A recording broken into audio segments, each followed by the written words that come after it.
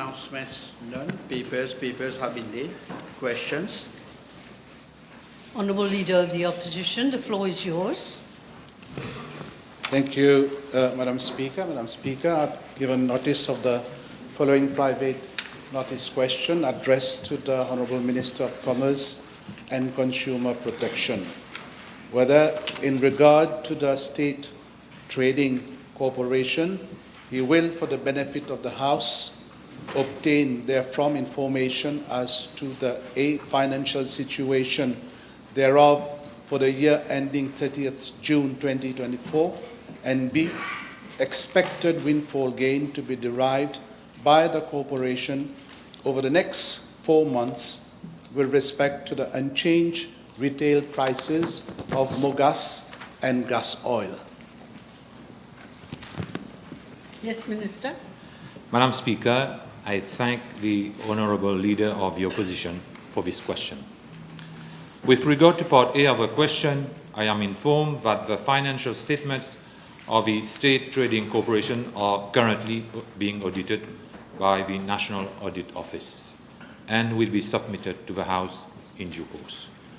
I am further informed that in financial year 2023-2024, the State Trading Corporation, STC, recorded a net surplus of 1.5 billion rupees from the sales of non-subsidized products.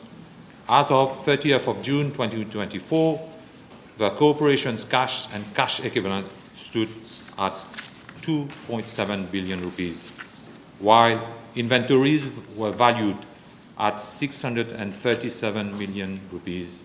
However, by 11th of April 2025, the net cash available had decreased to 1.7 billion rupees, reflecting ongoing financial commitments and market conditions. It is worth noting that the surplus is used to cater for the daily operational expenses of the STC, which includes purchase of foreign currency to effect payment to suppliers for all the products that the STC imports for the country, which amounts to about 4 billion rupees each month. Additionally, I wish to inform the House that the subsidy account of the STC currently has a deficit of around 1.8 billion rupees, while the price stabilization account has an overall deficit of 2.8 billion rupees as at date. Madam Speaker, with regard to Part B of the question on the expected windfall gain, I wish to provide the House with the following clarification and facts. Number one, as honourable members are aware, the Consumer Protection, Control of Price of Petroleum Products, Regulations 2011, as amended, provides a robust framework to ensure transparency and fairness in fuel pricing. The Price Stabilization Account, PSA, was established to absorb fluctuation in global fuel prices and smoothen the impact on consumers. The difference between the regulated retail price and the actual calculated price of fuel is credited or debited to the PSA accordingly. Number two, the Petroleum Pricing Committee, PPC, met most recently on 11th of April 2025 to assess the current market data and projection. It was observed that for mogas, the calculated price stood at 59 rupees and 70 cents per litre against a maintained retail price of 61 rupees and 20 cents, a marginal over-recovery of 1 rupee and 30 cents per litre.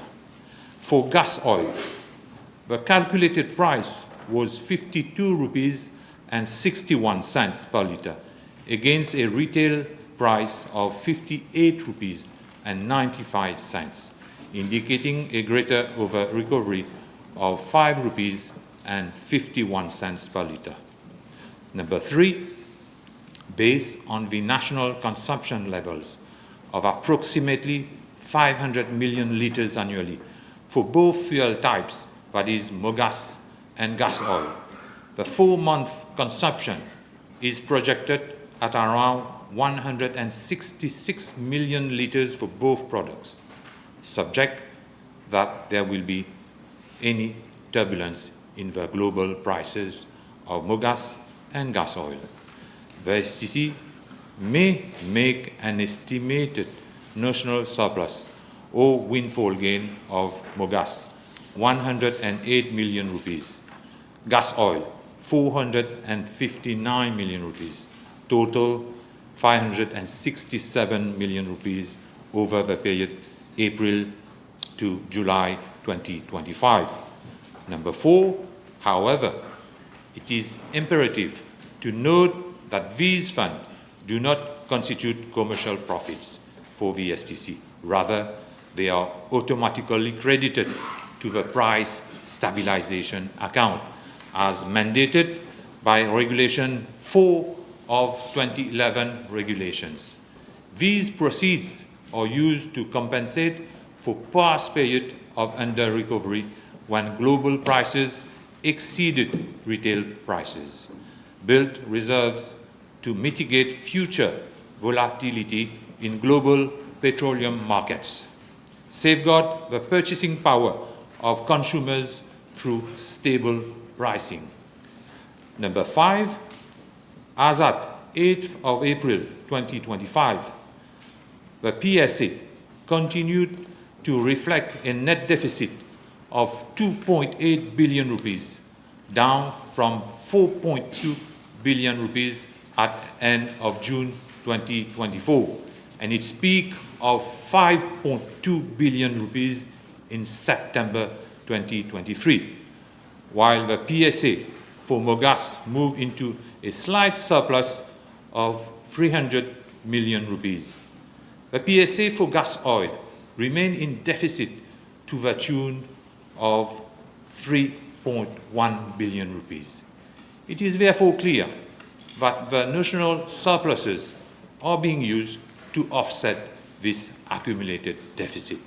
Number 6, furthermore, the STC has had to resort to foreign currency loans amounting to 8.1 billion rupees to ensure uninterrupted fuel imports during periods of USD shortage. This further underscores the importance of using any over-recoveries to strengthen STC's financial position and protect national energy security.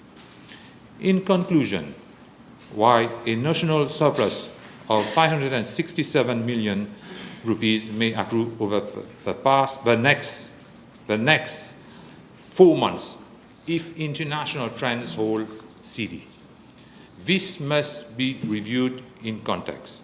These are not profit, but regulated buffer accumulation intended solely for price stabilization and the financial recovery of the PSA. The Ministry and the STC remain firmly committed to ensuring that every rupee collected under this mechanism is transparently accounted for and used in the public interest. Madam Speaker, as I have explained in my recent intervention on the media, this government has inherited a catastrophic economic legacy from the previous government, as published in the recent State of the Economy report, which details the excesses done and the financial mismanagement by the previous government.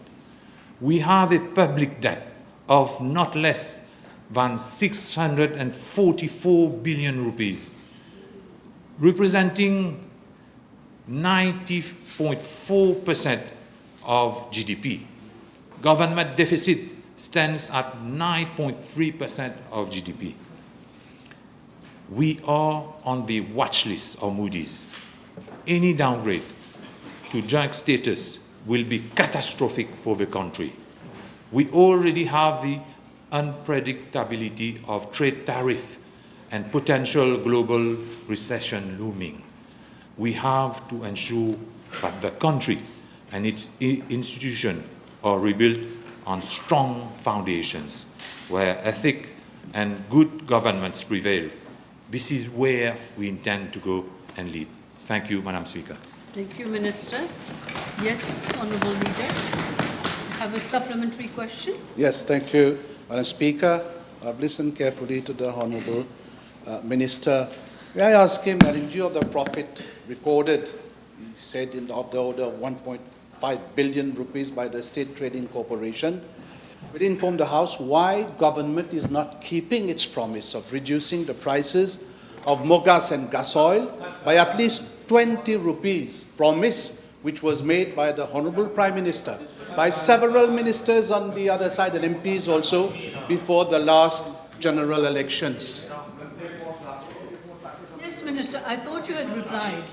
I will reply, Madam Speaker. Again. Okay. Madame la Présidente, le MSM nous a laissé un héritage lourd et déficitaire dans la plupart des ministères et corps étatiques. On note les suivants. Ce monsieur, il était ministre, le leader de l'opposition. I rephrase.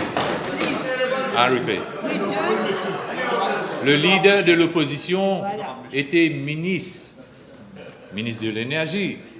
À la CEB, il y avait 243 millions de déficit. Mal géré, malheureusement. C'est pourquoi on voit la STC partout. La CWA a enregistré un déficit de 300 millions. La Wastewater Management Authority, un déficit de 527 millions. Et il y a des emprunts partout. À la STC, je l'ai dit dans ma réponse, le subsidy account de la STC a un déficit de 1,8 milliard de roupies. On a hérité, Madame la Présidente. Et aussi, la PSA a un déficit de 3,4 milliards de roupies en novembre 2024. Avait un déficit en novembre 2024. Et aujourd'hui, ce déficit a été réduit à 2,8 milliards de roupies. Et je dois aussi dire que nos promesses, on va les faire. Je dois vous dire, Madame la Présidente, que some of our measures in our program had been implemented. Some will be implemented in the next month. Some will be implemented next year. We will do whatever to do to redress this country. We will do everything to redress this economy. Thank you. Another question? Yes, Madam Speaker. The Honourable Minister is trying to make us understand that they were not aware of the situation at the level of the PSA. Madam Speaker, the STC has press releases every time the Petroleum Pricing Committee sits. So they were very much aware of the situation. Then why did you make that promise to the population? I'm sorry, one moment. Are you questioning him on his action or on his promise? Minister, do you want to reply? I can reply, Madam Speaker. I would tell him why he did not do the Don't call him. Okay, no problem. Madame la Présidente, au niveau de la PSA en 2023, le 30 septembre 2023, il y avait un déficit de 5,2 de milliards. Ce qu'il propose, le leader de l'opposition, Voilà. il aurait pu le faire avant, en 2023. Voilà. Mais nous, notre priorité, c'est redresser l'économie. C'est ça qu'on va faire. Et soulager les consommateurs quand on pourra le faire. Et on est sérieux, on va le faire. Merci. L'honorable Adjournment. Thank you, Madam. PNQ is my question time, Madam Speaker. I need to finish my question, then you can give question to other members of Parliament. Yes, of course. This has been...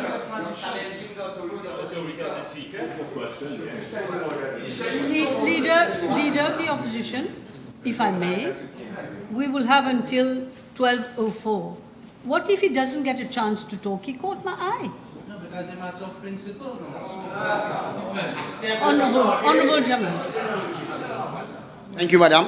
be to the point, please. Yes. Can the Minister inform the House about the year-on-year financial state of the Price Stabilization Account, PSA, over the last 5 years, and what were done with surpluses or windfall gain, as we just heard, in those days when same arose? Thank you. Madame la Présidente, l'ancien gouvernement, malheureusement, ils n'ont rien fait. Mais j'ai le plaisir de table les chiffres de la PSA depuis 2021. Peut-être je peux mentionner quelques points. Donc, le 28 décembre 2021, il y avait un déficit de 1,5 milliard de roupies. Février 2022, 2,1 milliards de roupies. 19 avril 2022, 2,8 milliards de roupies. Le 18 mai 2022, 3,3 milliards de roupies. Le 13 septembre 2022, 4,5 milliards de roupies. Le 12 janvier 2023, 4,4 milliards de roupies. Le 11 mai 2023, 4,7 milliards de roupies. Le 2 juin 2023, 4,3 milliards de roupies. Le pic, le 30 septembre 2023, 5,2 milliards de roupies. Octobre 2023, 5 milliards de roupies. 27 janvier 2024, 4,2 milliards de roupies. 24 mai 2024, 4,2 milliards de roupies. Le 18 septembre 2024, 3,8 milliards de roupies.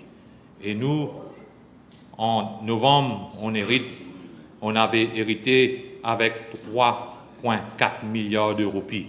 Et aujourd'hui, on a pu faire baisser la PSA et c'est arrivé à 2,8 milliards de roupies parce que on a une équipe sérieuse. On est là pour redresser l'économie, ce qu'on va faire. Merci. Thank you, Madam Speaker. Please. From what the Honourable Minister said, then can I request or ask the Honourable Minister whether he can consider reducing further the deficit of the price stabilization account with the surplus made by the STC for the year 2024 with a view to decrease the retail price of mogas and gas oil. Minister, you spoke of national energy security. We will definitely reduce the deficit because, en fait, on est une équipe expérimentée, l'équipe du cabinet, et aussi on est une équipe sérieuse. Next question. Yes, thank you, Madam Speaker. In view of the continuing decline of petroleum product prices on the world market, now with the OPEC countries increasing their production by 410,000 barrels per day as from the month of May, will the Honourable Minister consider scheduling monthly meeting of the Petroleum Pricing Committee so that consumers benefit same and do not have to wait for 4 months for the revisions of prices of mogas and gas oil? Madam Speaker, his question is irrelevant, but I'm pleased to inform him that the PPC can meet every 4 months, and also we can meet more than once in these 4 months. We can meet also next week or tomorrow if we want. We don't need to wait 4 months. If the price goes down and we can see that we can decrease the price, we will do it. Okay? We don't need to wait 4 months. Okay, next question. Yes, Madam Speaker, the petroleum pricing mechanism has been frequently criticized by several members of the current government who were at the time in the opposition. May I ask the Honourable Minister whether he has plans to review and make changes to that petroleum pricing mechanism, and if so, what is his time frame? First of all, we need to reimburse the deficit. Then we can think about over-calculation and so on. First of all, we need to replenish the deficit. Okay. You finished, Leader? Because we, and Madam Speaker, we have inherited from this government, from this previous government, where he is a member. Clear your mess. Leader of the Opposition, your friend is asking. Yeah, I'll give him Your friend the is floor. asking. Don't worry. In the past, let me say, one moment. In the past, when Honourable Adrien Duval has asked to speak on your time for PNQ, I've often given him the time before you finish. I just wanted to make sure that everybody sees that I'm not looking one way only. So you will give him time, perhaps. We don't have much time left. I have two last questions. Okay, well, maybe he won't get time then. Now, with regard to the price structure, in the electoral manifesto of the actual government, under the heading Coût de la vie et pouvoir d'achat, it is stated that government will review the price structure of mogas and gas oil with a view to reduce the retail price. May I ask the Honourable Minister whether this is still on the agenda of government, and what is the time frame? I think he's already No, answered. on the price structure, madam. I'm sorry. Everybody's going to be a speaker today? Des fois, même question. I'm here It's the same until question. very late and the day is very young. Yes, Prime Minister, the day is young now. So I want you to be, I mean, we can do the usual, but the day is young. We've got plenty of time. And time is running. So he's already replied to that question. Your last question? I can reply, Madam. Okay, price structure. Price structure. Madam Speaker, in fact, as I have said before, the PSA has a deficit. We have a deficit of 2.8 billion rupees right now. We need to reimburse this deficit. And then as from there, we may decide. It will be a government decision to see whether we will review the price structure. But first of all, we need to look for this money, the deficit that they created. Thank you. That's enough. Last question. Honourable Leader. Speaker, will the Honourable Minister agree that there is a growing frustration and anger among consumers with the recent decision to maintain the status quo on the prices of mogas and gas oil? And also not only on that, on the high prices of foodstuffs, despite the government promise to tackle the cost of living crisis. I still remember the honourable member when he was in the opposition, he brought shushu to this house and saying that people were complaining. This is the actual situation, Mr. Speaker, Madam Speaker, out there. It doesn't call for any reply. I have Mr. Ramdas who has asked, and then you. Speaker, Madam Speaker, would the Honourable Minister be in a position to enlighten the House as to the composition of the board of the STC, if he has this information available, of course? Yes? Is that okay? Can you? Yes, Madam Speaker, I have the composition of a board of the STC, you said, eh? So, yes, I can table it. The chairman is Dr. Laku Takesh, but I will table the details. You will table. Yes, Mr. Duval. Madam Speaker, does the Minister not find it most unfair that the retail price, the CIF price, sorry, for example, of mogas is 26.8 rupees, and the retail price is 61, more than double, due to taxes. On top of which, VAT, the only product in Mauritius on which VAT is charged, taking into consideration all the taxes plus the CIF price. So the VAT on Mogas is 7.8 rupees and on gas oil 7.6 rupees. Does he not find it most unfair then that VAT is being charged on top of the on the value of the CIF plus excise duty and all the other taxes, and therefore does he not propose? Don't repeat. Yes, does he not propose to tenir sa parole and to abolish this system of computation of VAT on the total price? Let the Minister reply, please. Madam Speaker, his party was in government at a certain time. Pourquoi ils n'ont pas changé la structure? Mais je dois ajouter, Madam Speaker, the money that is being collected on Mogas and gas oil are given back to the population through subsidies. It also helps to maintain our welfare state. The contribution was introduced in the past, and they have not been removed by successive governments in a spirit of solidarity. But he is talking, please. T'allais te reposer. Your dad was Minister of Finance. Qui fait le bancher ça? Okay. Speaker, the pledge that was taken by government was taken at the time. The Alliance du Changement was fully aware of the price stabilization account deficit. In fact, Madam Speaker, if you look at the peak, 5.1, for example. I'm sorry, this question has already been No, put Madam, by the leader of the may I opposition. ask my question? The question is, at the peak, the previous government has reduced the deficit by more than 1.2 billion rupees on Mogas. And at the same time, you made the pledge to decrease the price of fuel by 20 rupees, by a third, knowing that there was the price stabilization account.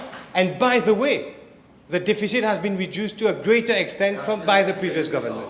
The question is, why then have you made such a pledge? Madam Speaker, we were not aware of the state of the economy at this time.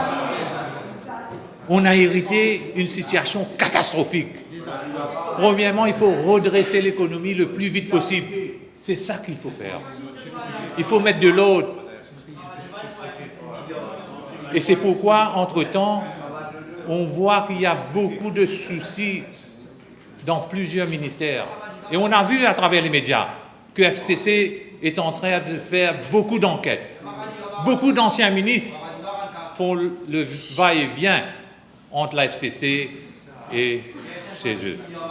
Et on a vu les dégâts que ces ministres et l'ancien gouvernement qui ont fait. Malheureusement, on a hérité. Il faut reconstruire le pays actuellement. Et on va le faire ensemble avec le peuple. Next question. Thank you, Madam Speaker. Can the Honourable Minister inform the House about the composition of the Board of Petrol Pricing Committee? Madam Speaker, yes, I don't mind to table C'est pas la même chose. Je crois the list, the composition of the Petroleum Pricing Committee. Okay, I have a paper. Yes, all right. I got 2 minutes left. Everything? Okay. Okay, now we move on.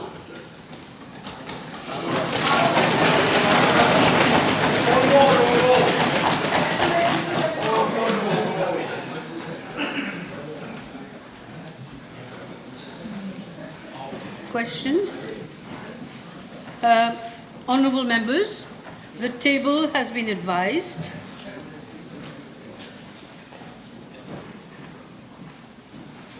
Non, c'est bon là.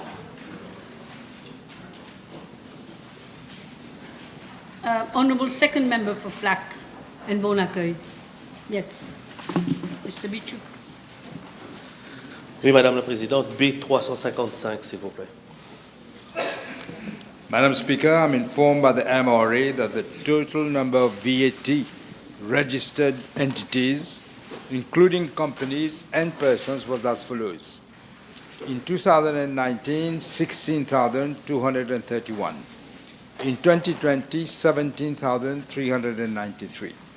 In 2021, 19,368. In 2022, 21,543. In 2023, 24,046. And in 2024, 26,467. Regarding Part A of the question, I'm tabling the number of VAT registered entities, including the number of companies and persons. As regards Part B of the question, the total amount of VAT collected was as follows. In 2019, 13.8 million. In 2020, 29.6 million. In 2021, 31.5 million. In 2022, 43.4 million. In 2023, 50.6 million. And in 2024, 57 million. Thank you, Prime Minister. Yes. Honourable First Member. Yes. Yes, please. Yes, Madam Speaker, from information I gather, some 20,000 businesses ceased operation from 2019 and 2024. No doubt thousands of SMEs ran out of business due to an average inflation rate of 3.5%. Since the VAT threshold of 6 million rupees has remained unchanged for almost a decade, will the Honourable Prime Minister and Minister of Finance, out of compassion, kindly consider to increase that VAT threshold in order to support SMEs who are the backbone of this economy? In fact, when you say for a decade it hasn't changed, it has, well, nearly, it was 4 million in 2015, and it became 6 million. But the problem is, as Honourable Minister of Commerce has said, we have a huge debt. I cannot afford to allow the debt to increase. We just cannot do it. Yes. Okay, the Honourable First Member for Lacaverne and Phoenix. PQB 356, please. Madam Speaker, I'm informed by the Commissioner of Police that the Phoenix Police Station is housed in its current location since 1959. The Phoenix Police Station serves an extensive jurisdiction covering approximately 21 square kilometers with an estimated population of 125,000 residents. It provides law enforcement services to several localities, including commercial zones and shopping malls. I'm further informed, Madam Speaker, by the Commissioner of Police that a tender has been launched on the 28th of March 2025 for the construction of a new modern police station at Phoenix. The new police station will be constructed adjacent to the existing building and is designed to meet the contemporary needs of the police in the region. The construction is expected to start in August of this year. Yes. All right. Honourable Third Member for Beaubassin Petite Rivière. B 357. Madam Speaker, as regards to Part A, 1 and 2 of the question, I'm tabling the information requested by the Honourable Member. However, I wish to highlight that from 2019 to 2024, out of a total of 2,511 recruits, 159 have resigned for various reasons. With regard to Part B of the question, the starting salary for temporary police constables or women police constables is 18,650 monthly rupees. After completion of the recruit foundation course, which varies from 6 to 9 months, they are also paid a salary compensation of 4,010 rupees, which then brings their gross salary to 22,660. Merci, Madame la Présidente. Le Premier ministre peut-il informer la Chambre quels sont les critères de recrutement pour la force policière qui sont actuellement en cours? This is the same criteria laid down by the Discipline Forces Commission, Madam Speaker. I believe myself, when I was Prime Minister, I asked for it to be changed to lower the entry requirements. Okay. Madame la Présidente, le Premier ministre peut-il nous dire comment est calculé le nombre de policiers qui doivent être recrutés chaque année et combien de policiers doit-on avoir dans chaque poste de police? Si jamais il a les informations, bien sûr. Difficult to say that. In fact, it's like asking how long is a piece of string. We just can't say that. I don't know. They recruit, apparently, they recruit when they feel a need for recruitment. This is what we are told. Yes. Merci, Madame la Présidente. Le Premier ministre vient de nous dire effectivement qu'il compte revoir les critères de recrutement dans la mesure du... Non, c'est pas ça qu'il a dit. Mais moi, ma question est la suivante, Madame la Présidente. Ne pense-t-il pas que la qualification académique minimum pour la force policière, et je vais dire pourquoi, devrait être le school certificate, mais aussi privilégier le physique? Parce que de nos jours, quand nous sommes sur le terrain, le constat qu'on fait, malheureusement, ce sont des policiers qui n'ont pas le physique de l'emploi. Le Premier ministre peut-il nous dire s'il compte revoir ces critères et favoriser les recrues qui ont un physique à faire douter les voyous? Thank you. Thank you. I believe that's what I said. I believe that I myself... Very interesting. Next life. I believe I myself, when I was Prime Minister, I asked, and it was done, that would reduce the entry requirements to a lower level. And as for the physical, I've already mentioned that. But I think I must agree there are certain cases where we see. It exists already. It exists, I think, as far as I know, because I asked for it to be reduced. I think it has been reduced, because I remember Père Grégoire came to see me to thank me for that, because he felt that certain communities were being discriminated. But as you say, I agree with you that it must be the physique of the person is very important. Must be. I believe it is taken care. What happens? Probably they grow fat afterwards.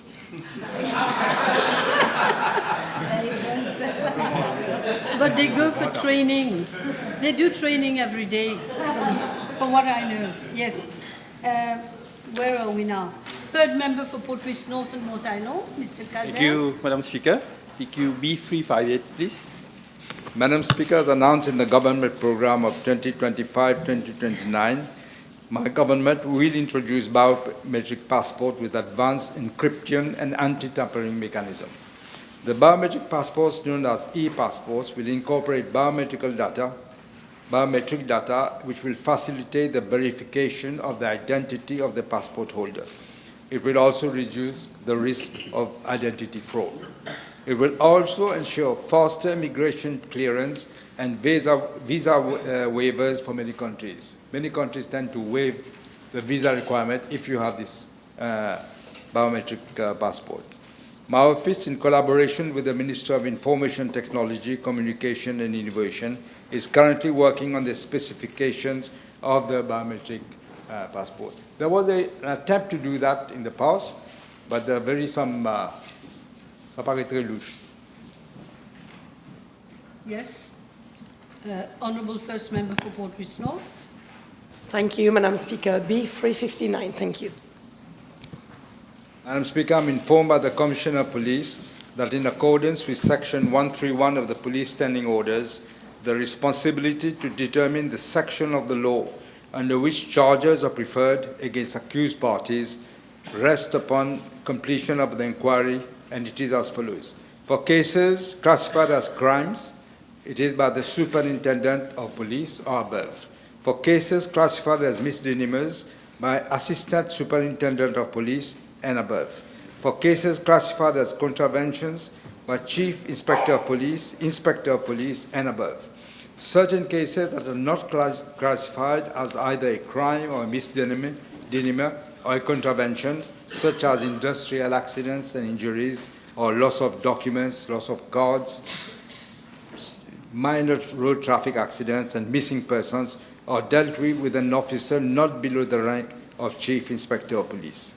Madam Speaker, I'm further informed by the Commissioner of Police that for certain offences under specific legislation, such as drug offences, fatal road accidents, homicides and sexual offences, After completion of the inquiry, such cases are referred to the Office of the Director of Public Prosecutions for advice. Yes?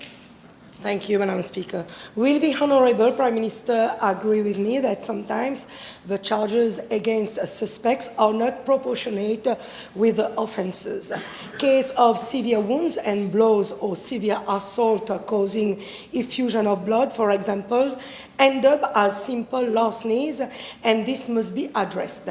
Can the police take legal advice from the DPP before levelling proper charges against accused parties so that defaulters do not get away scot-free? Thank you. I will certainly pass on that suggestion to the police. Okay, Honourable Second Member for Rivière-des-Anguilles-Souillac. B 360, s'il vous plaît. Madam Speaker, in regards to Part A of the question, I'm informed by the Mauritius Revenue Authority that the revenue generated since the introduction of the levy up to end of March 2025 amounted to 2.1 billion rupees, out of which 652 million were paid by enterprises holding a global business license. As regards Part B of the question, I'm informed by the Mauritius Revenue Authority that the effective rate of the levy for many enterprises in the global business sector is actually 0.4% or lower, in view of the fact that these enterprises avail themselves of a partial exemption of 80% on specified income or tax credit offsets. Yes? Can the Honourable Prime Minister inform the House whether is there the possibility of removing the 2% levy tax because other jurisdictions like the islands of Man and Jersey, our two main competitors, have a lower rate than us? In fact, I wish to inform the House that representatives of the global business sector have expressed concerns on the CCR levy, claiming that it will negatively affect the long-term competitiveness of the services sector. I am informed by the Financial Services Commission that data for the period July to December 2024, which I think you asked, is 6 months after the announcement of the introduction of the CCR levy. And therefore, this new global business companies licenses has increased by an average of 8% compared to the period of July to December 2023.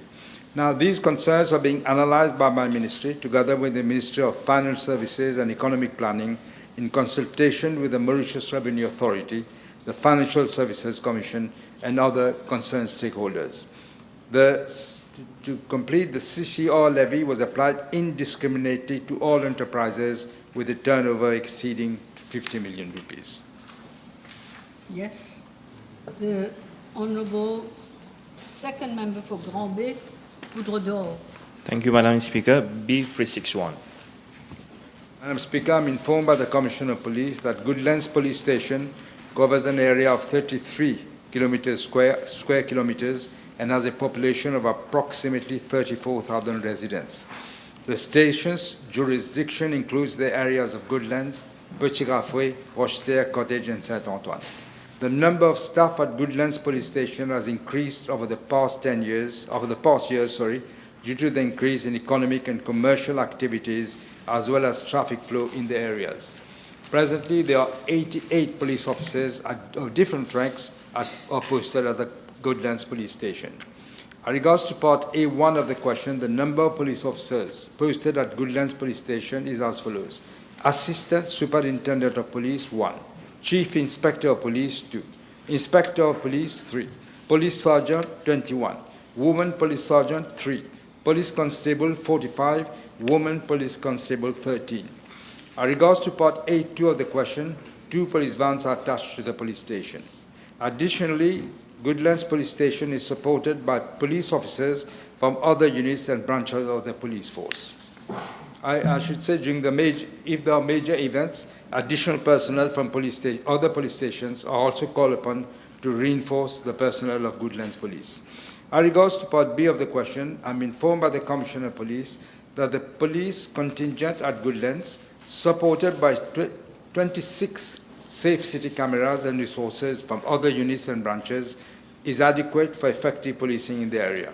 However, Madam Speaker, I'm informed that the current building housing the police station dates back to 55 years ago, and with the increase in services to be delivered, the office and parking spaces thereat are now found to be insufficient.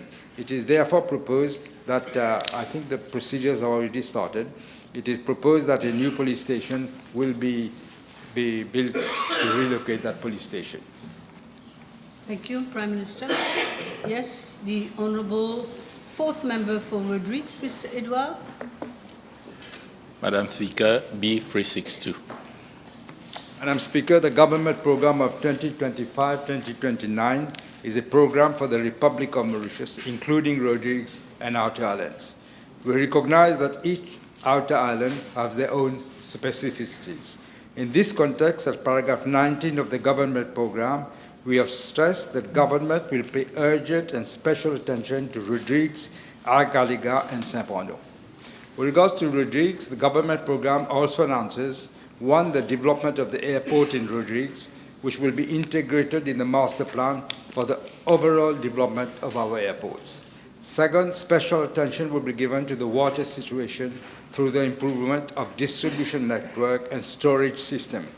Third, food security will be enhanced through an agricultural land suitability mapping and also the rational use and management of prime agricultural land and introduction of the latest methodology for traceability of food and food products.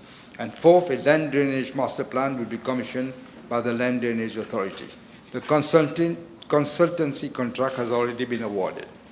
Madam Speaker, as announced in the government program, we're coming up with a new economic model on which we'll elaborate in the forthcoming budget, taking into consideration the state of the economy. However, nobody knew in what precarious economic situation the previous regime has left the country. Total public sector debt, as Honourable Sequin just mentioned, as a percentage of GDP is just over 90%. The budget deficit would be above 9% by June of this year. We need to bring down the level of budget deficit and public sector debt, and this will be the priority of the government. Yes, Mr. Edouard. Merci, Madame la Présidente. Depuis les années 60, on a parlé de la nécessité de prendre des mesures pour que Rodrigues puisse rattraper son retard sur Maurice. Est-ce que le Premier ministre peut nous dire si le gouvernement va prendre l'engagement de faire en sorte que Rodrigues puisse rattraper ce retard sur Maurice dans les différents secteurs? Je n'ai pas trop bien compris la It's a question. tall order. He's talking about catching up development in Rodrigues in general, right? Is that right, Mr. Edouard? Oui. Le Voilà. retard que Rodrigues a accumulé, on a pris l'engagement, on a fait la promesse qu'on va faire en sorte que Rodrigues puisse rattraper son retard sur Maurice. Mais au fil des années, on a vu que l'écart se creuse par rapport au développement. Don't make a statement. Mais est-ce que le Premier ministre peut nous dire si ce gouvernement va prendre l'engagement de faire en sorte, autant que possible, pour que Rodrigues puisse rattraper son retard dans les différents secteurs? I would love to be able to say yes, but we have to take into account the context of this economic situation, which is disastrous. Okay, Mr. Bichuk, second member. Oui, Madame la Présidente. Merci. B363, s'il vous plaît. Madam Speaker, let me from the very outset point out to the House that there had been serious allegations in the public, including the press and social media, with regard to potential installation and use of equipment for sniffing the internet traffic to and from Mauritius at Bejakot Cable Landing Station. The former Chief Executive Officer of Mauritius Telecom, Mr. MS, had during the live radio program Au Cœur de l'Info on Radio Plus on the 1st of July 2022, publicly made allegations to the effect that a foreign team had been allowed to make interventions on the safe cable and which acts might constitute a threat to national security and violation of the fundamental rights of expression as enshrined in our Constitution.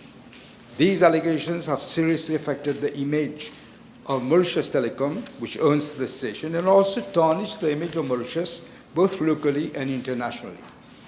Madam Speaker, I'm informed by the Commissioner of Police that following the allegation on the radio program, the former Prime Minister made a statement to the police on the 11th of July 2022 in respect of a case of diffusing false news against Mr. MS, intimating that at no moment he had given instruction to the latter or Mauritius Telecom to allow any foreign party or telecom operator to install or use equipment to enable sniffing, interception, monitoring or recording of the internet traffic to and from Mauritius and other countries in the regions. Furthermore, the police subsequently received 4 other complaints following that allegation. These cases have been referred to the Central Criminal Investigation Department for investigations as they relate to the same facts and the circumstances as the case was reported by the former Prime Minister on the 11th of July 2022. In the course of police investigations between the 11th of July to the 3rd of February 2025, 23 persons were interviewed in connection with the cases and the statements were recorded. As on 10th of April 2025, no person has been arrested in connection with these cases. And surprisingly, no one had been before. The inquiry is going on, and I'm setting up, I should say, a national crime agency, which I mentioned before, which will enlist the services of foreign investigators to shed light into such high-profile cases. Thank you. Yes. Honourable Second Member for Vieux-Grand-Port, Rosebel, Mr. Siebel. Yes.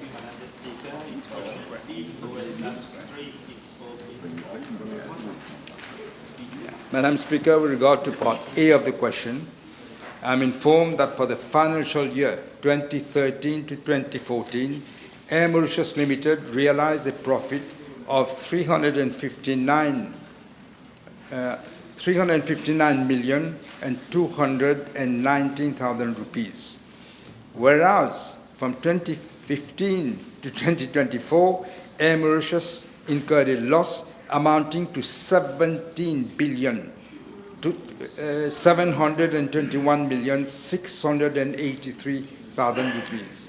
If we can't even call this mismanagement. Madam Speaker, I'm also informed by Air Mauritius Limited that during the financial year 2017 to 18, the company disposed of one A340-300 aircraft on a sale and leaseback arrangement, and this incurred a loss of 107 million rupees and 800,000 rupees. 107,800,000. In the financial year 2021-2022, when the company was placed under voluntary administration, the following aircraft were disposed of. In June 2021, two A319-100 aircraft and consequently losses to the tune of 338,100,000 rupees. In November 2021, one A330-200 aircraft was sold and a loss amounting to 637 million rupees was recorded. It is worth highlighting that in June 2021, Air Mauritius Limited entered into a consignment agreement with a private company for the disassembling of the two A340-300 aircraft, estimated at 220,500,000 rupees. This, to disassemble them, to have them as spare parts for sale by the private company or to any other third party. The sum received from the partial disposal of the two aircraft was 151,900,000 rupees, out of which Air Mauritius received 83,300,000 rupees. It was an agreed formula that Air Mauritius Limited incurred a loss with the agreed formula, a loss of 137,200,000 rupees. The net loss incurred for the sale of aircraft amounts to 1,220,100,000 rupees. This is how they manage Air Mauritius. This is what they did. It's a crime.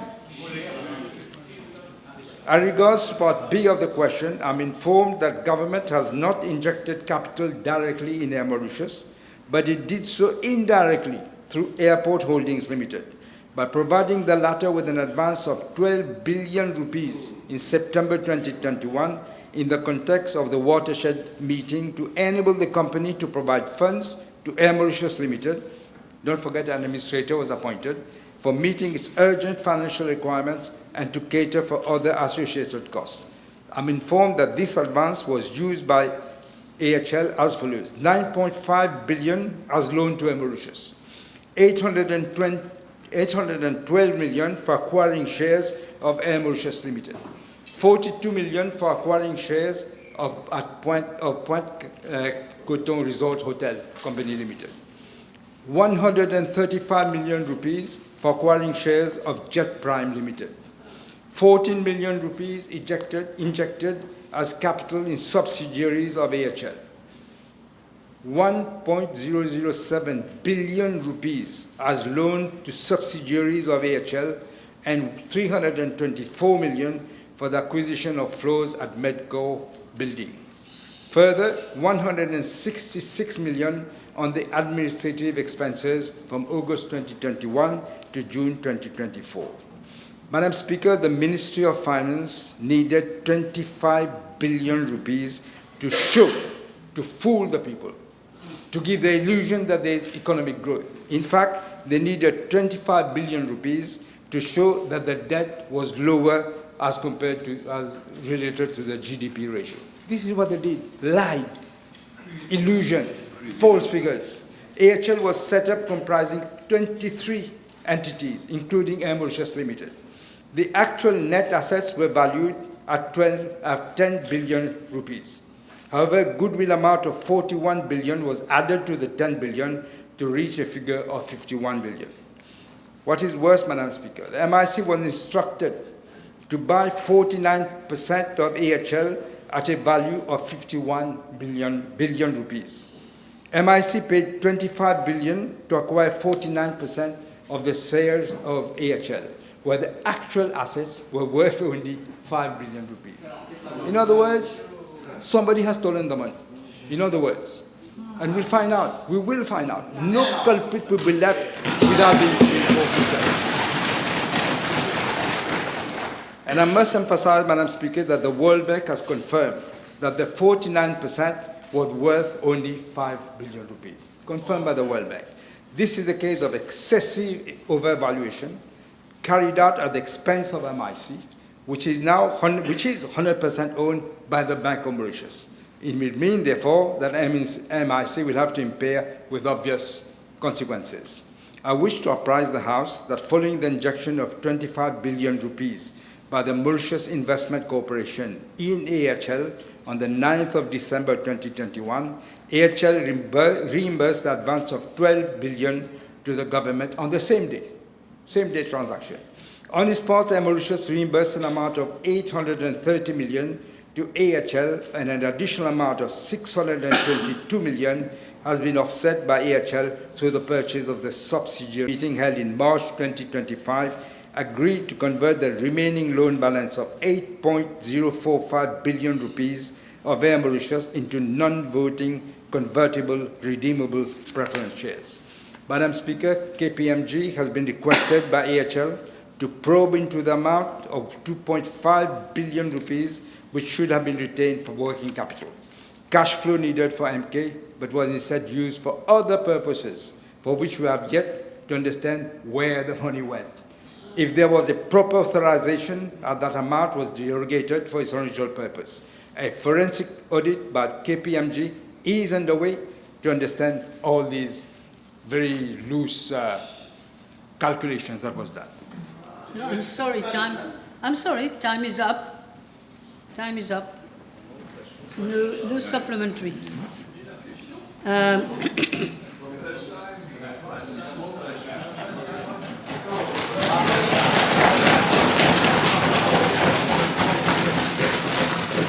Honourable members, the table has been advised that the following PQs have been withdrawn: 366, 374, 381, I mean B, of course.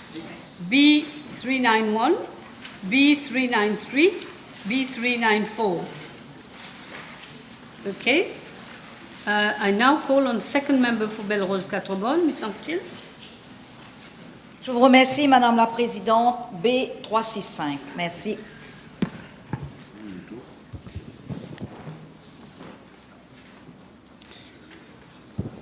Madam Speaker, I am informed by the Municipal Council of Quatre-Bonnes that there are 13 floodlights at Pavillon Football Ground.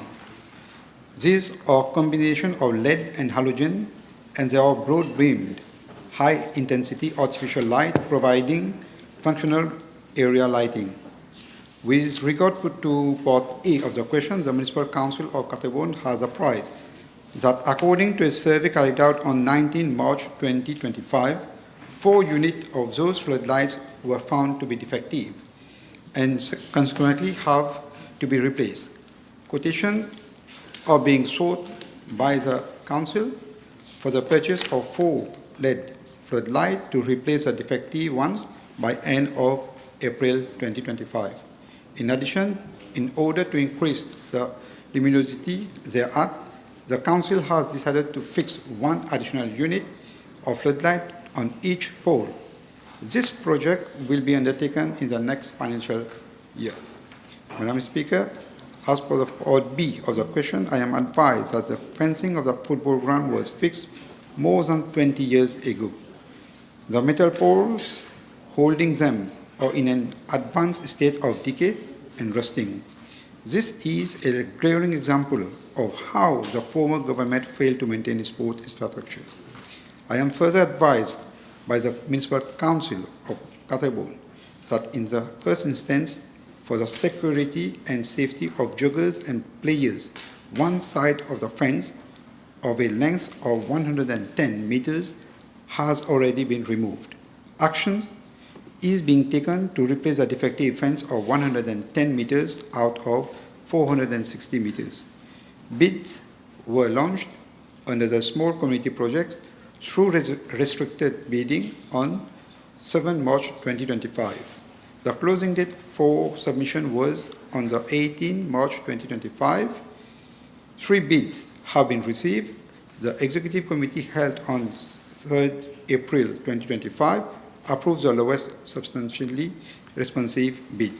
The expected start date of the works is on 30 April 2025, and the expected completion date is on 30 July 2025. In view of the fact that the funds are not available in this financial year, the replacement of the remaining 350 meters chain link fencing and including minor leveling works inside the football playground will be carried out in the next financial year. Madam Speaker, I am now answering part C of the question.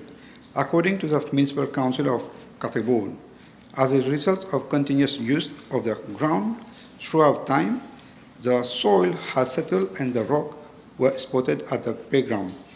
These rocks have been removed by in-house labor. Let us reassure the House that my ministry is closely monitoring the implementation of all remedial works with the assistance of all local authorities. The safety of our citizens is our utmost priority. Unlike the former government, we were committed to improving our sport infrastructure and other amenities. Yes, Ms. Anctil. Je vous remercie, Madame la Présidente. Madam Speaker, may I ask the Minister what specific measures will be put in place to ensure the regular upkeep and long-term maintenance of a pavilion football ground upon completion of the proposed improvement works? Thank you. Yes, Madam Speaker, the Municipal Council of Quatre-Bonnes will implement a structured maintenance program upon completion of the improvement works once it's completed. And this will include routine inspections, timely repairs, cleaning and upkeep all the key components such as lighting, fencing, and playing ground. A dedicated team within the Council will oversee all these tasks, and provision has been made in the annual budget to ensure the sustainability and safety of the facility in the long term. Yes, yes. Madam Speaker, thank you. Madam Speaker, in the event that the pavilion football ground is temporarily closed to facilitate renovation works, will the Minister indicate whether alternative recreational facilities will be made available to the local community during that period? Thank you. Madam Speaker, I am informed by the Council that these renovation works of the pavilion football ground would not necessitate any temporary closure. Okay, that's it. Yes. Honourable third member for Port-Louis North and Montailon, Mr. Kazan. Thank you. B 367, please. Thank you. Madam Speaker, the issue of stray dogs is one of our priorities, and we are adopting a humane and multi-stakeholder approach to ensure long-term sustainable solutions. I co-chaired a meeting with the Junior Minister, the Honourable David, on the 17th March 2025, along with key stakeholders, including the NGO, the vet professionals, and the Mauritius Society for Animal Welfare, to take stock of all the issues. Madam Speaker, following proposals spearheaded by animal welfare advocates, a series of actions are being undertaken. A, the Board of MSOR has been reconstituted with Ms. Goura as part-time chairperson.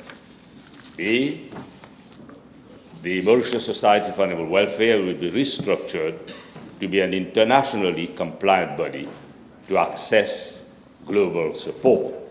C, collaboration with foreign veterinary professionals has been sought, particularly from India, to review the mass sterilization program, humane dog catching methods, and the catch-neuter release approach currently implemented by MSOR.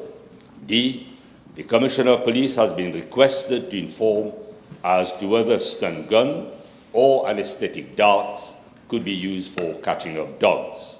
E, the Veterinary Council has been requested to expedite registration of veterinary professionals.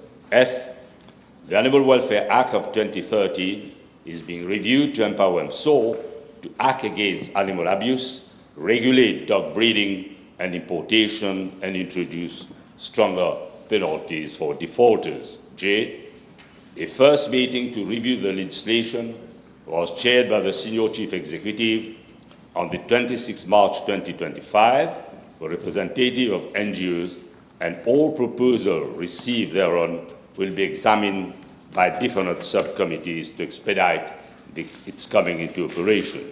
H, the Minister of Education and Human Resources has been requested to consider integrating the concept of animal welfare into the education system to sensitize children from an early age.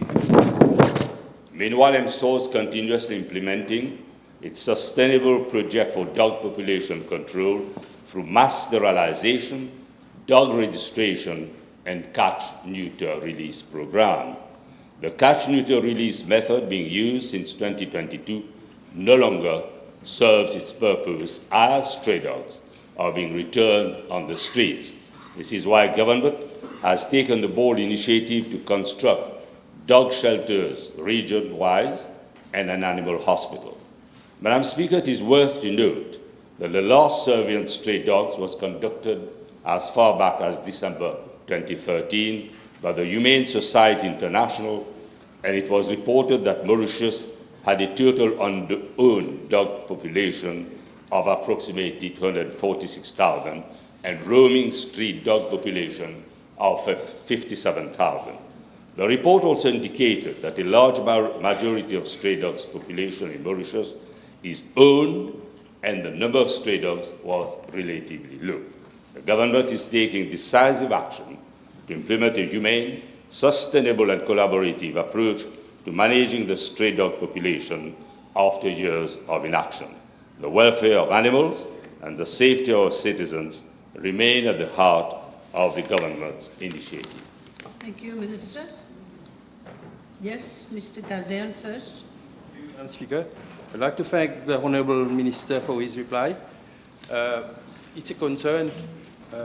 Recently, many incidents have been reported with regards to the issue of stray dog causing accident. Mainly the two-wheelers have been impacted. I thank the Minister. Maybe another phenomenon which have been brought to our attention is we have rearing of cattle also, disturbing the peaceful environment within the region of Sainte-Croix, Mosellement-Goulamali and Mosellement-Rafré. May I ask the Honourable Minister if he can look into this issue also? Yeah, I think the Honourable Member will seriously look into the matter. Let me come to the issue of stray dogs. What we are trying to do to increase the sterilization rate to bring down the reproductive capacity. It's not an easy task, but we are prodding and we hope we'll be there in due time. Yes. No. I have Mr. Edouard first. Thank you, Madam Speaker. The problem of stray dogs and other animals like cattle is also a problem, a big problem in Rodrigues. Will the Honourable Minister inform the House if the actions proposed will be extended to Rodrigues also? Yes. I'm sorry, doesn't that concern the Rodrigues government? Regional Assembly. Yes. But the message will convey it loud and clear to the friends in the, Regional Assembly. Everything does not concern Mauritian government since you have your autonomy now. Yes, Mr. Duval. There seems to be a degradation of stray dogs in Mauritius, unfortunately, since it's recognized that the stray dogs are in fact owned, have owners. May we know from the Minister, since November to date, how many contraventions have been served on owners of stray dogs in combating that flew? Well, I need notice of this question, but once I have notice, I can find out and relay the information. Yes, next time. Yeah.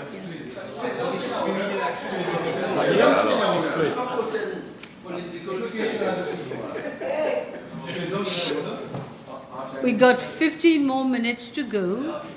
Let's carry on, please. I think now it's second member for Flack and Bon Accueil. Yes, Madam. B368, please. Madam Speaker, I am informed that the region of Poste-des-Flaques has been subject to recurrent flooding due to the swelling of Poste-des-Flaques River during torrential rains. As the topography of the land is relatively flat, with wide floodplains, severe flooding problems have been encountered in this region since 2008. Despite the implementation of flood mitigating measures in 2013, these have not been successful in alleviating the flooding problems in the region. In view thereof, several projects have been identified for implementation under the National Flood Management Program by the Land Drainage Authority, namely flood mitigating measures at Alemang, Poste-des-Flaques, Débarcadère, La Source, Bramstan, Siroli, and Cité Hibiscus. Madam Speaker, the site visit which was carried out on the 5th February 2025 pertains particularly to the flood mitigating measures at Alemang, Poste-des-Flaques. I wish to inform the House that this region has been declared as a high-risk flood-prone area by the Land Drainage Authority, and the project was initially entrusted to the National Development Unit for implementation. Madam Speaker, I am further informed that in October 2018, NDU appointed a consultant for a feasibility study, and the report was submitted in November 2019, that is more than 1 year later. A second contract was given to the same consultant in January 2020 to submit a detailed design proposal.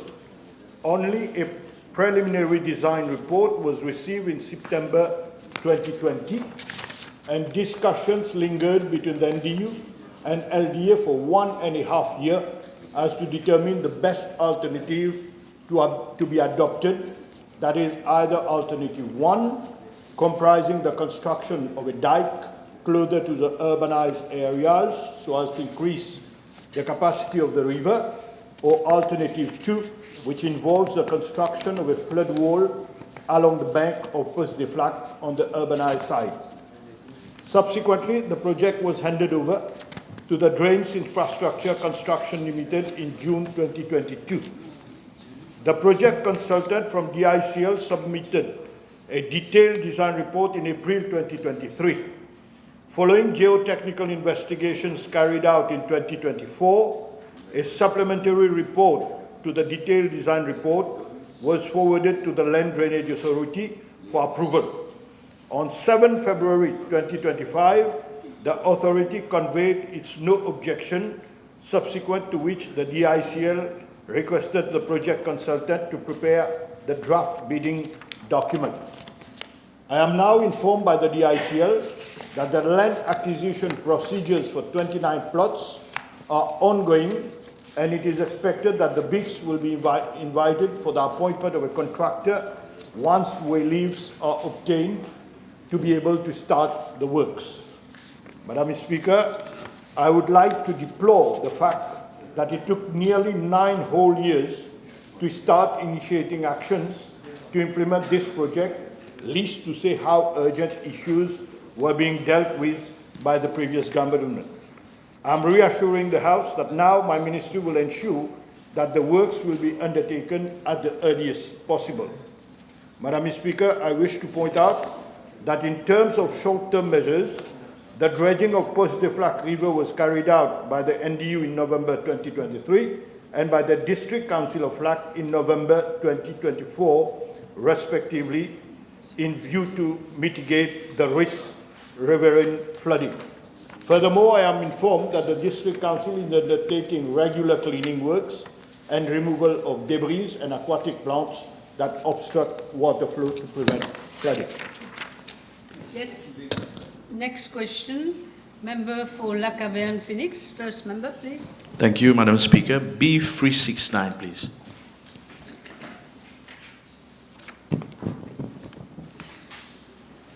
Madam Speaker, I am informed that the Mont-Seulement, les Plaines des Hermitages and Pinewood were set up more than 20 years ago, whereas Highland Rose was set up around the year 2017.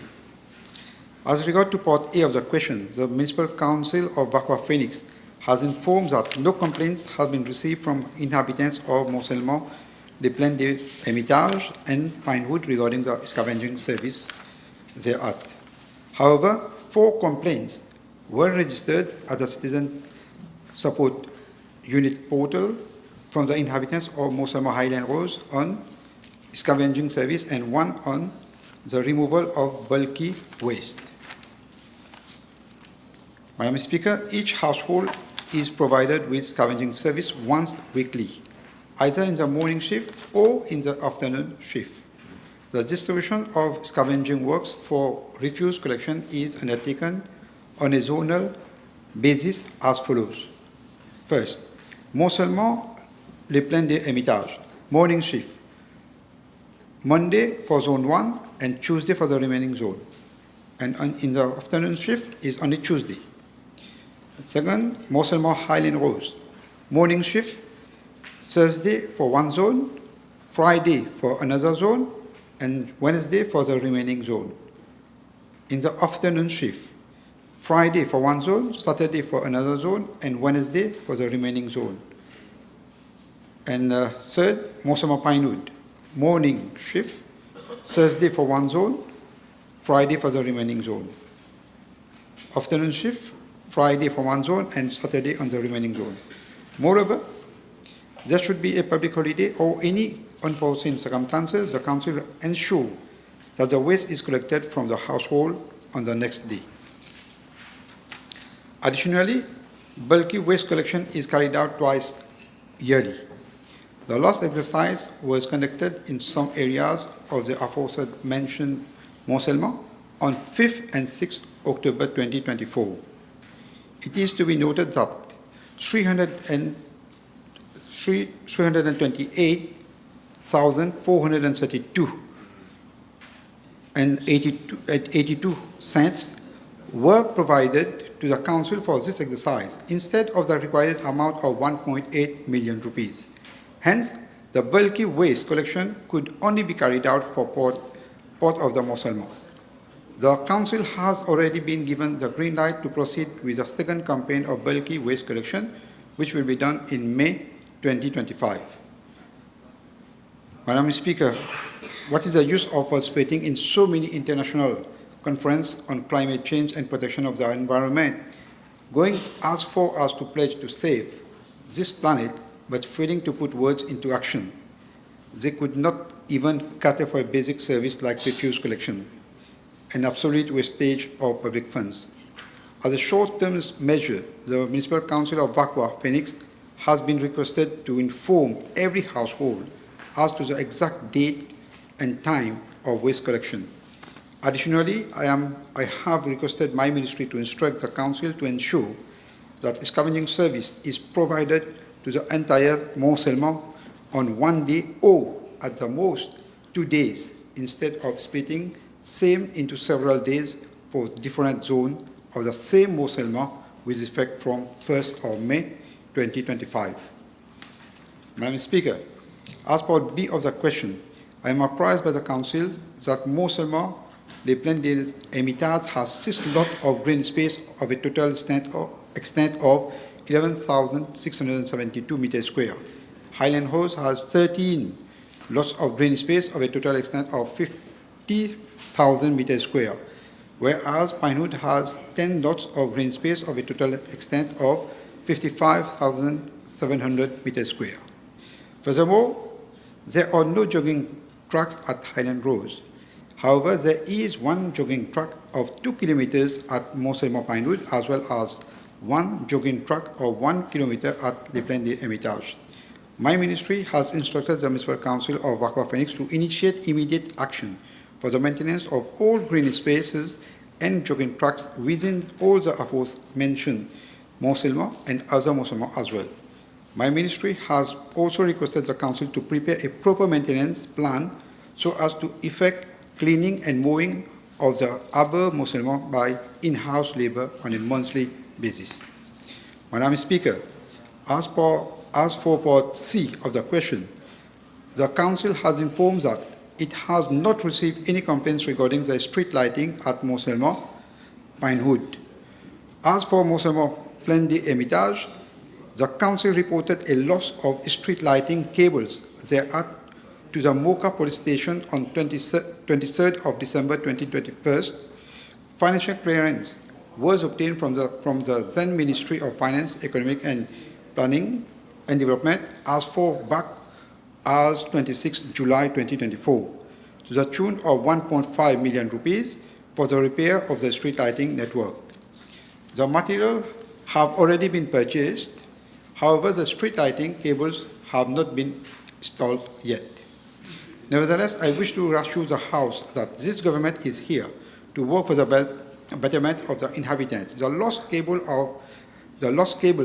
at Moselmo, Les Plaines des Hermitage, will be replaced by the in-house labor, and the works are expected to start as from this month itself. Madam Speaker, for the Moselmo Highland Rose, a survey was carried out in July 2024, whereby it was observed that around 300 street lanterns were defective. Upon investigation, it was found that most of them date back to more than 8 years and have reached their lifetime. Hence, replacing them with new ones would be more cost-effective. And then, even then, nothing was done by the former government to remedy the situation. This clearly depicts a severe lack of responsibility and seriousness when it comes to initiating prompt action for the well-being of the community, which is not surprising when it concerns the former government. Madam Speaker, I am now informed that the bidding documents are under preparation for the acquisition of 300 street lanterns at an estimated cost of 3 million rupees for Moselmo Highland Rose. My ministry has requested the Council to expedite matters in a bid to resolve this issue as early as possible. Thank you, Minister. Are you happy with this? Very happy. I've got 3 minutes left. Miss Antil. Question and short answer from Minister. B 370. Merci. Thank you, Madam Speaker. I am informed by the NTC that it has 93 employees governed by the PRB, whose retirement benefit plan is carried out under the NTC Corporation Pension Fund. This fund, which was created on 25th July 1979 in accordance with the Statutory Bodies Pension Funds Act, is administered and managed by SICOM. The monthly contribution to the pension fund for an employee is made at the rate of 11% of the pensionable emoluments by the employer and 6% of the pension emolument by the employee. Madam Speaker, I am informed by that the latest actual report of the NTC Pension Fund, dated 22nd December 2022, indicates a deficit of 231 million rupees. This deficit has further increased to 285.4 million rupees as per the consultation with SICOM in January 2025. 285.4 million rupees for 93 employees, tantamount to a hefty figure of more than 3 billion rupees per employee. The actuarial firm recommended cash injections over a period of 5 to 10 years, over a mix of cash injections over a period of 5 to 10 years, and an increase of the contribution by 3% to address the situation. However, the recommendations were not implemented by the NTC. Madam Speaker, I wish here to inform the House that the actuarial review is carried out every 5 years. The report in 2018 also indicated a deficit of 78.7 million rupees, and the recommendations made therein were not implemented. It is worth mentioning that we are in this situation today, as the past service deficit disclosed in previous valuations have not been funded. Compounded with that, as I mentioned in the House before, the financial accounts of the last 9 years were not prepared and audited for the NTC. These accounts, if prepared and audited, would have surely highlighted the situation of the pension fund and trigger appropriate notices by the Director of Audit. Thank you. Yes. One, two. Two very small. Thank you, Madam Speaker. Je suis choquée, mais bon. Would the Minister clarify the responsibilities of the management and the board members of a National Transport Corporation with regard to the pension rights of its employees? Thank you. Madam Speaker, as I mentioned in the House before, and now already well known, the NTC was marred in a quagmire of corruption over the last 9 years. There are several inquiries going on at the FCC for fake spare parts, for tires that last only 4,000 kilometers. Never seen before. When I took office, I cleansed the management. We fired the then general manager, and now we are recruiting a new one through open advertisement. It is being evaluated now. All the board members who were there have gone as well, including the ex-officials. Only left with one person now, and he is elected by the workers.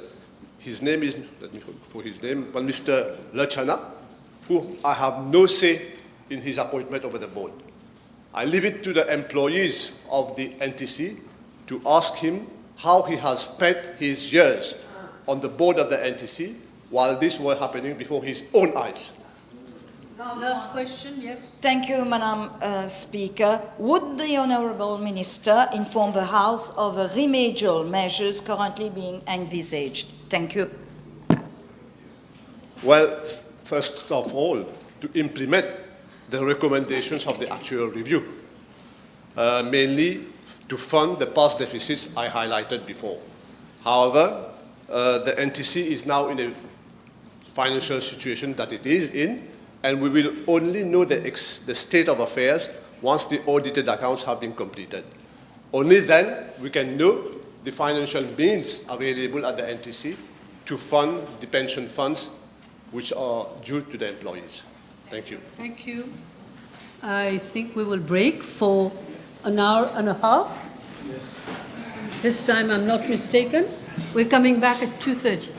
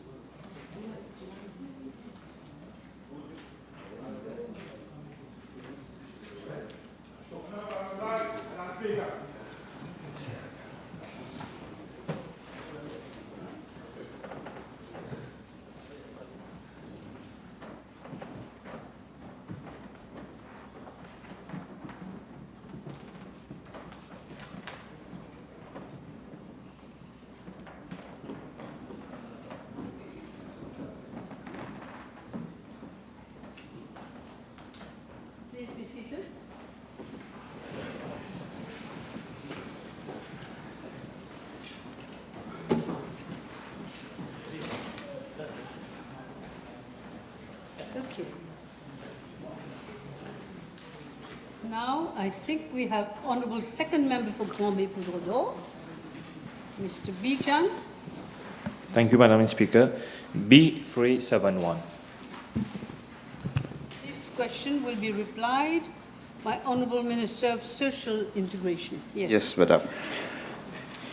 Madam Speaker, let me first inform the House that my ministry is considering the setting up of a fund to compensate victims of climate-related disasters. First and foremost, to bereaved families who have lost their beloved ones, and to people who have lost basic necessities and properties during a flood or any other climate-related disasters. Madam Speaker, this government, conscious of the deepening of the impact of the climate crisis on our people, made an electoral pledge in the PT, MMM, and the REA electoral agreement to set up a permanent compensation system for reparation to victims. Contrary to the previous government, we do not intend to address this issue on an ad hoc piecemeal basis.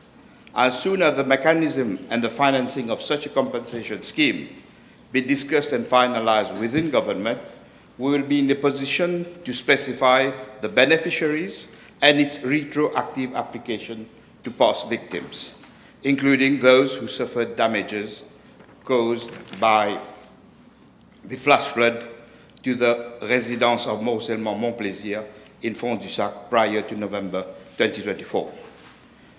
Madam Speaker, I wish to inform the House that presently, in accordance with the first schedule of the Social Aid Regulations 1984, only the following allowances are payable by government for cyclones and flood through my ministry. First, a cyclone allowance of 250 rupees per person per night spent at evacuee centers. And two, a flood allowance of 250 rupees per member of a family per day for a maximum of 3 days, subject to a police memo certifying that their premises have been flooded and their foodstuff have been damaged. Madam Speaker, in this context, I am informed that following torrential rains in year 2019 at Fond-du-Sac, the Ministry has effected payment of the above food allowance to the tune of 79,000 rupees 352 to 141 households. Additionally, ad hoc compensation of 6,000 rupees per adult and 3,000 rupees per child under 18 years was paid to them. Funds were received from the Prime Minister's Relief Fund, and a total amount of 1,761,000 rupees was paid to 99 households by my ministry. Thank you, Madam Speaker. Thank you. Thank you. Yes. Yes. Can the Honourable Minister clarify whether a formal assessment of the damages was conducted at Fond-du-Sac, as mentioned by the former government, and if so, will the findings be tabled? Thank you. As for the flood allowance that I mentioned, the assessment has been made by the police. The police memo certifying that their premises have been flooded and their foodstuff have been damaged. So this allowance is paid by my ministry. As for the fund payable from Prime Minister's Relief Fund, I'm not aware of the criteria upon which the assessment was made, but I will look into it. And come back to the Honourable Member in due course. Yes. Honourable Second Member for Grand Bay Poudre B372. Madam Speaker, the 20 Pieds B45 road connects the villages of Grand Bay and Cap Maléré and may be divided into 4 stretches, namely Stretch 1, from roundabout near La Croisette to junction with Splendid Papaye Road, B11 Road near Shell filling station, over an approximate length of 1 kilometer. Stretch 2, from its junction with Splendid Papaye, B11 Road, to its junction with Vieux Moulin, B165 Road, over an approximate length of 1.2 kilometer. Stretch 3, from its junction with Vieux Moulin, B165 Road, to the first roundabout of Cap Malheureux bypass, over an approximate length of 2.2 kilometer. And stretch 4, from the first roundabout of Cap Malheureux bypass to its junction with the Montsoisy Cap Malheureux B13 road over an approximate length of 1.6 kilometer. Madam Speaker, I'm informed by the RDA that the stretch 2 and stretch 4 are in fairly good conditions. As regards other stretches of the VIII B45 road, during the current financial year 2024-2025, the RDA will proceed with resurfacing works along stretch 3, namely from Vieux Moulin B165 road to the first roundabout of the Cap Malheureux bypass. A works order to the tune of 12.5 million has already been issued in this respect, and works are expected to start in the third week of April and will be completed by the end of the month. Madam Speaker, I'm informed that as regards stretch 1, from La Croisette roundabout to its junction with Splendid Papaye B11 road, the presence of cracks and settlements have been noted. The RDA has accordingly earmarked funds for resurfacing works along that stretch during the financial year 2025-2026. Thank you, Madam Speaker. Will the Honourable Minister inform the House whether the resurfacing works at Chemin 20 Pieds, Grand Bay, includes additional improvements such as drainage upgrades, pedestrian pathways, or street lighting to enhance road safety? Thank you. Madam Speaker, the original question concerned the resurfacing of an existing road. So there is no additional work, drain works, or lighting. But anyway, I'll ask RDA to carry out a survey, and if need be, we'll see to do the needful if funds are available. Of course. Thank you, Minister. Now have Mr. Second Member for Rivière-des-Anguilles-Souillac, Mr. Adjournment. Thank you, Madam. Question B373, please. Thank you. Madam Speaker, according to information obtained from the Ministry of Housing and Lands, I'm informed that there were initially 3,013 ex-CHA EDC housing units containing cemented asbestos sheets constructed in the 1960s over 59 sites island-wide. Of these, 366 were found in constituency number 13, Rivière-des-Anguilles and Souillac. According to a joint survey carried out by officers of the Ministry of Housing and Lands and the Solid Waste Management Division of my ministry in year 2022, there remain a total of 1,453 ex-CHA EDC housing units that need to be dismantled. Out of the initial 366 houses in constituency number 13, some 162 had already been demolished, with remaining 204 houses. With regards to part A of the question, there is no specific time frame for demolition of these housing units, as requests for dismantling emanate from the owner directly or through the Citizen Support Unit, local authorities, the Ministry of Housing and Lands, and CAB officers, and are thus attended to on a case-to-case basis. Since 2015, the Solid Waste Management Division of my ministry procures the services of contractors for the dismantling of houses containing asbestos and disposal thereof. Requests received from owners are thus directed to the contractor for necessary action.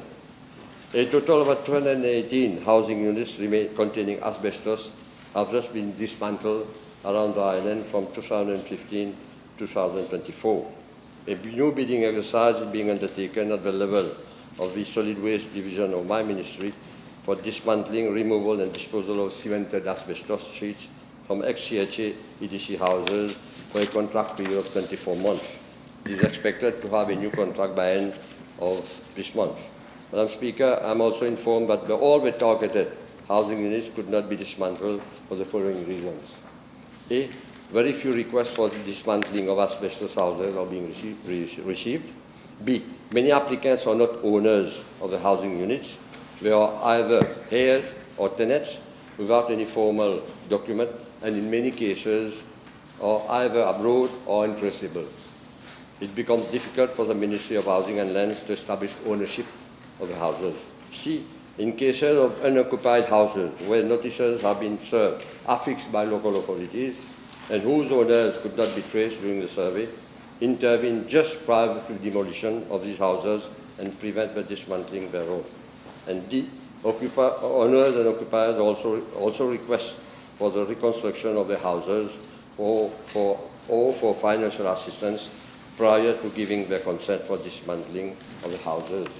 Mr. Speaker, as regards part B of the question, my ministry will consult the Ministry of Housing and Lands to come up with a redeployment plan to address all the mentioned issues, as there is no redeployment plan. Can the Minister, I request, try to arrange a meeting with all the inhabitants concerned and propose them alternatives, such as there are new houses that will be offered at Suyak. So can we arrange a meeting with the inhabitants? Thank you. Definitely, Madam Speaker, my colleague, we have spoken, and we are moving in that direction once the Minister of Housing and Lands comes back. Okay, thank you. Now we have Mr. Rukni, member for Pamplemousse.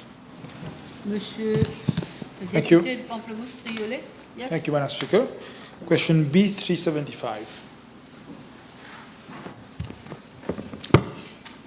Madam Speaker, the sustained inadequate rainfall over recent months has resulted in a significant decline in water levels in the Lanicolier Reservoir and Midlands Dam. Consequently, the Water Resources Monitoring Committee under the Minister of Urgent Public Utilities had to impose stringent conditions on water usage for irrigation through a series of regulations enacted under the Central Water Authority Act. In fact, since December 2022, restrictions have been consistently imposed on irrigation of sugarcane through consecutive promulgation of a series of dry season regulations under the Central Water Authority Act. Also, the Central Water Authority, by virtue of its act, has priority of use over all water resources in times of drought, therefore penalizing the Irrigation Authority. Consequently, the Irrigation Authority has had to cease all irrigation of sugarcane since August 2024. In contrast, vegetable crops are receiving only a minimal allocation of irrigation, 3 hours for 2 days a week, which is grossly inadequate for ensuring viable crop production. Madam Speaker, regarding part A of the question, I wish to inform the House that approximately 3,200 hectares of land in the northern region, occupied by some 3,500 small planters and 3 corporate planters reliant on Lanicolier Reservoir, have experienced irreversible effects on yield growth and overall crop development. A preliminary assessment of the impact of the prevailing drought has been made as follows, and I will circulate the relevant document. The revenue of planters is expected to decrease by 718,512,000 rupees. A committee has been established at the Irrigation Authority, comprising of various stakeholders, including Mauritius Cane Industry Authority, the Food and Agricultural Research Extension Institute, the Small Farmers Welfare Fund, and leader planters from the region. This committee is tasked with assessing the impacts of the drought and proposing effective mitigation strategies. The Sugar Insurance Fund Board and Small Plant Farmers Welfare Fund shall be consulted on the way forward for compensation to small planters. Madam Speaker, as regards Part B of the question, my ministry has, in response to these challenges, come up with several immediate and transitionary support measures aimed at assisting planters in navigating through this difficult period until the detailed assessment as detailed below, and I will highlight that. As I said, just there to give relief to the planters. In order to alleviate the financial burden on affected planters, my ministry has decided to forego the collection of irrigation dues, totaling some 10 million rupees from sugarcane planters impacted by these restrictions for the year 2024-2025 fiscal year. Furthermore, as part of next year's budgetary proposal, my ministry is advocating for financial assistance package, and in respect of one specific area, 3.5 million rupees has been earmarked to support small sugarcane planters in replanting their fields at Pointe Pima. The Irrigation Authority has started a project in order to replace its pivot system with drip system, which allow for more efficient use of available and scarce water resources. Recognizing that the cost of drip irrigation equipment poses a significant financial challenge for small planters, we are offering financial assistance of 50,000 rupees per hopper to facilitate the purchase of drip irrigation system by small sugarcane planters. Also, the strategies which will be adopted in order to mitigate the effect of the annually recurring drought will consist of the following. A, construction of retention basins, mini dam, along rivers so as to store water for irrigation. B, construction of water harvesting infrastructure and storage basin in agricultural areas. C, shifting towards more water-efficient irrigation methods, such as drip irrigation, in contrast to overhead irrigation. And if need be, we'll make use of drones to ensure that there's efficient use of water and fertilizers. D, promotion of the cultivation of drought-resistant crop varieties that are better suited to our changing climatic conditions. E, training and support to planters and adoption of water-efficient and climate-smart agricultural practices. All these measures shall be discussed in detail in the forthcoming Assises de l'Agriculture. Madam Speaker, the rainfall pattern over the past years and the consequential water supply regime appear to be establishing a new normal, necessitating a comprehensive reassessment of our medium and long-term agricultural and irrigation strategies for the Northern Plain. With the collaboration of the Minister of Energy and Public Utilities, we're exploring the development of new water resources to ensure the sustainability of our agricultural sector. Thank you, Minister. Yes, Mr. Rodrigues. Thank you, Madam Speaker. I gather from information provided by my Minister, Honourable Minister, that some 3,000 planters of the North have seen their revenues depleted by some 710 million rupees, which effectively means they have been asphyxiated, and which also means that it will cause them significant difficulty to restart their activities once we have adequate water. Will the Minister advise if consideration will be given to compensate these planters in order to allow them to put food on our tables? Thank you. They're already being given accompanying measures, but I grant you it's a tough situation due to the vagaries of climatic conditions, but in the light of ongoing discussion, ongoing pre-budgetary discussion, you can rest assured we'll do our level best to respond to the needs of this afflicting community. Thank you, Minister. Your next question. Thank you, Madam Speaker. Question B376.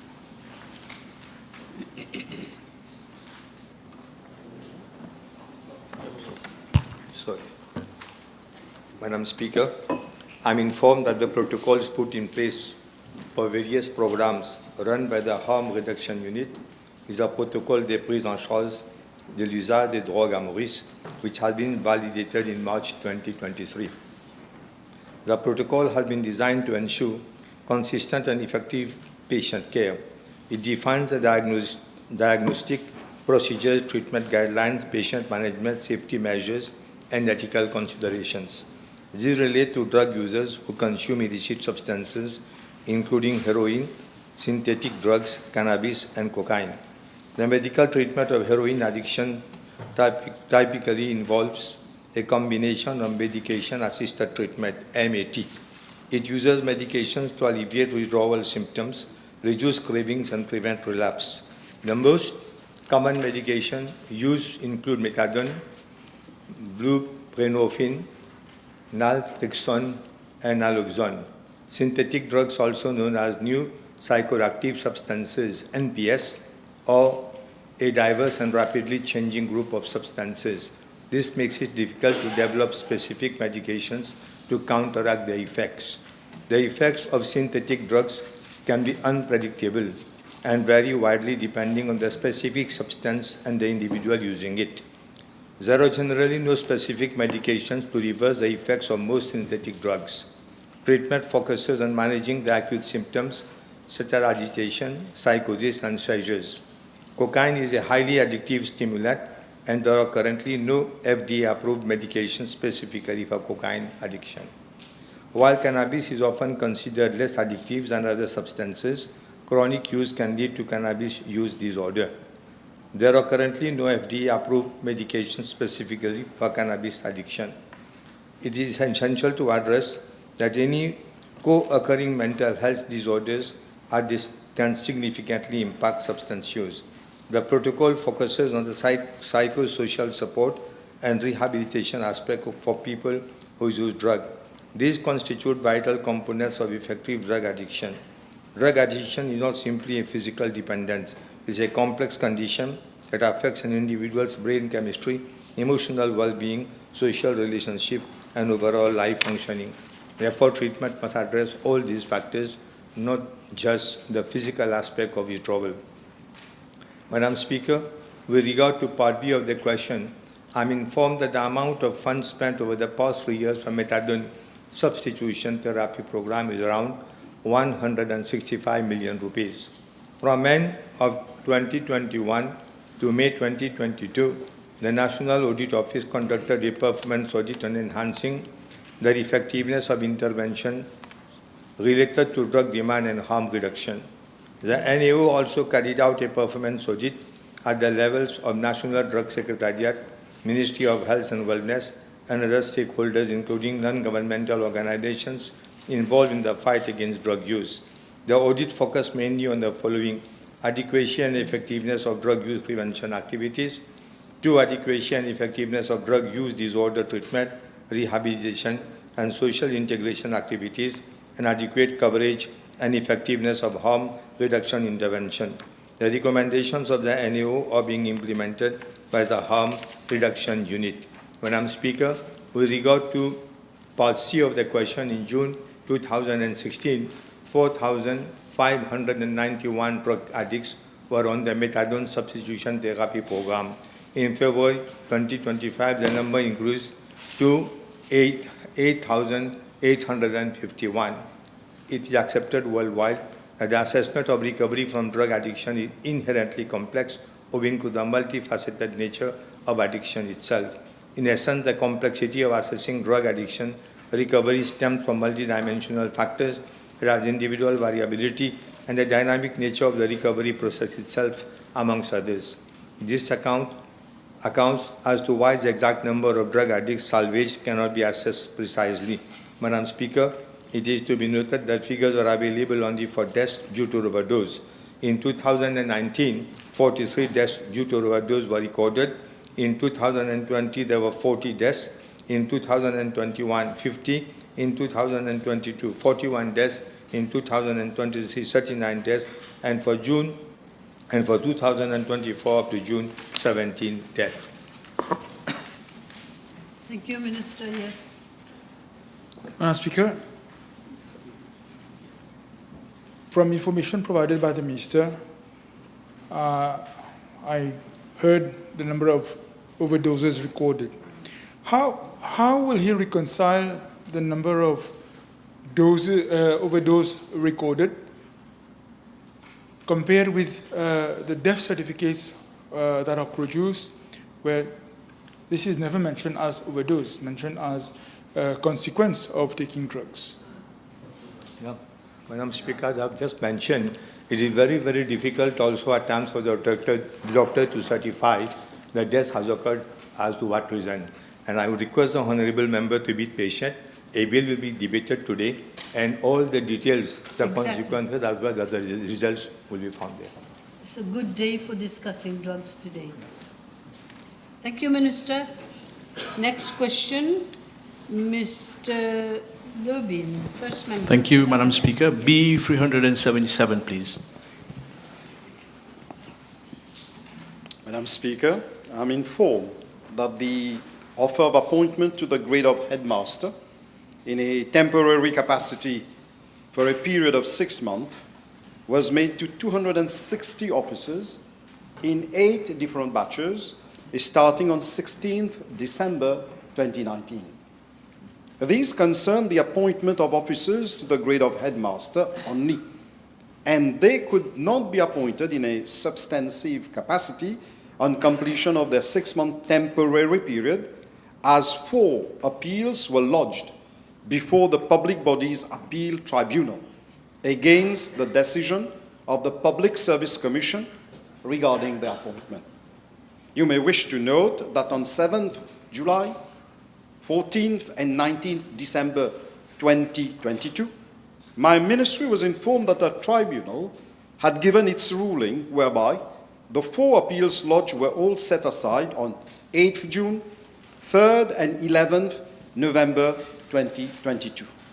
Madam Speaker, subsequent to consultation with the then Ministry of Public Service, Administrative and Institutional Reforms, my ministry was informed that the matter was not referred to the high-powered committee per se, but was rather dealt with in accordance with prevailing policies applicable in the public service and a precedent decision taken by the high-powered committee in a similar case.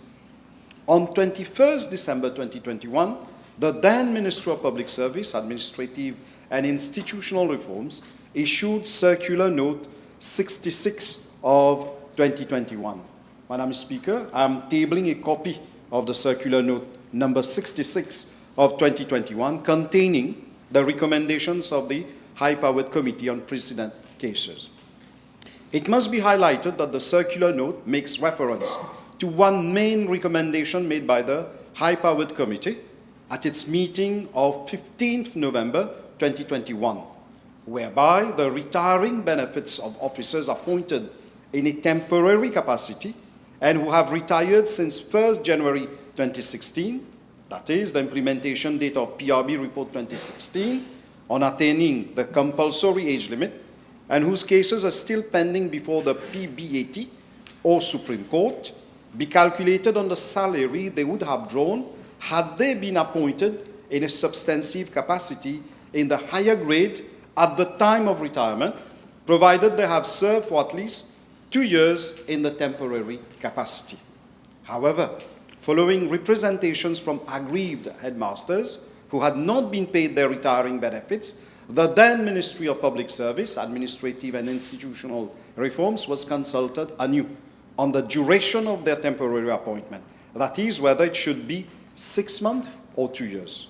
On 13th November 2023, the then Ministry of Public Service, Administrative and Institutional Reforms advised my ministry that officers who were promoted headmasters in a temporary capacity for more than 6 months and who would not have required any additional qualification for the substantive appointment would be eligible for the retiring benefits on the salary attached to the post of headmaster, as they fell within the ambit of both paragraph 1320 and 1340 of the PRB Report 2021 and the advice of the Attorney General's Office. My ministry acted on that basis, and 56 out of 68 headmasters who were eligible for payment of gratuity and pension benefits have already been paid. As regards the remaining 12 eligible headmasters, the Accountant General's Office has already been requested to effect payment. Thank you. Thank you. Thank you very much. Are you happy? Yes. The Honourable Third Member for Pamplemousses Triol. Madam Speaker, question B 378. Madam Speaker, I am informed by the Financial Services Commission that during the period January 2019 to December 2024, 6 overseas missions, namely to France twice, Belgium, Brazil, Japan, and Isle of Man and UK were undertaken by the officers of the FSC Regional Centre of Excellence. Out of the 6 missions, 5 were undertaken by the head of the Regional Centre of Excellence, Mrs. K.R.H. In one of the missions in Isle of Man and UK, organized by the Small Countries Financial Management Centre, she was accompanied by the Senior Manager, Human Resources of the FSC, Mrs. S.T.B. This mission was funded by the organizer. In another mission to Brazil, she was accompanied by the analyst, Mrs. Z.I., and one mission in France was attended by an analyst, Mrs. N.S. Madam Speaker, regarding part A of the question, the cost of the 5 missions amounted to 935,943 rupees. As for the mission to Isle of Man and UK, as I said, it was fully funded by the organizer.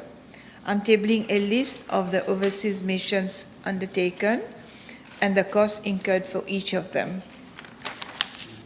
With regard to part B of the question, I am informed by the FSC that the missions were not jointly undertaken with other ministries. As for my ministry, according to records, no officers have attended those missions. And Madam Speaker, with regard to part C of the question, a report on the outcome of those missions is being tabled. Thank you, Minister. Yes, Mr. Roukni. Could the Minister therefore confirm that the head of the RC did not accompany the former Minister of Finance on any of these missions? I will need to look into that. This is the information that I have so far, and it doesn't say whether she accompanied the Minister of Finance. She's attended 6 overseas missions, and all of them were either herself or with the persons I've mentioned. This is the information I've been given by the FSC. You'll let us know. Thank you. In due course. Yes.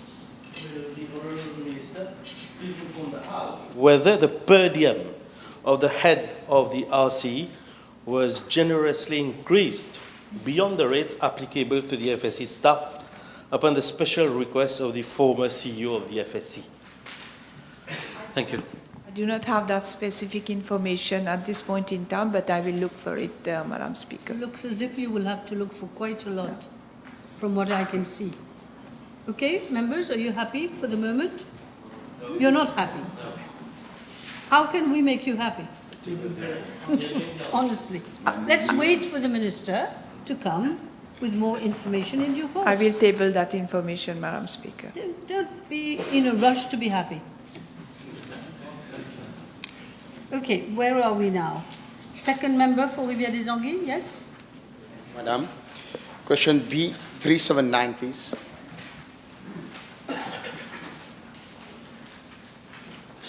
Madam Speaker, yes. I am informed by the Traffic Management and Road Safety Unit of my ministry that the Rivière-des-Anguilles Traffic Centre project that seeks to facilitate the commuting of inhabitants to the market fair, the Rivière-des-Anguilles SSS, found nearby, and existing residential more development, and future proposed developments such as smart city, a shopping mall in the vicinity of the new station. With regards to part A of the question, I am informed that the traffic center covers an area of 6,453 square meter constructed over a plot of land of 8,900 square meter and comprising the following. Number one, construction of 5 concrete boarding platforms. Number 2, construction of 1 concrete alighting platform. Number 3, installation of 5 smart bus shelters. Number 4, construction of concrete footpath. Number 5, construction of 9 bus parking areas. Number 6, construction of drains and absorption pit. Number 7, asphalt work. Number 8, provision of street lighting. Number 9, provision of traffic signs and road markings. And number 10, construction of a green space and landscaping. Madam Speaker, the works began on 26 September 2024, that is before the general elections, and have been completed recently on 15 March for an amount of 24,593,622 rupees, inclusive of VAT. Madam Speaker, with regard to part B of the question, I am informed that the bus station is expected to start operation in and around mid of May 2025, next month. Madam Speaker, as regard to part C of the question, I am informed by the NLTA that buses of routes number 10, that is Mayberg to Rivière des Galets, route number 61A, QPIP to Benares, and route number 6, QPIP to Rivière des Anguilles, will operate through the Rivière des Anguilles Traffic Center. Thank you. Thank you, Minister. Yes. Sorry. Yeah, there is one missing part, yeah. As regard to part D of the question, I am informed. I'm sure you would have asked me about the part D. I'm informed by the TMSU that for such type of projects, no feasibility study is conducted. I was quite surprised as well. Save for geotechnical investigation, which actually should form part of the feasibility study. However, consultations and several site visits with village councillors and the NLTA were effected to find the best suitable land for the project. Prior to start of the works, however, sole investigation was carried out to ascertain the suitability of the site. Madam Speaker, the traffic center has been constructed next to the market fair, close to the Rivière des Anguilles SSS, like I said earlier, and existing residential Montselmont development. Moreover, the traffic center will also facilitate commuting to the future developments such as the smart city and shopping malls already planned in and around the vicinity thereof. That's it? No more? Yeah, yes, that's it. Thank you. Yes, Mr. Jaman.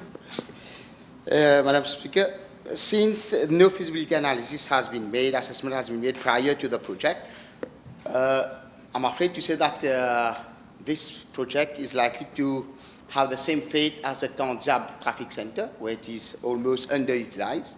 Can the Minister take this matter with all those concerned to try to see how we can try to re-engineering, try to divert some routes so that this traffic center is used to its maximum capacity? Yes. As matters stand, we will only know whether the project is feasible and will not be a ghost town only when operations start. But if it warrants that other routes be channeled over there so that it becomes buoyant with activities, we'll do it. However, the proposed developments that were announced, that mean the smart city and the shopping center, if they come, I think this will enhance the value of this huge investment. Thank you. Yes, third member for Port-Louis North. Speaker, B380, please. Madam Speaker, I'd like to thank the Honourable Member for the question. And with regards to the apps, it seems there has been an explosion of mobile apps in the way it has been implemented. In the journey towards building a digitally empowered and inclusive society, Madam Speaker, ministries, departments and parastatal bodies, they have around 40 mobile apps. However, these applications were not done in a cohesive manner and the approach was not holistic. The ministry has been characterized by a series of lack of fundamental principles of what we call as establishing a digital infrastructure. It would be unimaginable that a country like Mauritius today does not have what we call as a disaster recovery site for our main government data center. Madam Speaker, this implies that should the Atal Bihari Vajpayee building catch fire and the servers be down, all government services, including the parliamentary services, would not be available to the public. And this, to me, is really a crime when it comes to what this public expects us to do when we sit in this parliament.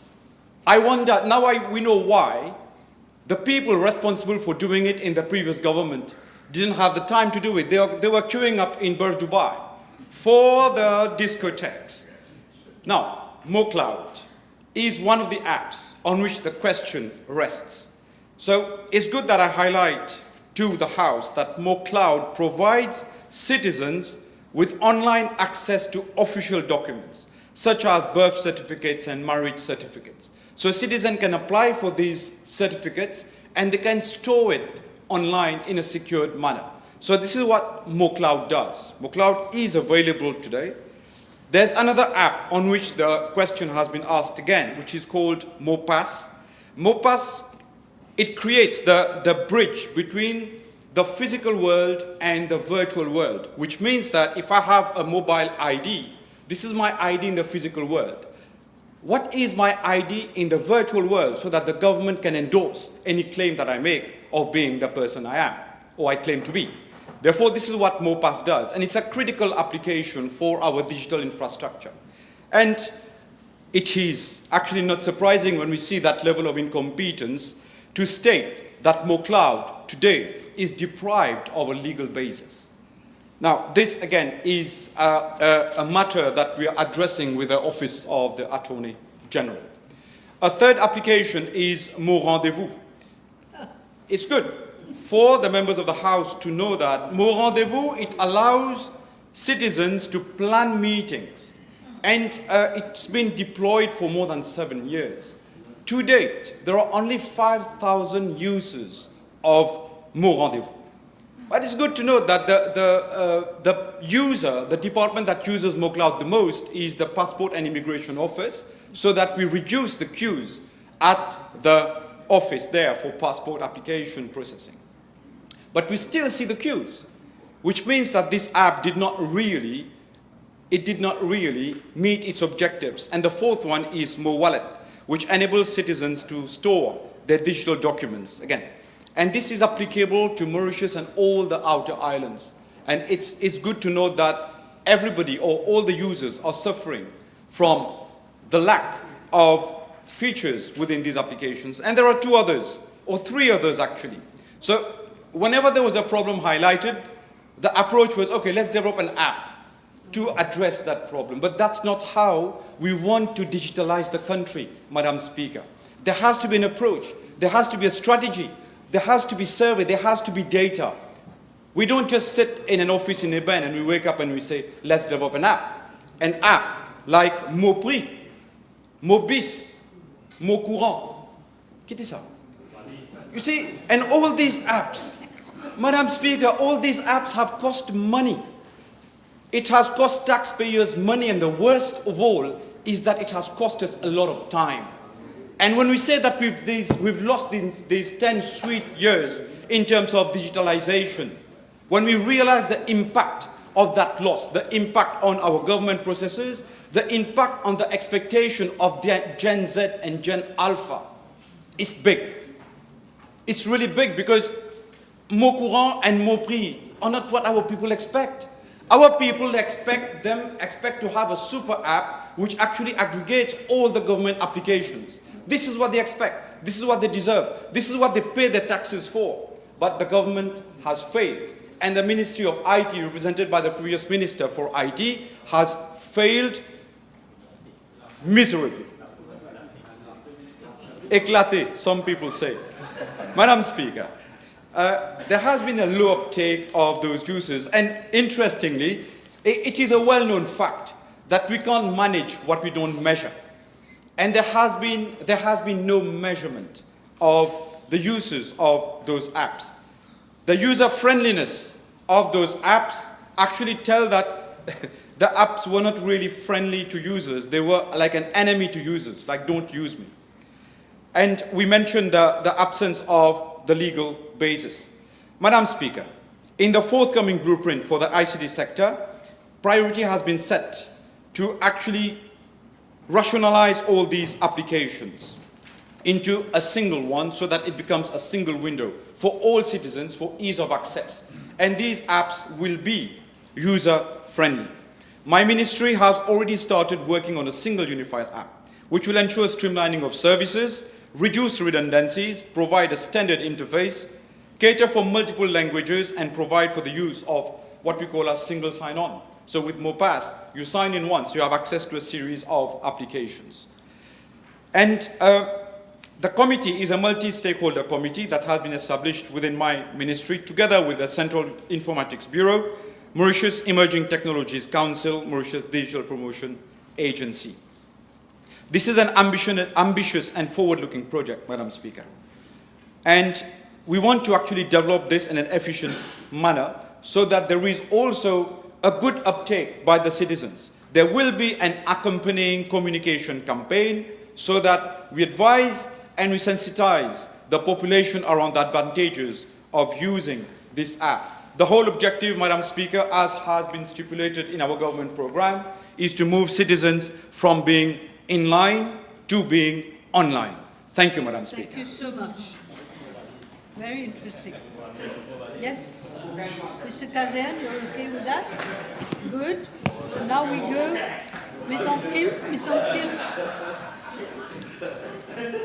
B 382. Merci.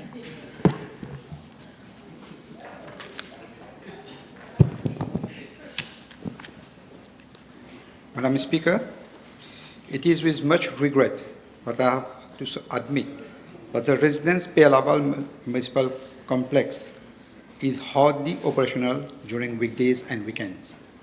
It should have been open during weekdays from 8 o'clock to 18 o'clock and on weekends from 14 hours up to 19 hours respectively.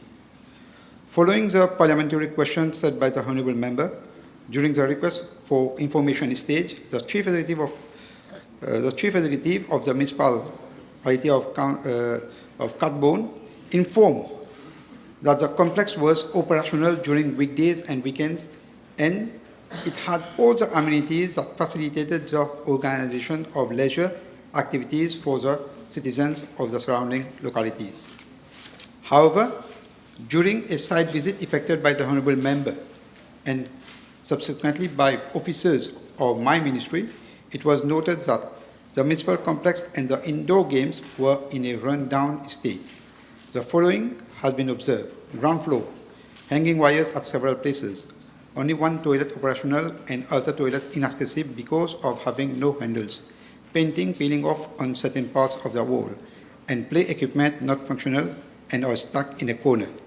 And on the first floor, leaking roof, toilet block needs repairs, fans not functioning, and painting peeling off.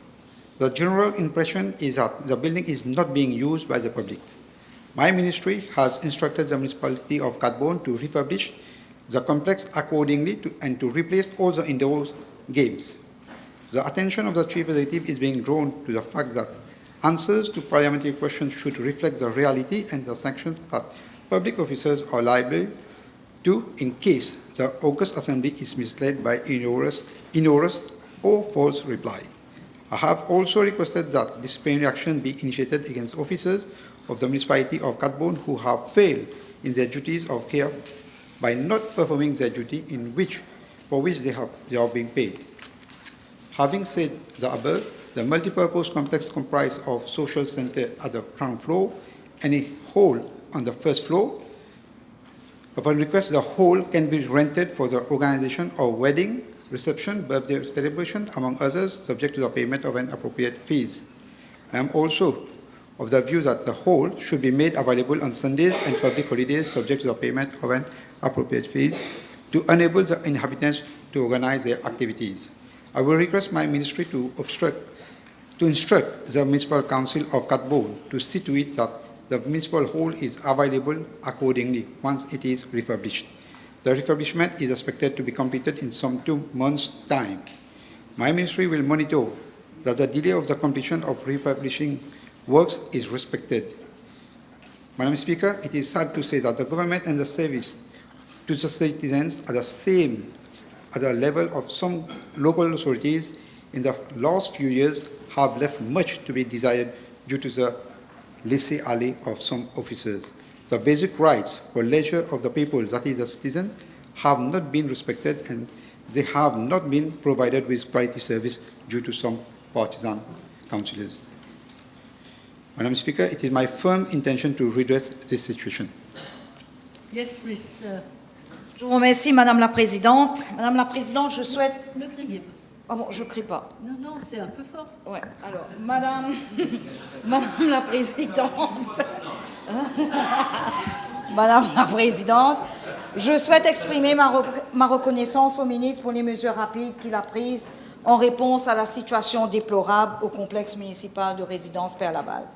Le ministre peut-il informer la Chambre si une révision de la programmation des activités est envisagée en vue de redonner vie à ce complexe et de répondre aux aspirations clairement exprimées par les habitants de résidence Père-Laval. Merci. Le ministre a déjà répondu.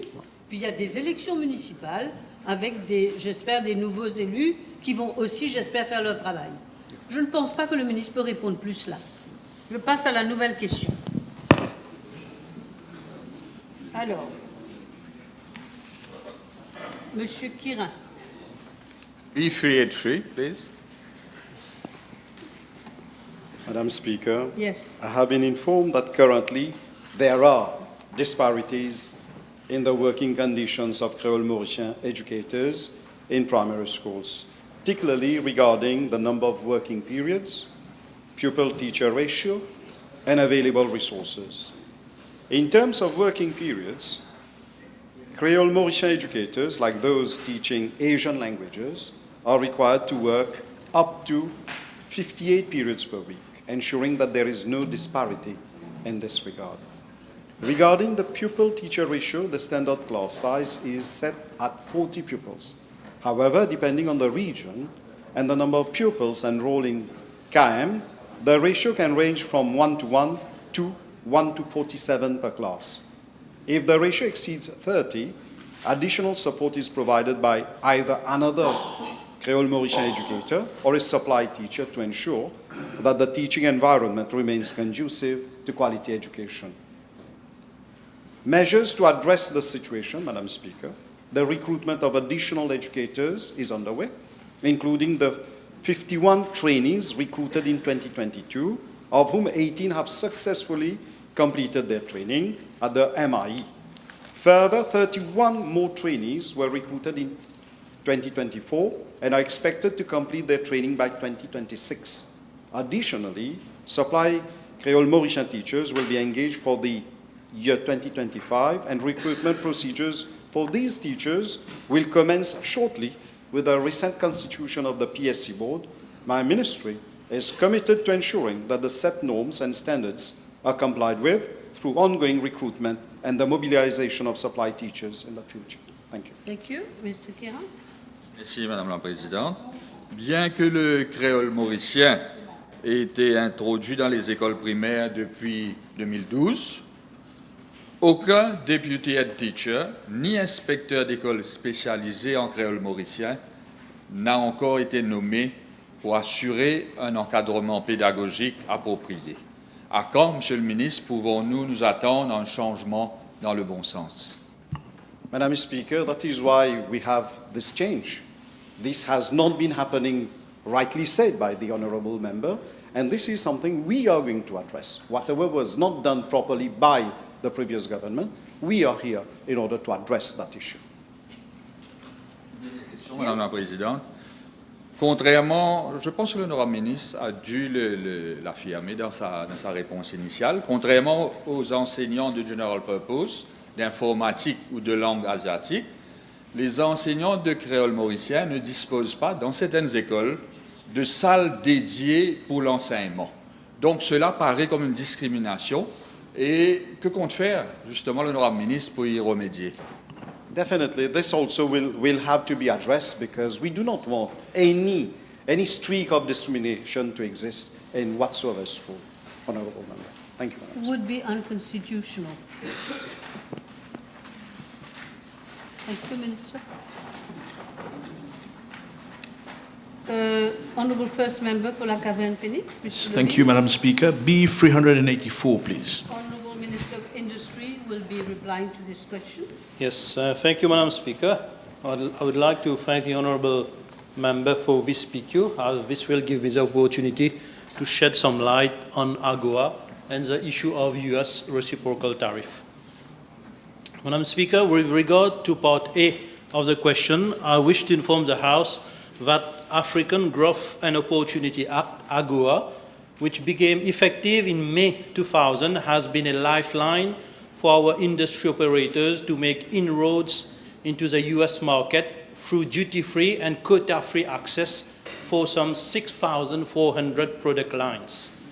I wish to remind the House that the initial discussions on the Mauritian side around the establishment of AGOA were held in the late 1990s under the leadership of Dr. Navin Chandra Ramgoolam, our current Prime Minister.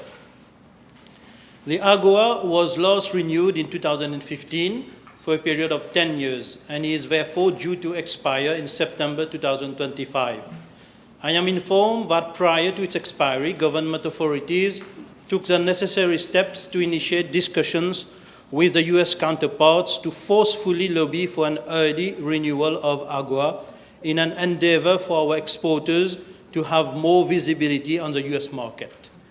There was a general indication that AGOA was set to be renewed for an additional 16 period up to 2041, following the AGOA Renewal and Improvement Bill that was introduced in the US Senate in April 2024.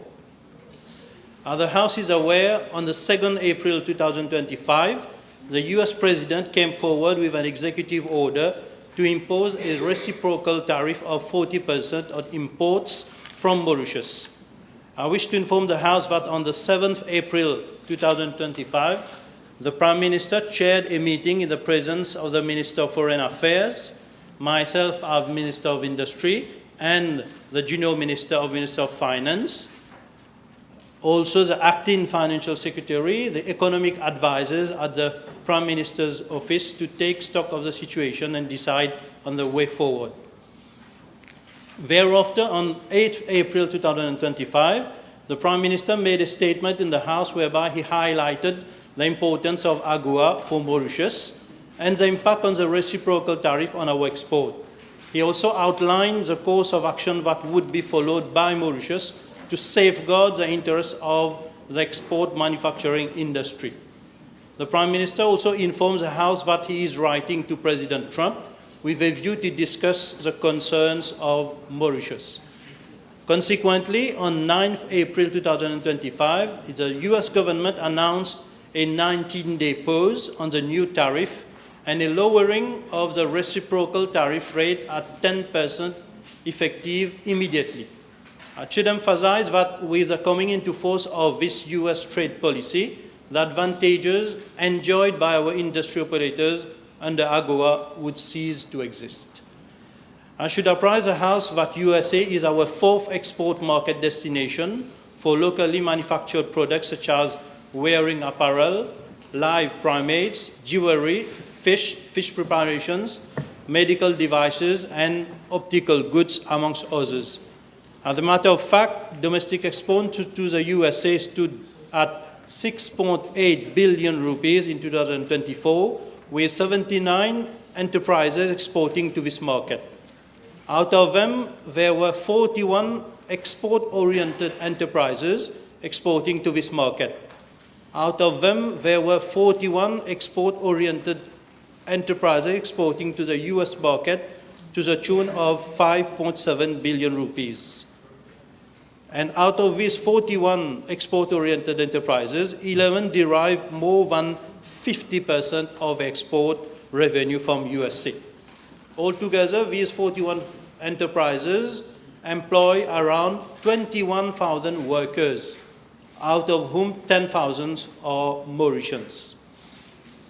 In the wake of the event of the recent imposition of reciprocal tariffs by the US government, I wish to inform the House that my ministry conducted a quick survey from the 7th to 10th April 2025 among the 41 export-oriented enterprises exporting to the USA to assess its potential impact on their business operations.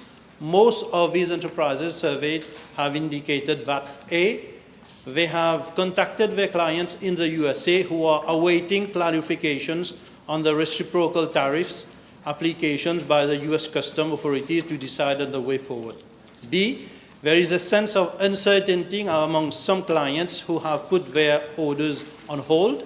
C, at this stage, it is still premature to assess the full cost implications and spillover effects on the new tariffs imposed on them, particularly if US clients proceed with cancellation of orders in the coming month.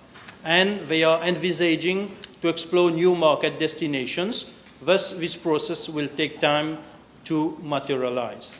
Furthermore, the Prime Minister will be chairing a follow-up meeting tomorrow, the 16th of April 2025, to have latest updates on the matter and to decide accordingly on the next course of action. Madam Speaker, with respect to Part B of the question, I wish to inform the House that the export manufacturing sector is already being supported through a host of measures, among which A, reduce corporate tax for 3% on profits derived from exports of goods. B, flexible work permit policies whereby there is no ratio, no quota for export-oriented enterprises. C, provision of a refund of 60% on basic air freight costs incurred on exports for all products to the USA and the market destination under the Trade Promotion and Marketing Scheme.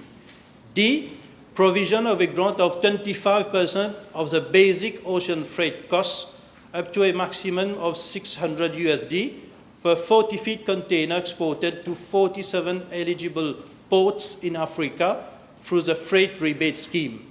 E, provision of a 50% subsidy on the Export Credit Guarantee Insurance premium incurred by enterprises when they subscribe to an insurance policy to cover their exports to all countries under the Export Credit Guarantee Insurance Scheme. F, provision for a subsidy on the rental and administrative cost of warehouses operated by Mauritian companies in Tanzania, Kenya, through the African Warehousing Scheme, and a refund of 500,000 annually for the SMEs participating in international fairs under the SME refund scheme. Madam Speaker, it has been a long-time policy of my ministry to move towards rebalancing our exports so as to cushion again setbacks in any one of our traditional markets, including the USA. In this vein, we consider that Africa holds promising potential for our industry operators in view of the fact that the AFCFTA, SADC, and COMESA free trade agreements have opened up the gateway for a more diversified market base. Furthermore, there is a need to consolidate and expand market outreach in Europe and also tap new opportunities in economies having high purchasing power, such as the UAE, Australia, and Japan. To conclude, Madam Speaker, my ministry will coordinate efforts with relevant institutions to urgently elaborate an action plan backed by significant financial and human resources to aggressively conduct targeted export promotion campaigns in these high-potential economies by leveraging on free trade agreements wherever applicable, which was unfortunately not being performed by the Economic Development Board during the last 10 years. Thank you very much. Yes? Thank you, Madam Speaker. May I ask the Honourable Minister, whether government will envisage appointing a foreign consultant or a lobbyist in the United States to help the Mauritian government with regards to future negotiation with the US or in the aftermath of the 90-day of President Trump. Yes, Madam Speaker, we already have a lobbyist doing this job, and we have a panel of experts working on this issue under the leadership of the Prime Minister. Thank you. Thank you so much. Second member for, Honourable Second Member for Maibou Plain Magnan. Thank you, Madam Speaker. B385.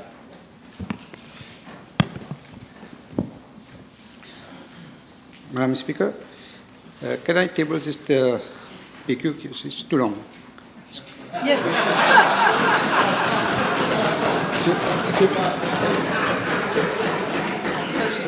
The answer, yeah. The answer is too long. That would be perfect. That would be perfect. No, it's too long. Because we really want to move on a bit. Yeah. So please table. Don't hesitate.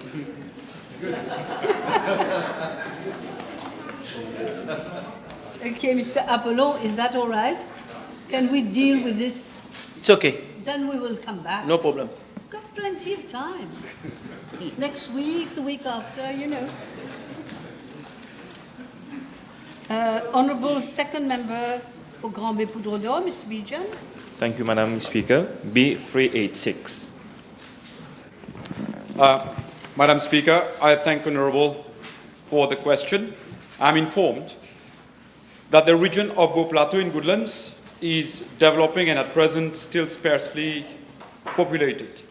That there are 3 licensed operators: Cellplus Mobile Communications Limited, which is a subsidiary of Mauritius Telecom, MTL Limited, and Mahanagar Telephone Mauritius Limited, also known as MTML. They cover the aforementioned region with 2G, 3G, and 4G from their base stations, which are located in the vicinity of Goodlands. Additionally, Cellplus and MTL provide 5G and 4G plus coverage within the same region. MTL and MTML have indicated that they have not received any complaints from the inhabitants and the users within that region. However, Cellplus Mobile Communications Limited has confirmed that it has received 2 complaints from the same customer, one on the 2nd of July 2024 and another on the 21st of March 2025. Accordingly, and taking into consideration residential density and subject to necessary approvals from the relevant authorities, Cellplus will proceed to identify an appropriate location for a mobile site. Typically, new mobile site deployment will take around 12 months, roughly, and depending upon the acquisition and the process, the speed at which the process is executed, including the building and land use permit, along with the regulatory clearance, we're looking at around 12 months. Madam Speaker, I would also like to add that, and in relation also to the PQ referenced B221, during the sitting of 25th of March, I informed the House that the Information and Communication Technologies Authority, ICTA, is currently implementing, in collaboration with a French network testing solution provider, NPERV, a quality of service measurement application that will allow any subscriber to test its internet service subscription and to report the results to the ICTA through the mobile application. What are we doing with this? We are actually empowering the end user so that they can assess the quality of the network. And in case they face difficulties, they can, with evidence that is revealed out of the mobile app, to send their request to the ICTA, and ultimately ICTA will communicate with the service provider. Madam Speaker, thank you. Thank you. Maybe there are some microphones that are louder than others. Because no, it seems to me, I don't know. Maybe you should look into it. Anyway, now, was that okay? Was that answer okay?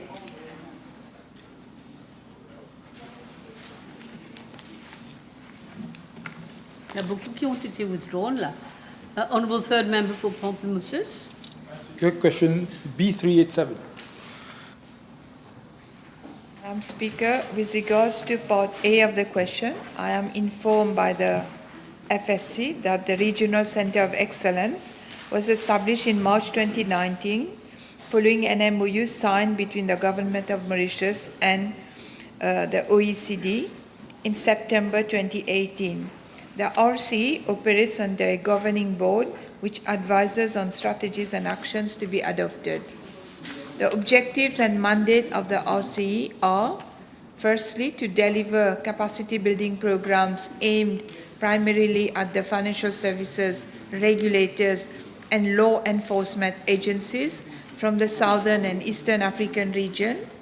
Secondly, research topical areas relevant to financial services and financial malpractices for the regional market. And thirdly, advise on minimum standards as regards best practices, guidelines, and principles that must be introduced at the regional level. The RCE offers all its events free of charge, and Mauritius is the only country in Africa through the RCE where the OECD has a dedicated framework of cooperation in respect of the financial sector. Madam Speaker, with regard to Part B of the question, I am informed by the FSC that the RCE has, as to date, carried out the following activities in accordance with its objectives. Firstly, in terms of capacity building, it has carried 17 workshops in collaboration with the OECD and 1 event with the CFA Society Mauritius. From November 2020 to June 2024, some 6,530 participants from approximately 113 countries have been trained. In terms of trainers, 111 trainers delivered virtually and 81 trainers provided training in person. With regard to the second objective of research and advice on policy, on the basis of the workshops carried out, information gathered and research carried out, 4 publications have been issued in relation to the events hosted by the RCE. Firstly, the blockchain adoption in Africa trends in market activity and policy development. Secondly, open finance in Africa and open banking in sub-Saharan Africa. Thirdly, fintech lending in sub-Saharan Africa. And finally, sustainable finance trends and development in Africa. Madam Speaker, with regard to Part C of the question, I am informed by the FSC that the annual expenditure of the RCE amounted to 8,691,146 rupees and 6,007,019,505 rupees for the years 2023 and 2024 respectively. And these were co-financed by the FSC and the Bank of Mauritius at 50% each. This excludes grant agreements signed with the OECD, and the amount, I am told, cannot be diverged as it is part of a grant agreement between the OECD and the FSC. Madam Speaker, with regard to Part C of the question, as regard the RCE operates under strategic oversight of its governing board, which reviews and approves its activities and associated costs. I'm also informed by the FSC that the RCE's budget is subject to a 2-tier approval, namely by the RCE Governing Board and subsequently by the FSC Board, thus ensuring accountability. It is also important to note that the OECD has a strict budget reporting regime, internal controls and accountability mechanism which are applicable to its financial management structure and system, and ensure that the expenditure of public funds is transparent and represents value for money. Madam Speaker, with regard to Part E of the question, I am informed by the FSC that the MOU between the Government of Mauritius and OECD was signed in September 2018 for an initial duration of 2 years, and thereafter it has been extended in October 2020 for a duration of 5 years ending September 2025. Thank you. Thank you, Minister. Mr. Oufni, yes? Madam Speaker, could the Minister please confirm that the transparency requiring OECD is now requiring secrecy about the grant given to FSC? It's the other way around, I think. If I'm not mistaken, grant given by OECD to FSC or the other way around? OECD to FSC. FSC, okay. So the grant is provided by the OECD to FSC through to finance partly the operation of the research center. But I have been told, I need to get legal advice, that I have been told that legally we are not allowed to disclose the amount. Of the grant agreement? Yes. Okay. Yes? Could the Minister advise if 17 workshops over the last 6 years could be considered as meeting the objectives of the RC? I will need to come back on that one. I mean, it's a judgment that we will have to do on whether, you know, those sessions that have been held, whether they meet the objective. It's a judgment that we'll have to. Of course. Yes, Mr. Rouknia, that's enough. You're happy this time? You're happy this time? Okay. Now, Mr. Kazan, Honourable Third Member for Port-Louis North, yes? Yes, B388, please. Mr. Speaker, I'm informed by the Road Development Authority that the main objective of the Ring Road project is to relieve traffic congestion in and around Port-Louis, as well as to improve connectivity between the city and the north, south, and western parts of Mauritius. In fact, the first phase of the Ring Road network, which was completed in the year 2014, and which currently provides access to the Swami Vivekananda International Conference Center and the surrounding areas, is only part of the major link of the Ring Road project. The complete Ring Road project comprises 2 additional phases as follows. First, phase 2, extending over a length of around 4.7 kilometers, will start at the Ring Road phase 1 project at Pai. It will cross Coin Bluff, Mountain, and Monroe Hill through 2 tunnels and will connect to the end of Boulevard Victoria and to Trangbar through a grade separated junction. Second, phase 3, extending over a length of around 2.85 kilometers, will start at Valley Pito and will continue as a new route parallel to the military road connecting Nicolet Road at Plaine Verte and Motorway M2 through an interchange between Kédé and Mer Rouge roundabouts, and will end at the port near the container park via a dedicated overpass. The complete Ring Road forms part of the National Road Strategy networks of the RDA, designed to support the sustainable development of the island by providing safe and fast connectivity, addressing traffic congestion, and allowing decentralization. Madam Speaker, the Ring Road Phase 2 and 3 projects will require massive investments, and in view of the budgetary constraints of government, as elaborated in the State of the Economy report, it is proposed to implement the projects in phases to be scheduled in the years to come. Thank you. If I may, at this stage, we don't have much time left. I got 3 questions. I would like you to help me to go through with these 3 questions. Thank you. Ms. Anctil, Honourable Second Member for Belrose, yes? B389.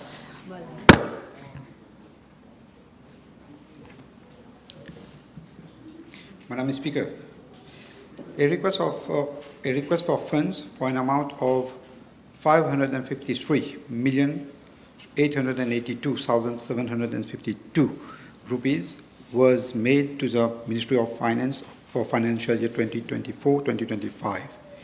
This amount was calculated on the basis of forecasted expenditure and forecasted revenue to be generated, including contributions from Council's own funds and probably efficiency gain. However, I am informed that for the financial year 2024-2025, the Municipal Council of Caterborn was provided with a grant in aid of 344 million rupees only.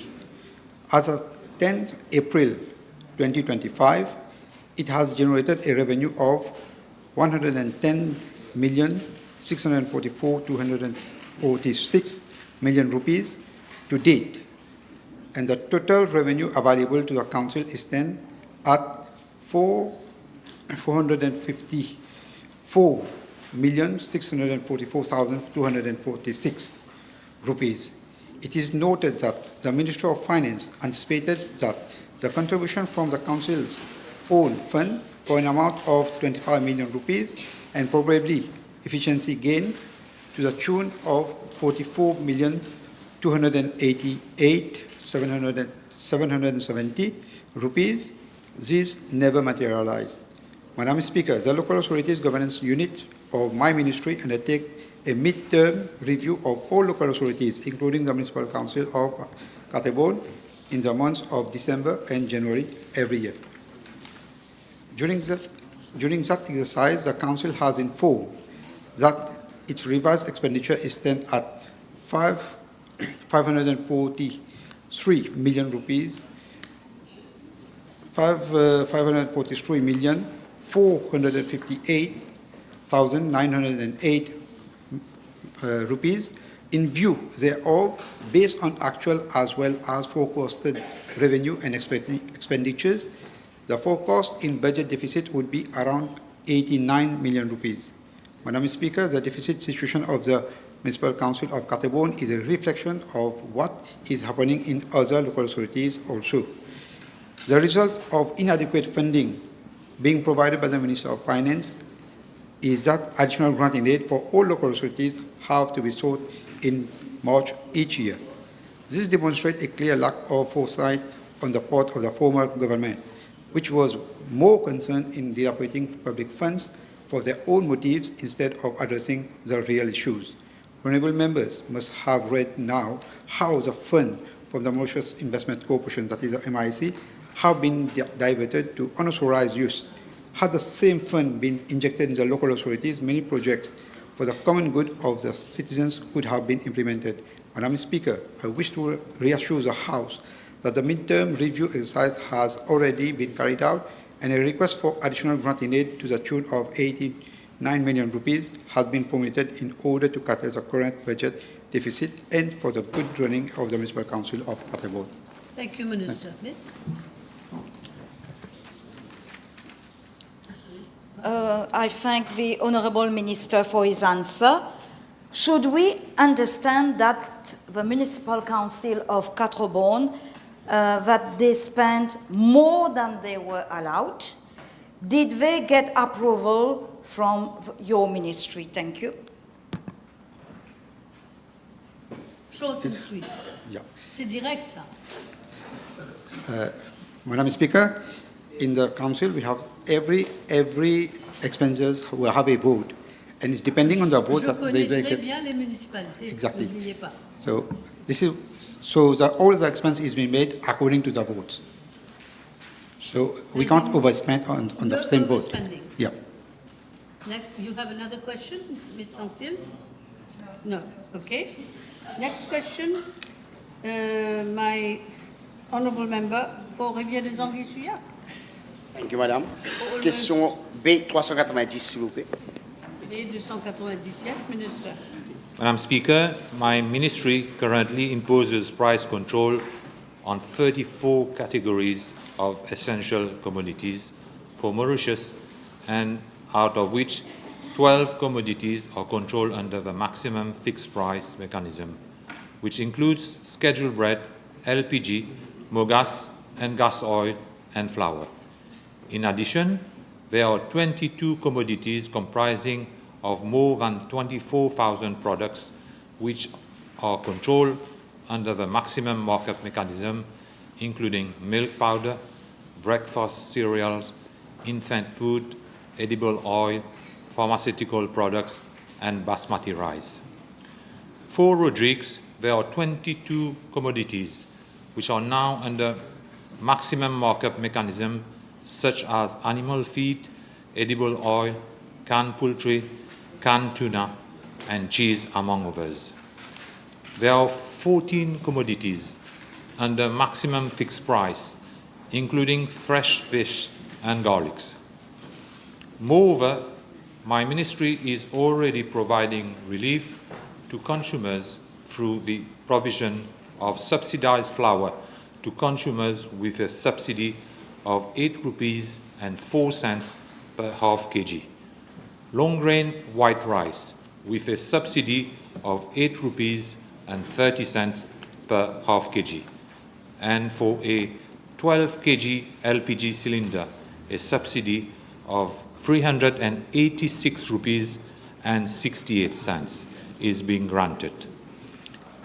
The government is already disbursing an estimated amount of 5 billion rupees per year for the maintenance of those subsidies in order to make the essential commodities affordable to the vulnerable household, both in Mauritius and Rodrigues.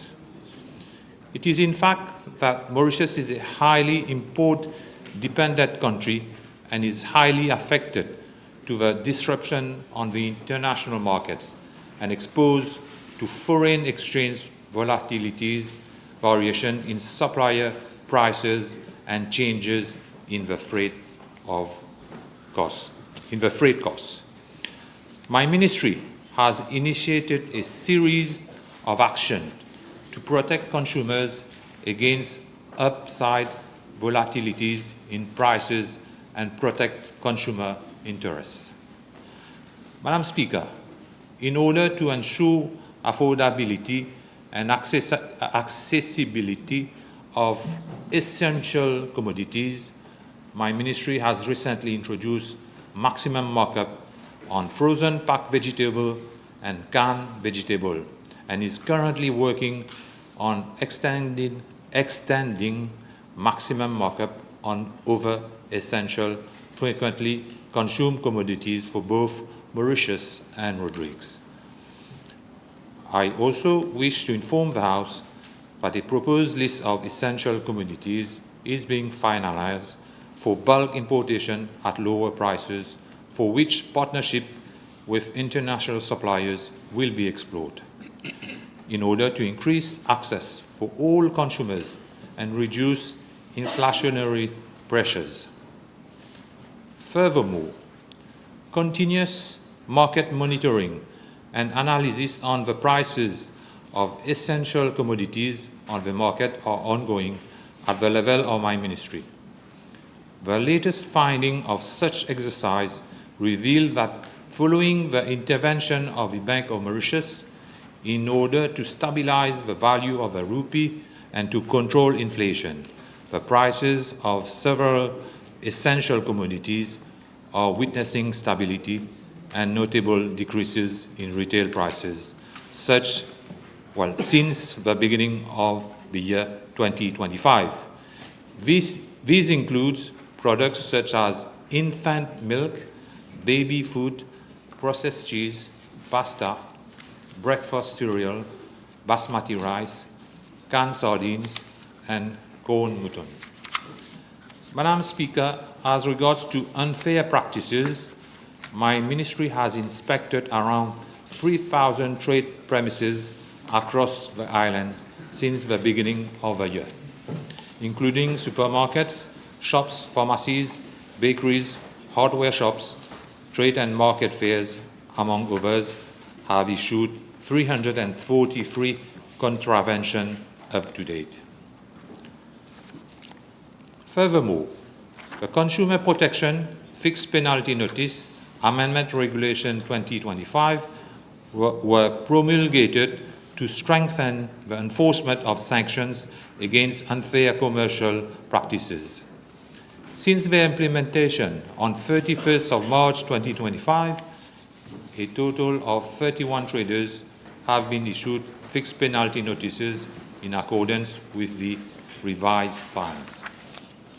Madam Speaker, additionally, in line with the measures announced in the government program 2025-2029, my ministry is currently working on different legislation in order to A, prevent any unwarranted increase in price, in times of emergencies and crises, and to prevent the holding of products for sale at higher prices in the future, which is a crucial step in creating a marketplace that is not only fair but also resilient in times of uncertainty. And B, protect consumers from unscrupulous traders who have a tendency to increase their profit margin by reducing the size or weight of a product. This will enable consumers to compare prices based on consistent units and as such empower consumers with the information they need to make informed purchasing decisions while discouraging deceptive business practices. Last, but certainly not the least, I am pleased to announce that the new Consumer Protection Bill has successfully completed its drafting stage with a view to addressing the evolving challenges in the marketplace. The bill represents a significant step forward in strengthening consumer rights and enhancing protections against unfair business practices. The bill is expected to be presented to Cabinet soon, and thereafter it will be introduced in the National Assembly. The bill represents a cornerstone of our broader consumer protection agenda, and once enacted, it will significantly enhance the confidence and security of consumers in our economy. Thank you. Thank you, Minister. Madam Sabavati. Last question. Thank you, Madam. B392. Madam Speaker, with regard to Part A, first part of the question, I have been informed that Creole Mauritian is currently being taught in 189 primary schools, comprising 143 public primary schools and 46 Roman Catholic Education Authority primary schools. To support the effective teaching of the subject, a total number of 229 educators are available. I am tabling the number of Creole Mauritian educators who are currently serving in primary schools. With regard to Part A, second part of the question, I wish to inform the House that no shortage of Creole Mauritian educators has been reported to my ministry today. However, I am informed that 6 KM educators are currently serving 2 primary schools where the pupil population studying KM is low, pending the availability of supply teachers for this subject. I referred to that issue earlier to the previous PQ. As regard to Part B, there are 67 public primary schools where KM is not currently taught due to a lack of demand for the subject. However, due to the establishment of new residential areas, 8 of these schools have recently requested the introduction of KM. Regarding the last part of your question, I enlisted the measures in the previous question to Honourable Kia. Thank you. Thank you. Time is up. Time is up. Motion. Honourable Prime Minister. Madam Speaker, I beg to move that all the business on today's order paper be exempted from the provisions of paragraph 2 of Standing Order 10. Yes, seconded by the Deputy Prime Minister. The question is that all the business on today's order paper be exempted from the provisions of paragraph 2 of Standing Order 10. Those in favour say aye. Aye. Those against say no. The ayes have it. Statements by ministers. Yes, Honourable Minister. Madam Speaker, with your permission, I wish to make a statement with regard to the Sugar Investment Trust. The Sugar Investment Trust is on the verge of an economic collapse.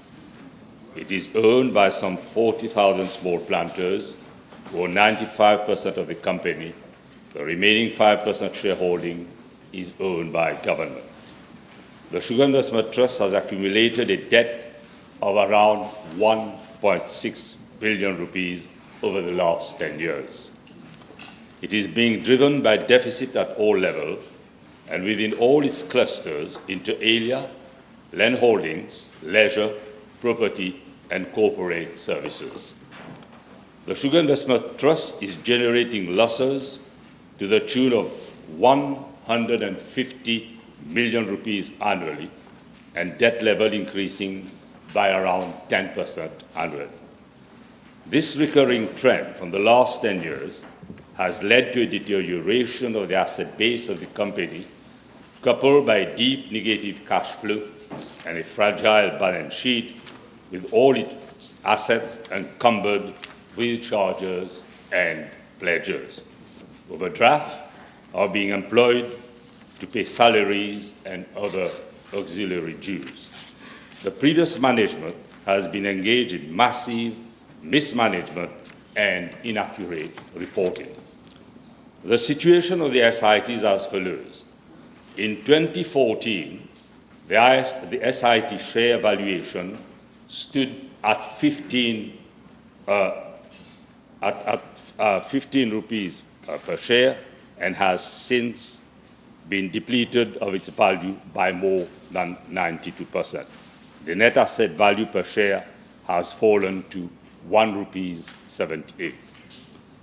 The SIT has pledged all remaining assets against debt. In 2014, the SIT had a land bank of 7,000 ARPA and is today left only with 2,100 ARPA. The sale of the land has been made with no benchmarking, no official valuation, and conducted in an unprofessional manner, discounted by more than 40 to 60% below market rate, normal market rates. In many instances, related party individuals, that is directors and other related entities, have engaged with the SIT to purchase these discounted lands, never settled accordingly, but continue to harvest sugarcane thereon.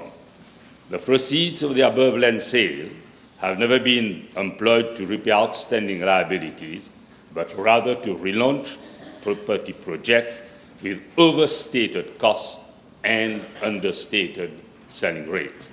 According to SBM, loans of the SIT are close to reaching stage 3, that is close to entering seizure proceedings. The SIT has invested in the rental building at Eben named the Core. This asset has cost the SIT 876 million rupees and has totally been financed by liabilities. The return on investment on this building is very low and is not adequate to service the debt incurred thereof. The Sugar Investment Trust income stream comprises of 30 million rupees from rental, 35 million rupees from 10,000 tons of sugarcane cultivated on 265 hectares of land, which adds up to approximately 65 million rupees. Finance costs are in excess of 115 million rupees, which rendered SIT insolvent. The debt capital is not being serviced at all since 2014, whilst interest is being serviced partly. 12.8 million debt have been taken from DBM Limited to undertake sugarcane cultivation in 2023, but it never happened. The SIT Leisure Water Park has been running on losses to the tune of 2 million rupees per month since 2015, while hefty unfinished investment have been apparently vested in this park without any feasibility plans or report. At this instance, the park is in dangerous state and requires immediate closure. 100 million rupees have been invested in 2018 without any strict plans, and further 250 million rupees have been normally vested with a loan from a bank. None of these investments can be seen at Belmar. Many contracts from service providers have expired in 2020 and have never been renewed by normal practice of tendering. The service suppliers have continued to be remunerated, often at higher than market rates, which is totally illegal. Loans and proceeds of sale of land cannot be matched against projects and cash flows. Accounts provided are totally flawed and against international financial reporting standards. It is inconceivable to see that the SIT has sold in excess of 5,000 ARPA, but still bears a debt of more than 1.6 billion rupees, together with a negative cash flow. And as of today, arrears relating to rental stands at 50 million rupees. Madam Speaker, a proper forensic audit is warranted, as the SIT and firms may be employed for same should the need arise or given strong suspicions of frauds and corruption. The matter may be directly referred to the Financial Crime Commission for a more in-depth forensic investigation. Meanwhile, my ministry is presently looking into the restructuration of SIT for the organization to become effective and efficient. I hope we can do it. Thank you. Public bills, first reading. Madam Speaker, I beg to move that the Supplementary Appropriation 2023-24, number 2, Bill number 8, be read for the first time. Seconded by the Deputy Prime Minister. Yes, Prime Minister. Madam Speaker, I beg to move that the Supplementary Appropriation 2024-25, Bill number 9, be read the first time. Seconded by the Deputy Prime Minister. Motion. Honourable Prime Minister. Madam Speaker, I beg to move the following motion standing in my name.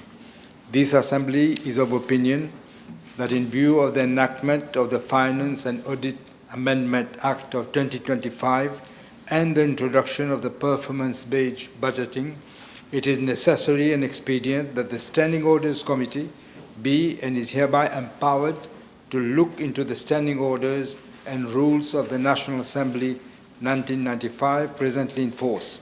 More specifically, Standing Orders 73, with a view to making recommendations for the necessary changes to be brought to the provisions relating to the procedure in connection with the Appropriation Bill. Yes, it is seconded by the Deputy Prime Minister. Yes, the question is that this Assembly is of the opinion that in view of the enactment of the Finance and Audit Amendment Act 2025 and the introduction of performance-based budgeting, it is necessary and expedient that the Standing Orders Committee be and is hereby empowered to look into the Standing Orders and Rules of the National Assembly 1995, presently in force, more specifically Standing Order 73, with a view to making recommendations for the necessary changes to be brought to the provisions relating to the procedure in connection with the Appropriation Bill. Those in favour say aye. Those against say no. The ayes have it. Honourable members, in accordance with Standing Order 69(3)(b, the matter stands referred to the Standing Orders Committee.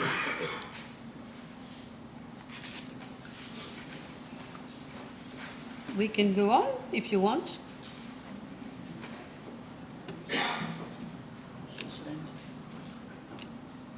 Well, if everybody wants us to go for tea, I don't mind. But I thought maybe... Up to you. It's up to you. Let's break for tea. Let's break for tea. Laissez les neurones se reposer un peu.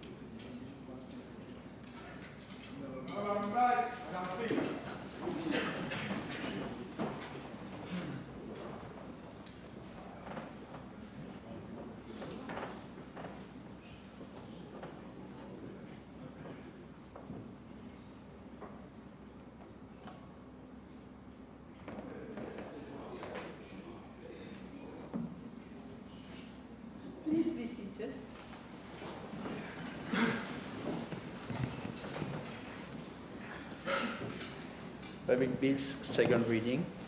Honourable Prime Minister. Madam Speaker, I beg to move that the National Agency for Drug Control Bill number 6 of 2025 be read a second time. Yes, seconded. Yes. Madam Speaker, I move that this bill be read a second time.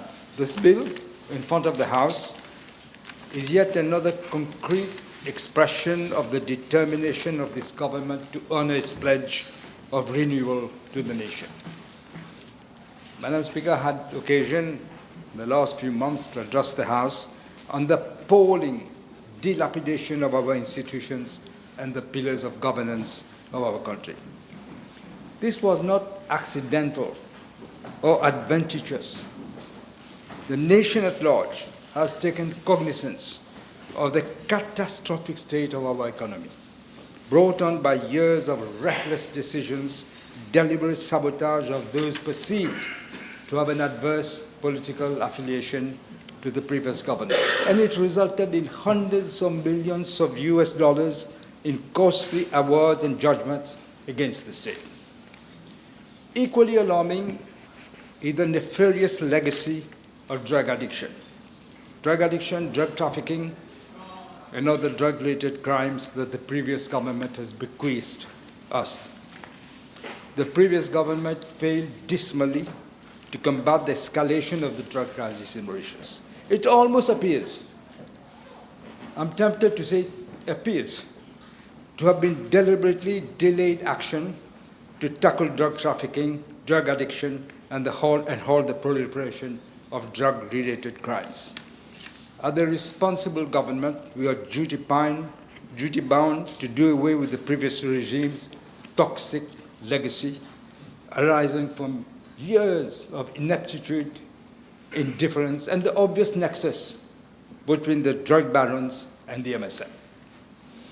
And Madam Speaker, an American journalist, David Schreiberg, had written in an issue of Newsweek about the deadly dangers of drug proliferation. I want to quote him because it says exactly what we are saying.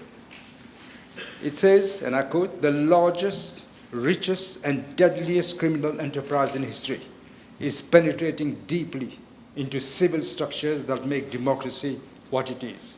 Justice systems, police forces, political parties, legislatures, electoral campaigns, government ministries, and presidential palaces." This, Madam Speaker, rings a very uncomfortable, it is recognizable, this bell, with all those who have observed with growing dismay the conduct of the previous government and the disconcerting admission of the previous Prime Minister, who said that, he admitted, the drug mafia has infiltrated all our institutions. Prime Minister saying that after nearly 10 years in power. Of course, we are familiar with that type of behavior from the party that brought us so many infamous and shameful moments. Let me just recall the highlights of that tawdry, I think we could call it cinema. The House may recall how in 1985, a bunch of notorious drug traffickers was invited officially to the garden party at Le Rodrigues for independence celebration, where they lighted firecrackers and were shouting, "Gouvernement donne la main, nous pouvons faire ce que nous voulons." It seems a new breed of traffickers still considered, until they were booted out, that Gouvernement donne la main, and it was during the lost and wasted decade of the MSM-led government. Then there were the episode of the Amsterdam boys, 4 MPs traveling with diplomatic passports. And Madam Speaker, believe it or not, those passports were given on a Saturday morning. The PMO was open for them. Were instruction to open the PMO and give them these diplomatic passports because they had to have diplomatic immunity. As you know, Madam Speaker, as we all know, they were arrested in December 1985 in possession of 20 kilograms of heroin worth 36 million rupees at the time. And I bet you, had they not been arrested in Amsterdam, they would have walked in here with red carpet treatment. That is what the previous government did. That is the mentality. In 2000, and who can forget the hilarious and yet very serious incident when an exhibit of heroin in the custody of the police, when it was brought to court, it turned out to be la mouche chinoise. You can see the nexus. There has been cooperation right across the board. In 2017, one Viren Pirumal, a notorious drug trafficker, some people call him the Godfather, he deposed at the Commission of Inquiry on Drug Trafficking, chaired by former Judge Lam Chan Ling. He explained the modality of his contribution. At the time, he said 30 million rupees he spent to finance the electoral campaign of the MSM in 2014. 30 million. One drug trafficker. The Commission of Inquiry heard from the drug trafficker, Viren Pirumal, that he kept his representation in-house. You can understand what that means. A closed circuit. All were members of the party of the government then. According to him and another dealer, one Siddiq Islam, even informed the commission that they paid their counsel, believe it or not, with drug money. And counsel accepted. This is how the MSM operated. In 2018, the Commission of Inquiry also referred, and I'm quoting, to very disturbing facts concerning one barrister at law representing Mr. Perumal, and close to the previous government, who at the time occupied important positions. The Commission report underscores, and it says, I quote, those controlling the casinos, the gambling houses, horse racing, where the Commission has reason to believe, in the light of the various testimonies it received, they are the temples of money laundering, but the accomplices of the drug traffickers, and it is a matter of concern. The Commission of Inquiry, Madam Speaker, expressed scathing criticism of the activities of certain barristers at law, as going far beyond ethical, professional, and legal constraints in the representation of notorious drug traffickers engaging in the conduct amounting to an attempt to pervert the court of justice. Do you really believe this? Barristers perverting the court of justice? The Commission of Inquiry mentions how a lady minister of the government, Honourable Mrs. Rubina Jadou John Bakas, had visited 17 detainees in less than 3 hours and without being solicited. She came, voluntarily, as if. On another occasion, she visited 15 detainees and groups of detainees. Thereby, the Commission says, when you have a group of detainees together, they're all accused of drug dealing. You bring them together. You're facilitating the exchange of information between them. A barrister doing this. It was also established that she had been in communication with the most notorious convicted drug trafficker, again this Mr. Viren Perumal. That is why they all shouted the name, the pet name, Kala Prison. That is the name. Another one, Jiva, and one, Botswa, explained how they had been enticed not to implicate certain persons and to dévier l'enquête. They're very strong at that. You're seeing the FCC arresting people. There are going to be attempts to dévier l'enquête. But I tell them, those who want to do this, think again. We have the response to them. In 2017, Madam Speaker, a record seizure of heroin made the headlines. 119.5 kilograms of heroin, worth 1.8 billion rupees, was found on board of a ship among imports from a company called Brilliant Resource Consulting Limited, owned by whom? By one Jia Chan Dev Dani. His proximity with the leader of the MSM is well known. At first, I didn't know him. And David Daniel responded, ask him who used to put Brazil Camaro dans le frigidaire. Bread songs. And what happened afterwards? Madam Speaker, it's shocking. He's arrested. The Prime Minister said he doesn't know him. Then he made these remarks, and then, believe it or not, by magic, the provisional charges were dropped, completely dropped, as if nothing happened. Encore une fois, l'enquête indévirée. Equally shocking, in 2019, 95 kilos of cocaine, estimated at one, they don't talk about millions, these people, billions, 1.4 billion rupees, hidden in a tractor bed. It escaped the control of the custom officers at the port, despite the fact the port was fully equipped with modern equipment and sniffing dogs to detect drugs. No, it went through. What is even more striking is that the cocaine traveled alongside Mauritius. That is the first metro tram which reached Mauritius. And believe it or not, the tram came out. Who was there? The whole cabinet with the Prime Minister welcoming everybody. The tram has come. And the tram has come with drugs right in front of the nose. And you know, Madam Speaker, nobody up to now has been arrested. Nobody. As usual, l'enquête dévirée. We know, Madam Speaker, that regrettably, cocaine is used as a recreational drug of some of the most affluent classes in our country.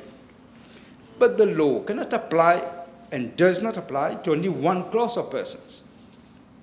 As I said in the recent passing out ceremony for police constables, and I quote again, we cannot allow unruly elements who may have thought they are above the law to threaten the very fabric of our society. No one is above the law. I'm tempted to quote this great judge who became master of the rolls, Lord Denny. This is what he said: to every citizen of this land, however powerful, I would use Thomas Fuller's words over 300 years ago, be ne'er so high, the law is still above you. Madam Speaker, while the Labour government has invested to transform Grand Bassin into Gangatalao, to transform it into a peaceful spiritual sanctuary, some were busy transforming an area very close to Gangatalao into a narco sanctuary. That's what they did. The previous government, under the very suspicious conditions, granted a lease to Eco-Deer Park. It was found out subsequently that the land had been converted into a fancy rave party, where stag party, cochon marron, drugs, alcoholic drinks were available at gogo. And at least one previous minister, probably two, I'm told, were there. And no less a person than the former Attorney General of this country. This is the level we had reached. The case is being investigated just now by the FCC, so I won't make more comments. And then, Madam Speaker, who has not heard of Hubert Célerine, better known as Franklin, notorious roi de l'Ouest, who was actively involved in many questionable activities perpetrated with the apparent blessing of the political masters of the day. He was even allowed to occupy state land in this salubrious land at Rivière-Noire. And when there were civil requests for his extradition from Réunion Island, where he had been already sentenced to imprisonment, he didn't want to go into prison. So what did they do? They protect him. The then government deliberately tried to prevent his extradition. So many times, the then Attorney General was answering questions here, looking for little change in the phrases to say that they're looking into it, they're looking in. As usual, with the MSM, they're always looking into it. When he was finally extradited, why? Because of public outcry and the then opposition. What happened? He was given VVIP treatment. enjoying the comfort of business class. See, this is how drug barons were treated by the former regime. It begs the question, Madam Speaker, is it sheer coincidence that each time the MSM has been in power, each time we saw a prolific resurgence of drug traffickers in the country? Is it a coincidence? We sing the same saga since 1985. And after 10 years, we've just seen, we have to see, everybody knows, le ravage et le tort que la drogue est en train de faire à notre jeunesse. This is the legacy of the MSM. This is the legacy. We have stated in no uncertain terms in the government program that the fight against drug trafficking and use will be one of the main priorities of the government. We have no choice. Every government has to defend the citizens of the country. We will implement bold measures to end the suffering of families with an unflinching resolve to deal with this major societal scourge. It is important, Madam Speaker, to make a distinction between the victim of drug abuse and the trafficker. In this respect, let me remind the House what the late Sir Maurice Rowe said way back in 1986 in his report of the Commission of Inquiry on Drugs, which he chaired. He said, addiction is the modern form of slavery. The addict is chained to the trafficker by bonds as cruel as those who tied the slave to his lord. And he runs the same risk of moral defilement since he cannot disobey his master, and he can be compelled to cheat, to steal, or even sell his body. That's what he said in his report. Madam Speaker, the National Agency for Drug Control, this bill, represents a crucial step in fulfilling our commitment to fight against this blight, which is posing a significant threat to the health, security, and future of our nation. It has taken the proportion of as if a serious epidemic. Today, we present not just a legal framework, but a vision for a safer Mauritius free from the devastating impact of this deadly threat. For the first time in the country, Madam Speaker, we are proposing a fully integrated strategy actionable by an agency that will bring together all the various public bodies involved in it, all under one roof, to combat drug trafficking, provide rehabilitation, and support families of the victims of drug abuse. The legal provisions in respect of trafficking, consumption, and treatment of drug addicts will be reviewed to cater entirely for differentiated treatment of traffickers and consumers. I remember, Madam Speaker, I was invited by the former President of the United States, President Clinton, at the Clinton Global Initiative. And during dinner, he asked me, are you using methadone in your country for treatment? I had to say no. I can't say I was aware of it either, but I said no. And he said it is one decision that he regretted when he was president. He regretted that he never used methadone. And he immediately made funds available for antiretroviral drugs for HIV patients and earmarked part of it for the provision of methadone. We received in all $36,270 US. And what happened when we lost the election in 2014? The previous minister said, methadone, not necessary. He stopped methadone. There was a prominent professor in La Réunion, gave an interview, I think in Express, but I'm not sure, when he said it is a huge mistake to stop methadone. And what happened? He had to backtrack and they restarted methadone afterwards. Trial and error. No scientific purpose in what they're doing. They just try this, try that. Because the previous government did this, stop it. And then they have to backtrack. The measures we are proposing to the House today, Madam Speaker, evince the determination of this government to address the multifarious challenges posed by drug abuse. Every day we witness disastrous consequences on families. We see how families, without distinction of class or community, they're totally shattered how the healthcare system is having difficulties in coping with this problem, and how drug-related crimes are increasing. This is threatening our youth. Indeed, they are the future of our nation. The future of our nation is being threatened. Over recent years, Madam Speaker, no significant, effective and tangible measures have been taken to combat this crisis. It is abundantly clear that there was no genuine will to remedy the situation by the previous government. We all know how the conclusions and recommendations of the Commission of Inquiry on Drugs were mostly ignored, just a few here and there.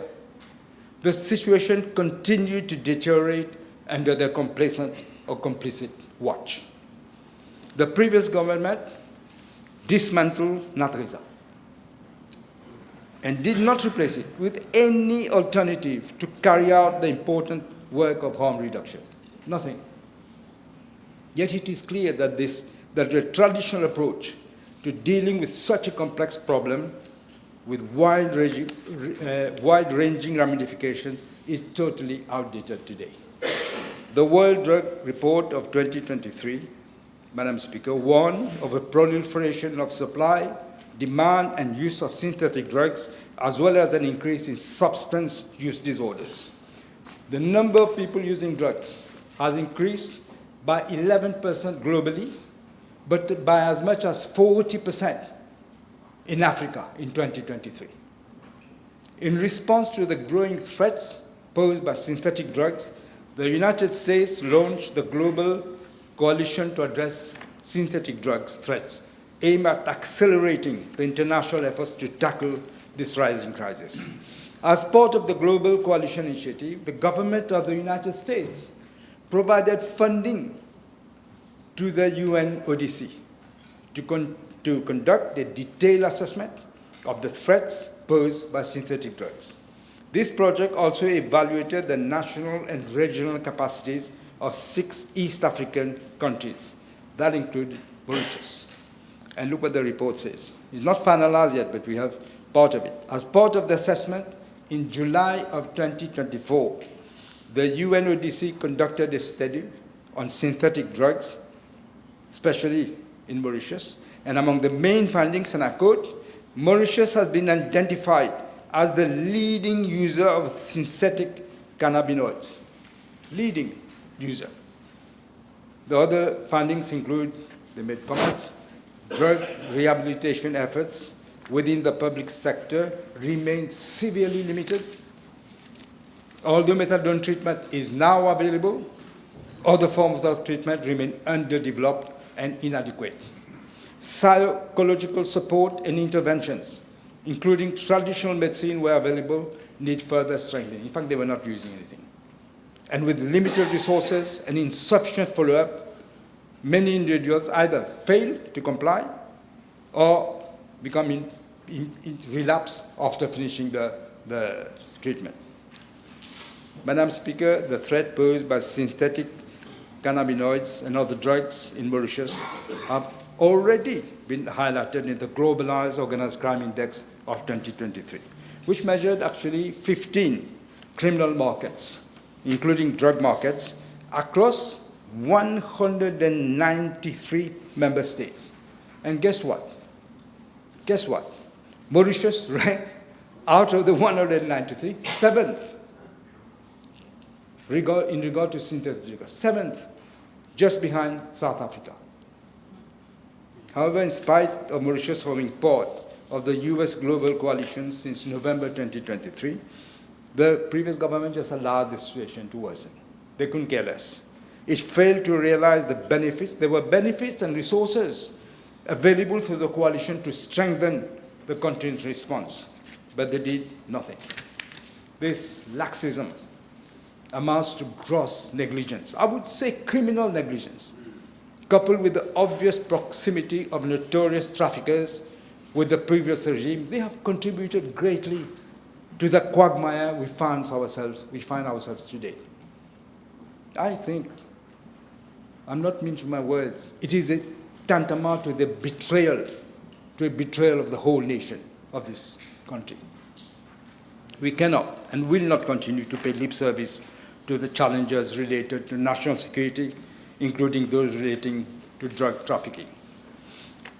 We know, Madam Speaker, most of the drugs available in Mauritius, from the reports we see from ATSU and all this, that most of it come from the sea.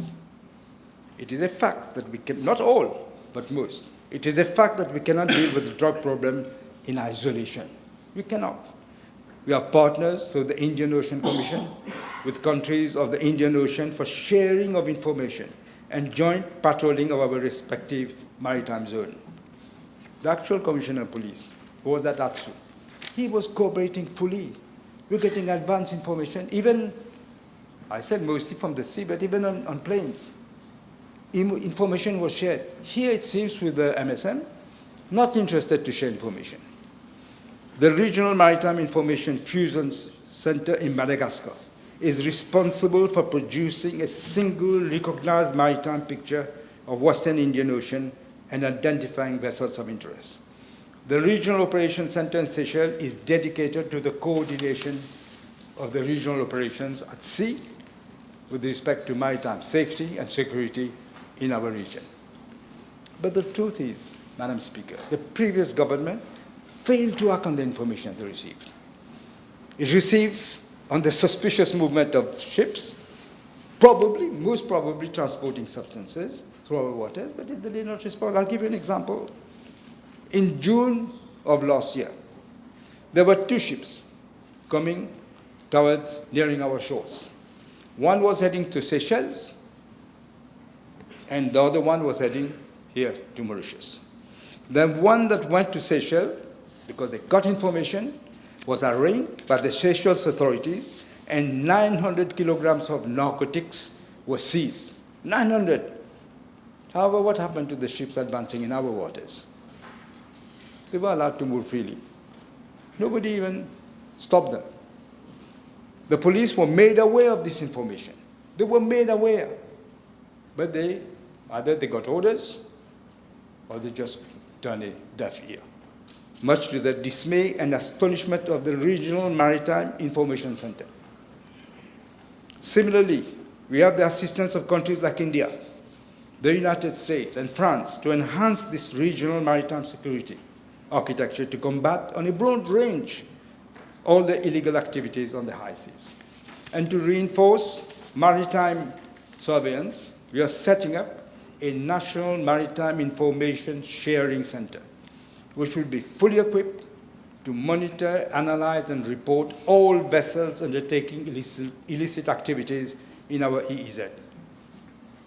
The invaluable support of the Government of India has been obtained to set up that center. The building is under construction, and an Indian naval officer is in Mauritius to assist in the setting up of this center. Also, with the assistance of the Government of Japan, a new coastal surveillance system will be installed to replace the old one which I had procured at the time when I was Prime Minister. They allowed it to just be out of service. Nobody was interested in having this because they did not want to monitor, in fact. Additionally, the operation of the Coast Guard is being thoroughly reviewed to ensure that information gathered regionally is used in an optimal way. Madam Speaker, under this government, the ATSU and the Customs Department had adopted a new approach to tracking drug dealers. I will obviously not mention what the new methods are. But from November 2024 to March 2025, we have witnessed a significant number of seizures of drugs amounting to an approximate value of 1.2 billion rupees. The police and the customs will be equipped with the state-of-the-art equipment to enable them to undertake their mandate in a more effective manner. Madam Speaker, since this new government came to power, it has started to devise ways and means to deal with the problem of drug abuse. I have listed the services, and I'm glad he's here, of the former Minister, Sam Lutan, and Dr. Faiz Al-Suleiman, who is also here. The latter, everybody knows Sam Lutan, but maybe not everybody knows Dr. Suleiman. The latter is a graduate from Johns Hopkins University from the United States of America. He possesses wide experience in addiction medicine and HIV/AIDS. Both of them have extensive experience in the field, and they will focus on prevention, treatment, and enforcement and harm. More importantly, Madam Speaker, what we need is people who want to do something, not people who are going to sit there like, I don't know, des poupées en cire, doing nothing, just to show they are there and get money for it, getting paid for it. What we don't want is this. We want people who are determined, like these two gentlemen are, to put an end to this terrible scourge that is happening. They have worked already closely in collaboration with the Deputy Prime Minister, with the Attorney General, and my office. And within a short time, I must say, within a very short time, they have come up with a bill to set up an agency for drug control. I'm indebted, we are indebted to them for the prompt and effective work. Madam Speaker, the bill will establish the National Agency for Drug Control as the apex body responsible for addressing all the problems that are connected with drug abuse. And also, not just Mauritius, but also Rodrigues. They will look through the reduction of supply, drug use prevention, treatment, and all this. It will be a balanced approach. This is in line with the most recent United Nations Resolution 79191 of 2024, which continues to stress the importance of a balanced approach, integrating measures for demand and supply reduction, and ensuring that drug control policies are in line with human rights obligations. It underscores the necessity of international cooperation and implementation of evidence-based practices in drug policy, not just somebody just dreams of something. It must be evidence-based. This is how you can fight this. Madam Speaker, let me give the House an outline of the bill. The bill provides for the setting up of this National Agency for Drug Control, which will have broader responsibilities and powers than the defunct National Agency for Treatment and Rehabilitation of Substance Abuse, that is NATRESA. Section 3 of the bill provides for the setting up of a National Drug Control Commission under my chairmanship and comprising of the Deputy Prime Minister as Vice Chairperson, the Minister of Health, the Attorney General, 8 ministers as enumerated in the first schedule when they are needed. Other ministers as the Prime Minister may designate. The Chief Commissioner of the Rodrigues Regional Assembly may, at the request of the Prime Minister, attend the Commission, and persons who have wide experience in medical and healthcare, drug use prevention, or treatment and rehabilitation, as I may designate. Section 4 of the bill defines the functions and powers of the National Drug Control Commission, which include, among others, setting up national objectives and goals, and determine policies and priorities with regard to drug control. Secondly, to oversee the overall coordination of all drug control activities in Mauritius. That is why I say it is under an apex body for greater collaboration and synergy among stakeholders. Also, to collect and analyze data and publish a brief statistical and analytical bulletin on a quarterly basis and a comprehensive National Drug Observatory report to actually monitor the nature, magnitude, patterns, and trends in the drug trafficking and drug use. Section 5 of the bill provides for the National Agency to be a body corporate. Section 6 provides for it to have the following divisions: a policy research and strategy division, a treatment and rehabilitation services division, a prevention and public awareness division, an HIV and AIDS prevention and care coordination division, and such other divisions as the board may, with approval of the minister, set up. Section 7 of the bill defines the responsibilities of the agency, which are reducing the demands of drugs, coordinating the reduction of supply of drugs by preventing, reducing, or disrupting the entry, production, and availability of drugs. Section 8 of the bill defines the functions of the 6 divisions of the agency. In a nutshell, each division will have distinct responsibility and thus contribute to the overall functioning of the agency. The Supply Reduction and Coordination Division will coordinate national law enforcement efforts to ensure compliance with local, national, and international drug control laws and international conventions. It will also facilitate cooperation with the police, the Customs and Excise Department and the Mauritius Revenue Authority, and also local and international organizations. More importantly, it will assist the Financial Intelligence Unit and other relevant organizations, such as the National Crime Agency, for which we will legislate very soon, in due course, in tracing and detecting money laundering and forensic financial trades related to drug trafficking. The Treatment and Rehabilitation Services Division will work in close collaboration with the Ministry of Health, the NGOs, and the Drug Users Administrative Panel for the treatment and rehabilitation of persons who use drugs and their social integration back into society. It will also establish and manage, in collaboration with the private sector and relevant government organizations, vocational training and employment programs for persons who are recovering from drug use disorders. The Prevention and Public Awareness Division will lead national awareness campaigns, carry out workshops, and develop and implement a family-based drug prevention program. Section 9 of the bill provides for the setting up of a drug control board for the administration and management of the NEDC. There will be a chairperson and representatives of various ministries and organizations, as well as representatives of civil society. Section 18 of the bill provides for the agency to prepare an annual report and submit to the minister together with an audited statement of accounts in every financial year. This was totally lacking before. Section 21 of the bill provides for no liability, civil or criminal, which shall attach to the NEDC, the board or a board member, a committee member, or any officer in respect to any act done or omitted to be done in good faith. It has to be in good faith in the discharge of his function under the Act. Section 25 of the bill provides for the protection of whistleblowers to encourage reporting of illicit activities. We will be careful because we know how Mauritius is. There will be some fake whistleblowers as well. We will be very careful with this. No civil or criminal action shall be taken against any person who makes a report or disclosure. It has to be in good faith. If it is a false accusation, they will have to pay the consequences. Madam Speaker, the success of this initiative depends on a unified approach.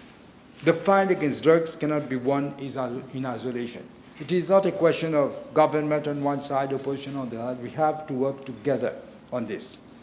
Il faut une prise de conscience collective.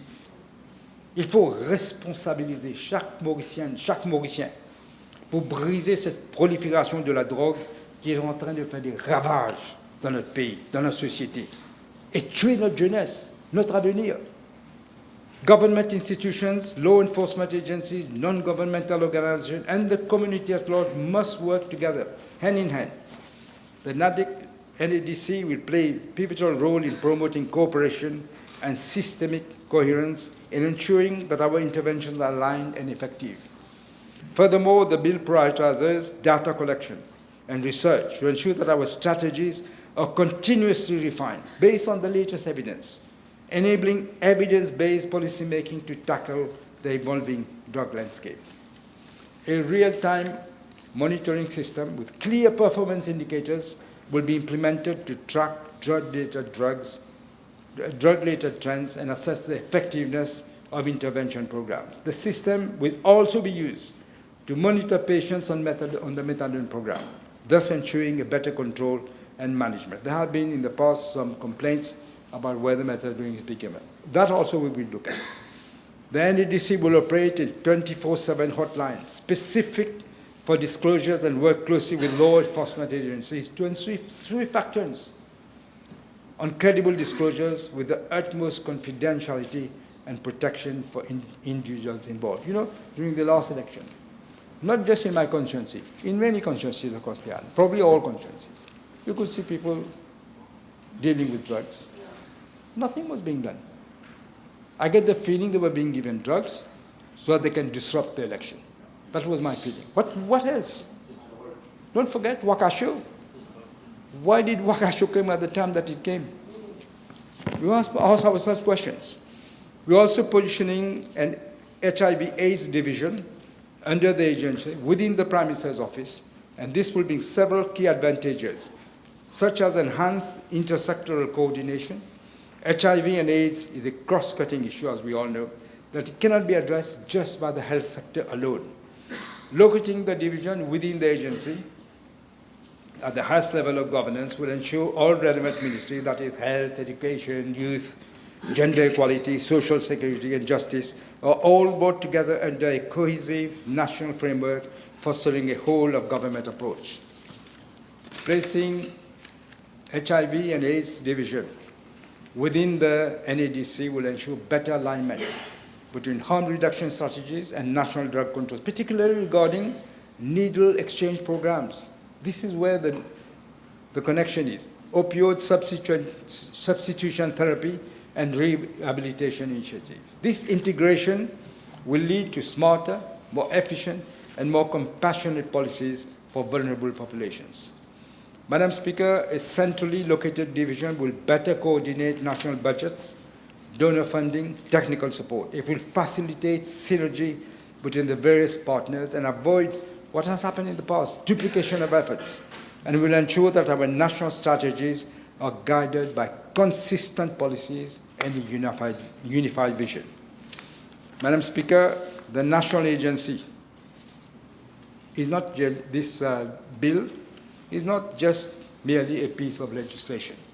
It is a national commitment. It represents our collective resolve.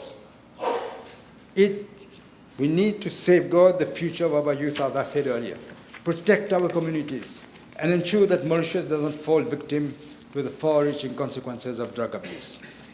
Madam Speaker, we have a duty to our children, to our families, to our nation, to act decisively. I urge all members of the House to support this bill, as it is a decisive step towards a drug-free Mauritius. Let us stand together in demonstrating our unflinching resolve to fight drug abuse and trafficking and secure a healthier, safer, and more prosperous future for all. Unless means of harm to stop the decline and decay we have witnessed for the last decade, every one of our children is at risk. No Mauritian family is immune from this threat. Far too many have woken up one day to the tragic realization that a son or a daughter has fallen prey to the predators and parasites who seek to prosper from this disgusting criminal trade. I remember, Madam Speaker, I went to a wedding at Confoco. When I came out, as usual, people wanted to take pictures with me, even when I was in the opposition. And one guy came up to me and said, "Could I take a picture with you?" I said, "Yes, no problem." He stood there. He gave the phone to one of the policemen with me, and he said to me, "You know, I want to tell you something. I had voted against Labour Party last time, but now I'm praying every day that you come back to power, because my son has fallen into drug abuse. He's coming at home.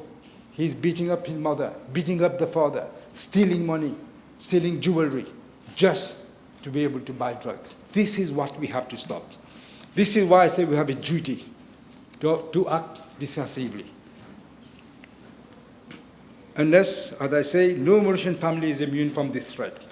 And we have to stop them. In this battle against drugs, none of us should look the other way. All of us must bear the responsibility of playing our part in defeating the social poison. This social poison they have inserted into the lifeblood of our nation. That is what they've done. And in that battle, each one of us, Madam Speaker, is on the front line. I commend the bill to the House. Thank you.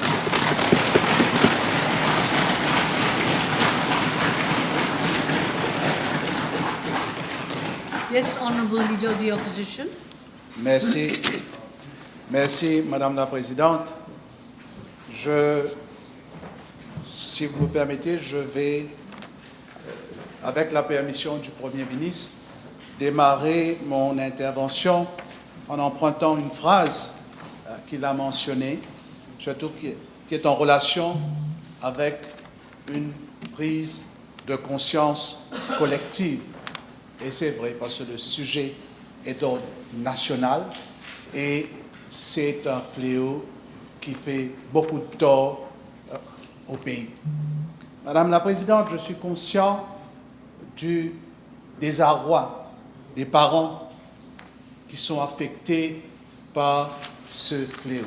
Je suis père de famille, je suis grand-père, et je note de jour en jour que la situation s'aggrave dans le pays et que cette jeune génération que nous avons petit à petit s'enfonce dans ce fléau qui est en train de ronger notre société. Et on dit ceci, Madame la Présidente, we are today debating on a bill which will replace the NATRESA by a new agency called the National Agency for Drug Control. And I understand from the explanatory memorandum that this agency will have a number of new attributes. And the agency will provide additional support to authorities concerned in the combat against drug trafficking and drug use. Like I said, Madam Speaker, it is indeed a subject that needs to be addressed quickly because the situation on our streets is getting alarming day by day. And one drug in particular, which we commonly call synthetic drugs, our citizens are being transformed. We've seen that on the social media into zombies, Madam Speaker, and in some cases being led to their death, and government seems to be helpless in the wake of this situation. We understand, Madam Speaker, that the National Agency for Drug Control will be the apex body which will address drug issue prevention and drug control issues. And let me, Madam Speaker, say to the House that there are three major components in this struggle. The first one is harm reduction, then supply reduction, and demand reduction. And all those three components aim at making Mauritius a better place to live, but having different mission statements. Let me say something with regard to harm reduction, Madam Speaker. It is the identification by the health authorities of the best practices as regards to medical treatment for the proper detoxification of drug addicts. Then the demand reduction. It comprises of the demand reduction strategies with rehabilitation possibilities in residential or daycare centers and for the follower. Madam Speaker, it must be remembered that addiction is the consumption of one or several substances, meaning that after detox, if one restarts consuming drugs again, we are back to square one and we have to start the process all over again. Madam Speaker, it should be noted also that participation to all above mentioned services should be inclusive of HIV/AIDS carriers. It is also understood, Madam Speaker, that drug demand strategies also include another important part, which is to carry out extensive prevention programs where we target workplace, women, youth, school, be it pre-primary, primary, secondary, or tertiary, and also the community at large. Madam Speaker, we have no other choice today than to prevent new cases of addiction and help those already hooked to start back a new and responsible life. With regard to supply reduction, this sensitive issue, Madam Speaker, must be left to the competent authorities of the country, that is, government, judiciary, lawmakers, police, MRAs, to be addressed at their respective levels. But they will have to work in collaboration with other stakeholders, whereby those stakeholders can submit their suggestions and proposals to those authorities for consideration. We should also, Madam Speaker, understand the difficulty faced by substance abusers to quit. These difficulties, I understand, are la peur du manque, Madame la Présidente, ce qu'on appelle fatienne, et le plaisir de l'aiguille for those who are injecting, that is, Nisa Zegui. Madam Speaker, if we understand above, addressing this scourge will be much easier.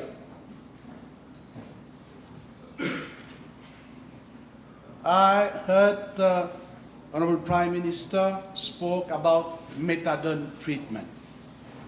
Madam Speaker, methadone is being proposed as maintenance or substitution therapy. Here again, c'est la liberté de choisir du toxicomane. Methadone was introduced in Mauritius not to stop drug addiction, but to break the fast spreading of HIV/AIDS disease among injecting drug users. In fact, Madam Speaker, it must not be forgotten that methadone is a high addictive opiate, and it will be much more difficult for an addict to detox from it. It is a pity today, Madam Speaker, that more than 10,000 methadone users are on maintenance therapy, which is almost imposed on them. I believe that they should be left with the decision and use it on a tapering basis until they are clean. If I'm not wrong, the proposed dose to start the treatment is 40 ml. How can you, Madam Speaker, expect a substance abuser on 100 ml methadone maintenance to quit? Another issue which I want to raise today, Madam Speaker, is related, and this piece of legislation is related to the certificate of character. People having already undergone their sentence for mere consumption of drugs and petty larcenies should be allowed to have a clear certificate of character, Madam Speaker, so that they can start back a new and responsible life. Someone cannot pay 500 rupees for possession of drugs and be sentenced for life with a certificate of character which will prevent him to get a job. In short, Madam Speaker, what I'm proposing this House today is to give serious consideration to an amnesty for all those in such situations. Madam Speaker, let me now come to some sections of the bill. At clause 3.5, Madam Speaker, it is mentioned that the CEO of the future agency shall attend every meeting of the said commission. However, at clause 5.3, it is said that the NADC shall not be under the direction or control of any person or authority. I can hardly imagine a CEO of such an agency, Madam Speaker, who is being nominated by the Prime Minister, forced to attend meetings chaired by the same Prime Minister and make decisions that will go against the will of the very Prime Minister, Madam Speaker. I believe, Madam Speaker, that this new agency should have been fully independent, with no interference from the executive, that is the Cabinet of Ministers, but answerable to Parliament. It is only through this way, Madam Speaker, that we would be guaranteed to collect an analysis of real data on the situation of drugs, prevailing in our country. And I must say, Madam Speaker, I have no qualms with my friend, the proposed CEO of the National Agency Drug Control, who has spent most of his life combating scourges that affect our youth, including drug abuse, and he was also one of the assessors on the Commission of Inquiry against Drugs instituted in 2017. But, however, I think il va m'excuser pour ce que je vais dire. I believe his views and methods might be outdated in comparison to what is being implemented in other countries to combat drug use, and I will comment further on that at a later stage. Mais je le souhaite bon vent et qu'il réussisse dans le travail qu'il va entreprendre. Comme mentionné, Madame la Présidente, dans le projet de loi, 5 divisions vont opérer sous cette commission. Et je voudrais faire 2 commentaires. Le premier concerne the Treatment and Rehabilitation Services Division. And I hope it will look into pharmacological and physiosocial treatment. Yeah, I said pharmacological and physiosocial treatment. Et le second concerne le Supply Reduction and Coordination Division.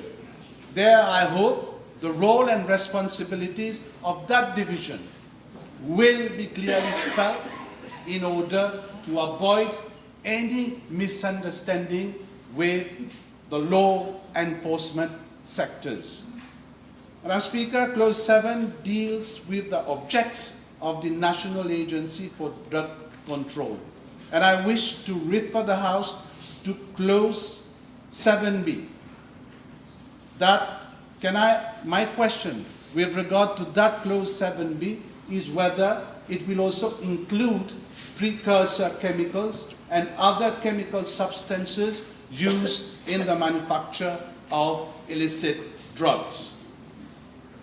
Toujours concernant cette section 7B, Madame la Présidente, et je cite, to coordinate the supply reduction of drugs by preventing, reducing, or disrupting the entry, production, and availability of drugs.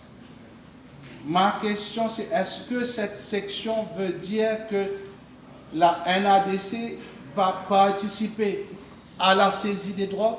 Si c'est le cas, Madame la Présidente, je ne pense pas, Madame la Présidente, que ce soit une sage décision de mélanger saisie de drogue, arrestation, réhabilitation et réinsertion.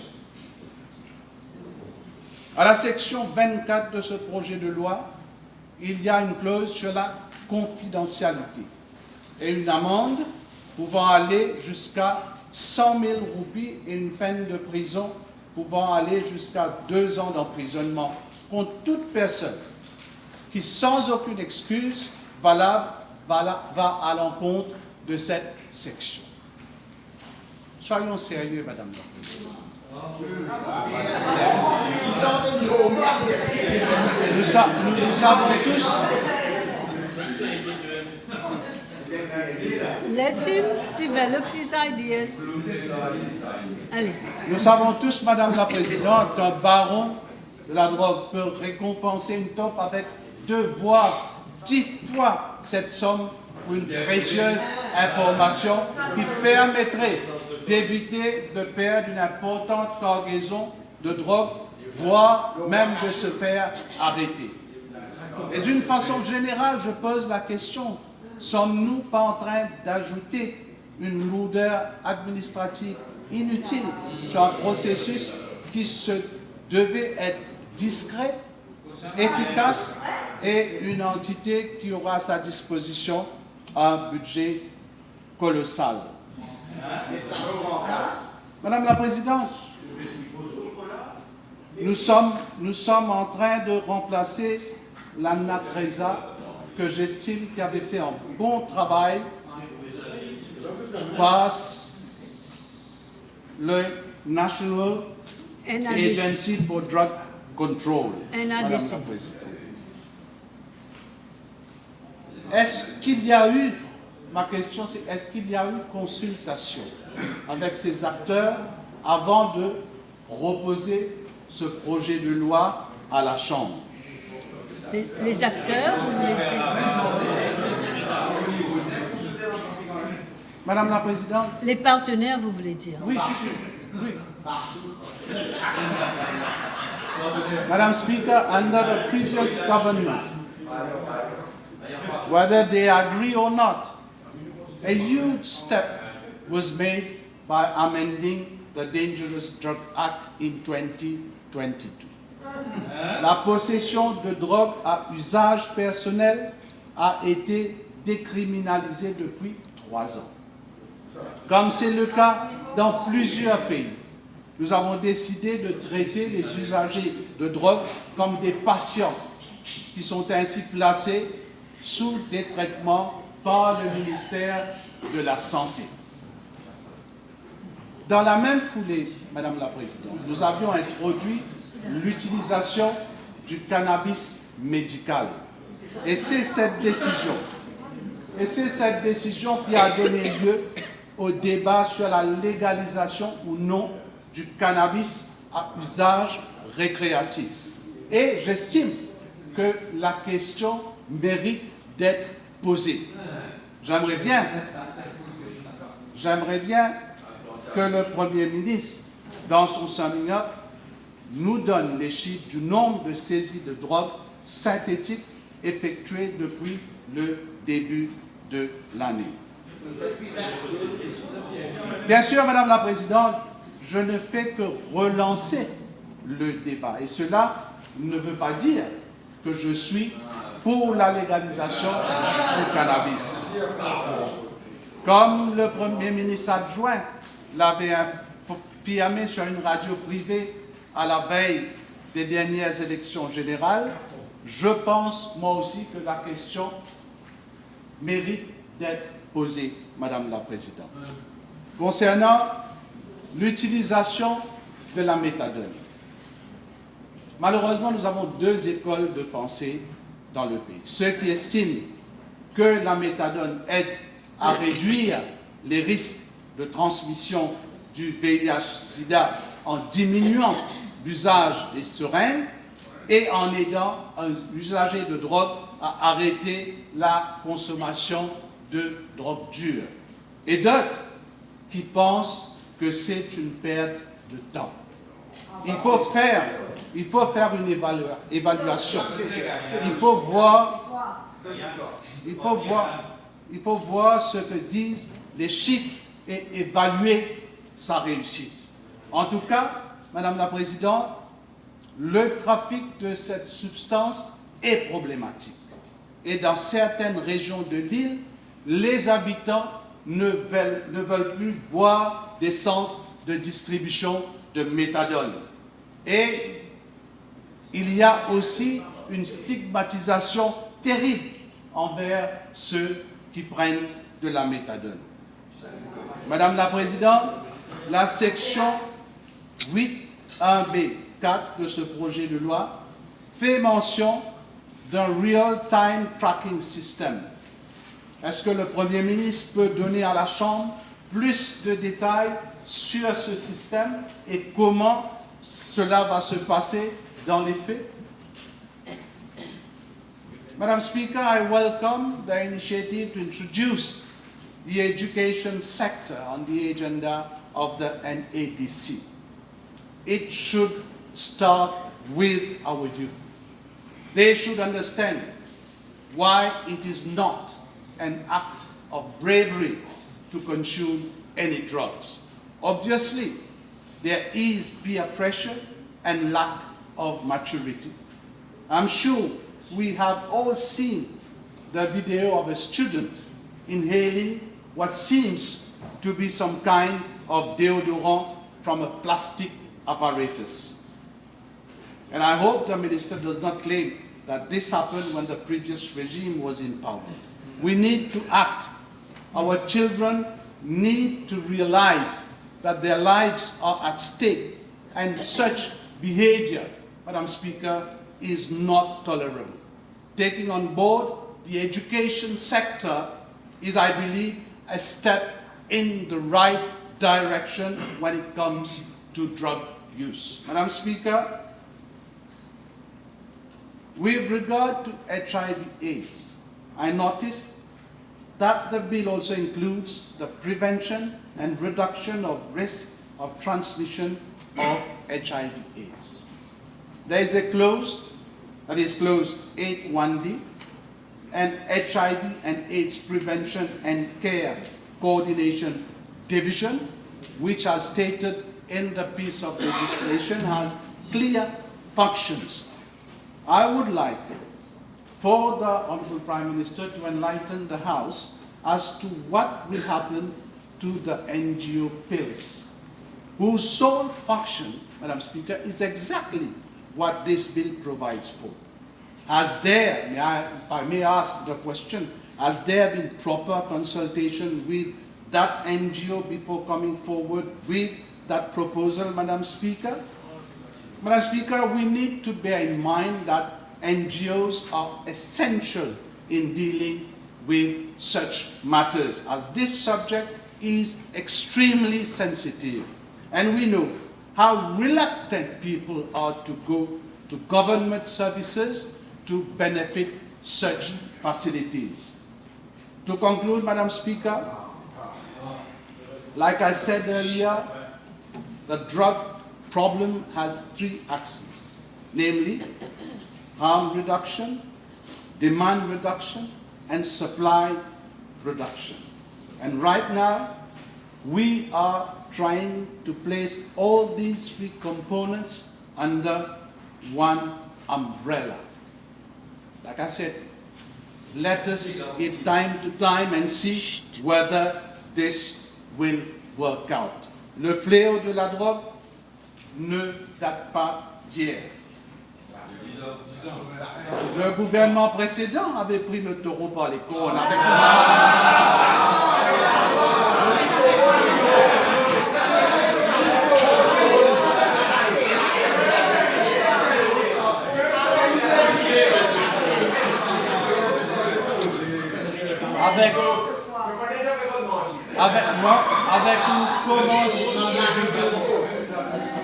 avec une commission d'enquête sur la drogue. Ça, c'est un. Deuxième, des amendements à la Dangerous Drugs Act.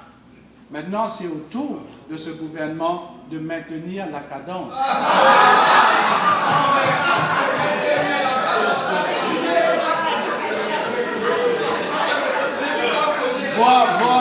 Voire d'essayer de faire mieux, Madame la Présidente.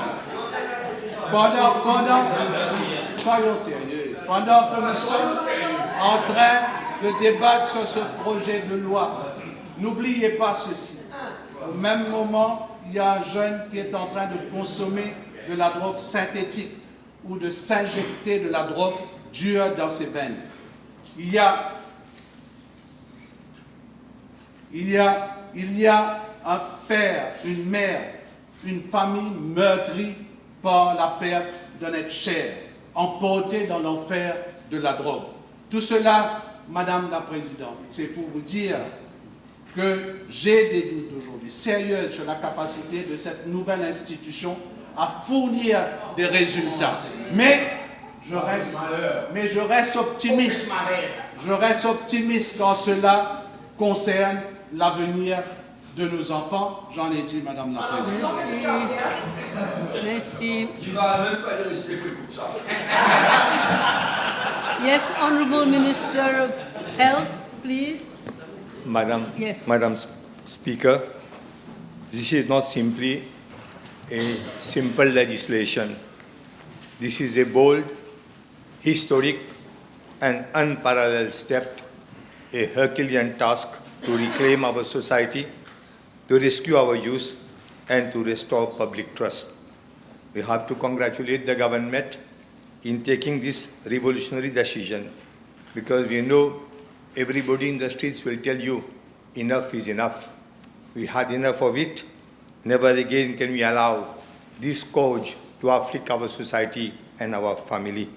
Just imagine a father who loses his son or even his daughter or grandson carrying the corpse of his son, of his young son, to the cemetery or to the cremation ground. What must be the feeling? What must be the feeling of that person? And that we witness almost every day in this country.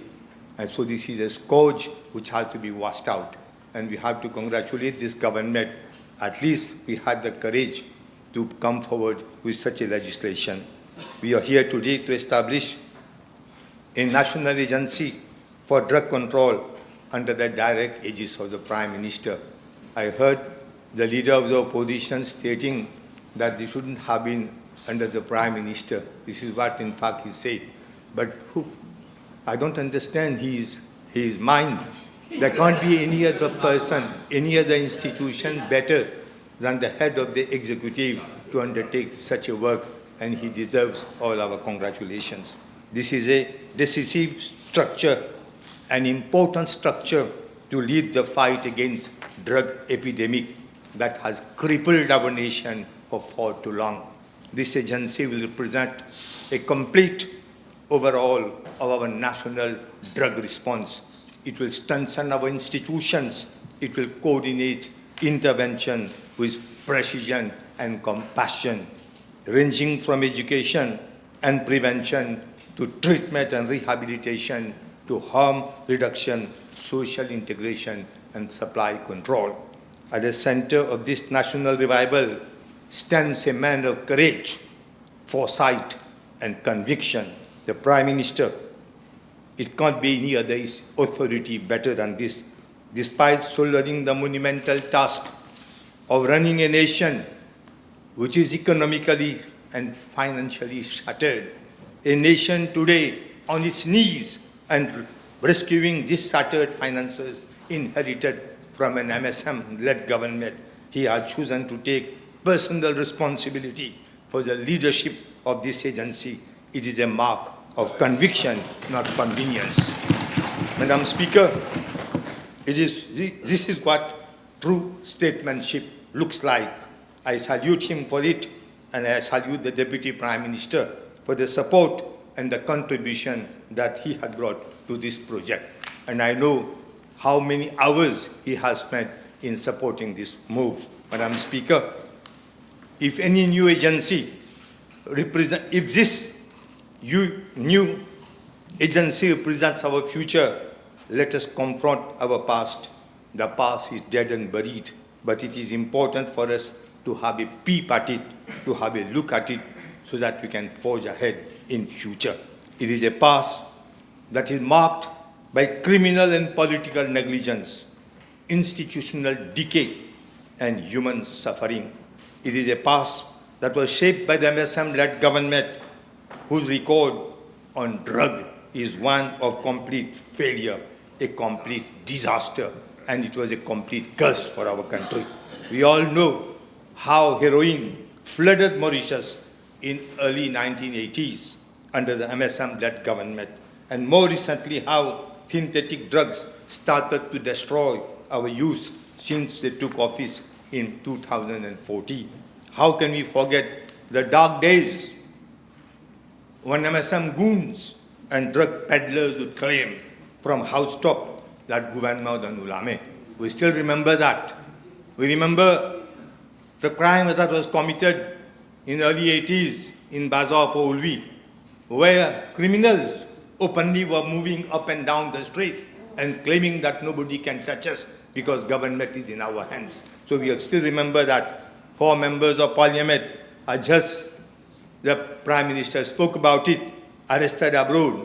The then High Commissioner of Mauritius in England was arrested. Those were the darkest days of our Mauritian history. The shameful acts committed by political nominees and potentates and goons made us bow our head in shame. Internationally, we had lost all our respect and credibility. The recent case of Tractopel before the nose of the Prime Minister and ministers, gas cylinders, and the involvement of the famous Enfants Lacaze was recently, it was disgusting all of us know. It is therefore no wonder that substance misuse exploded under their watch, and the numbers are undeniable. Madam Speaker, in 2021, 7.4% of Mauritians aged 18 to 59 reported using illicit drugs.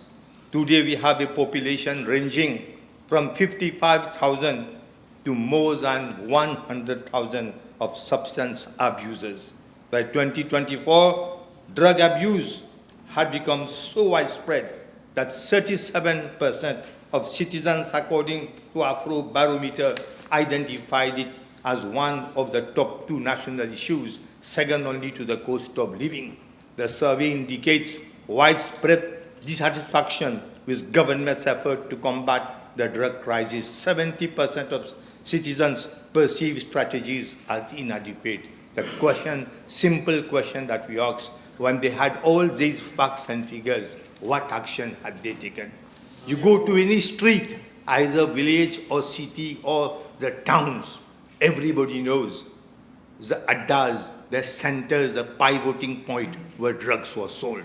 But no action was taken because these were the goons who had to vote them to bring them back to power again. That is the reason why they allowed the political ambitions, they allowed it to go higher than the interests of the nation, the interests of the common man. Madam Speaker, our streets are overrun by synthetic drugs like Black Mamba and Rambo. They are cheap, they are potent and widely available, particularly among our youth. Heroin trafficking through Madagascar has surged. In 2022, heroin was linked to 40.3% of all drug-related arrests.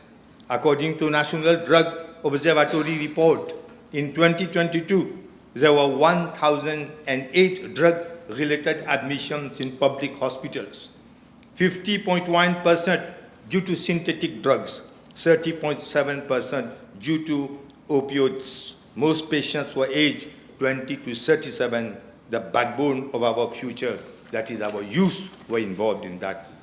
While young people fought for their lives, our support system collapsed.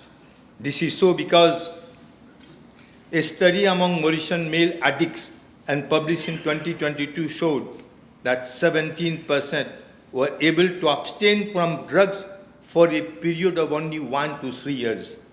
That is not a reflection of moral failure, that is a reflection of systemic abandonment.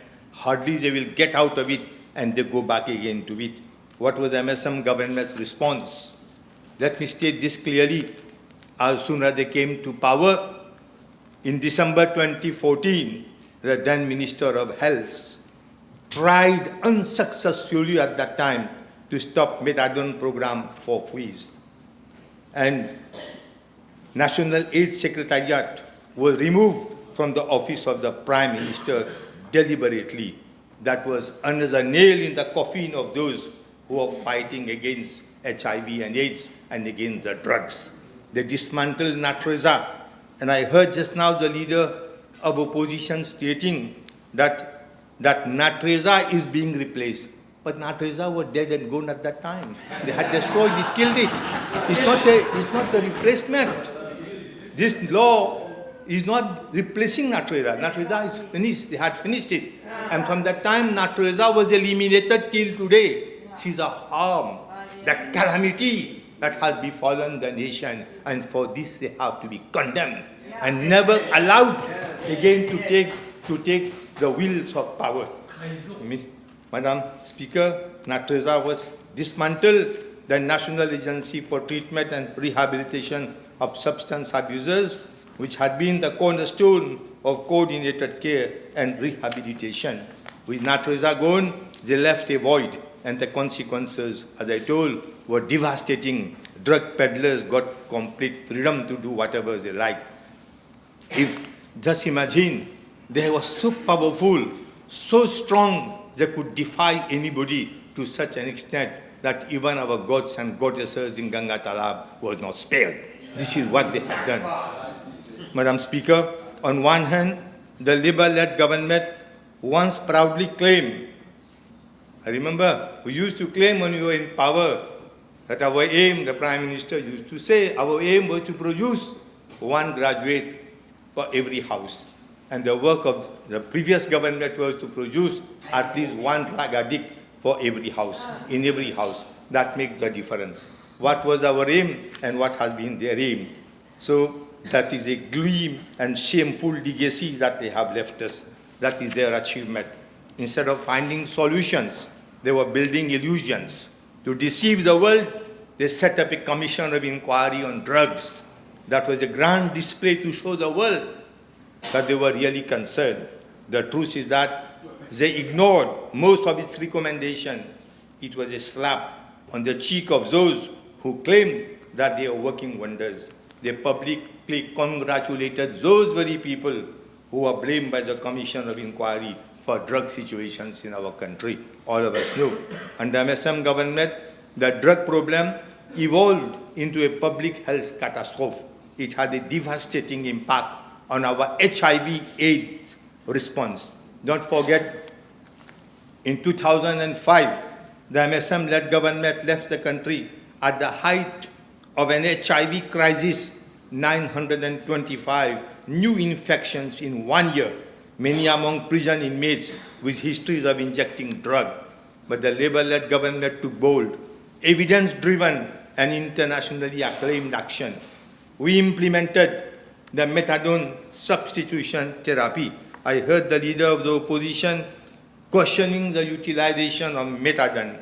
But this methadone induction and follow-up is carried according to protocole de la prise en charge de l'usage des drogues à Maurice, validated by the Ministry of Health and Wellness in 2023. Its elaboration was supervised by experts, including David Mete from Réunion Island.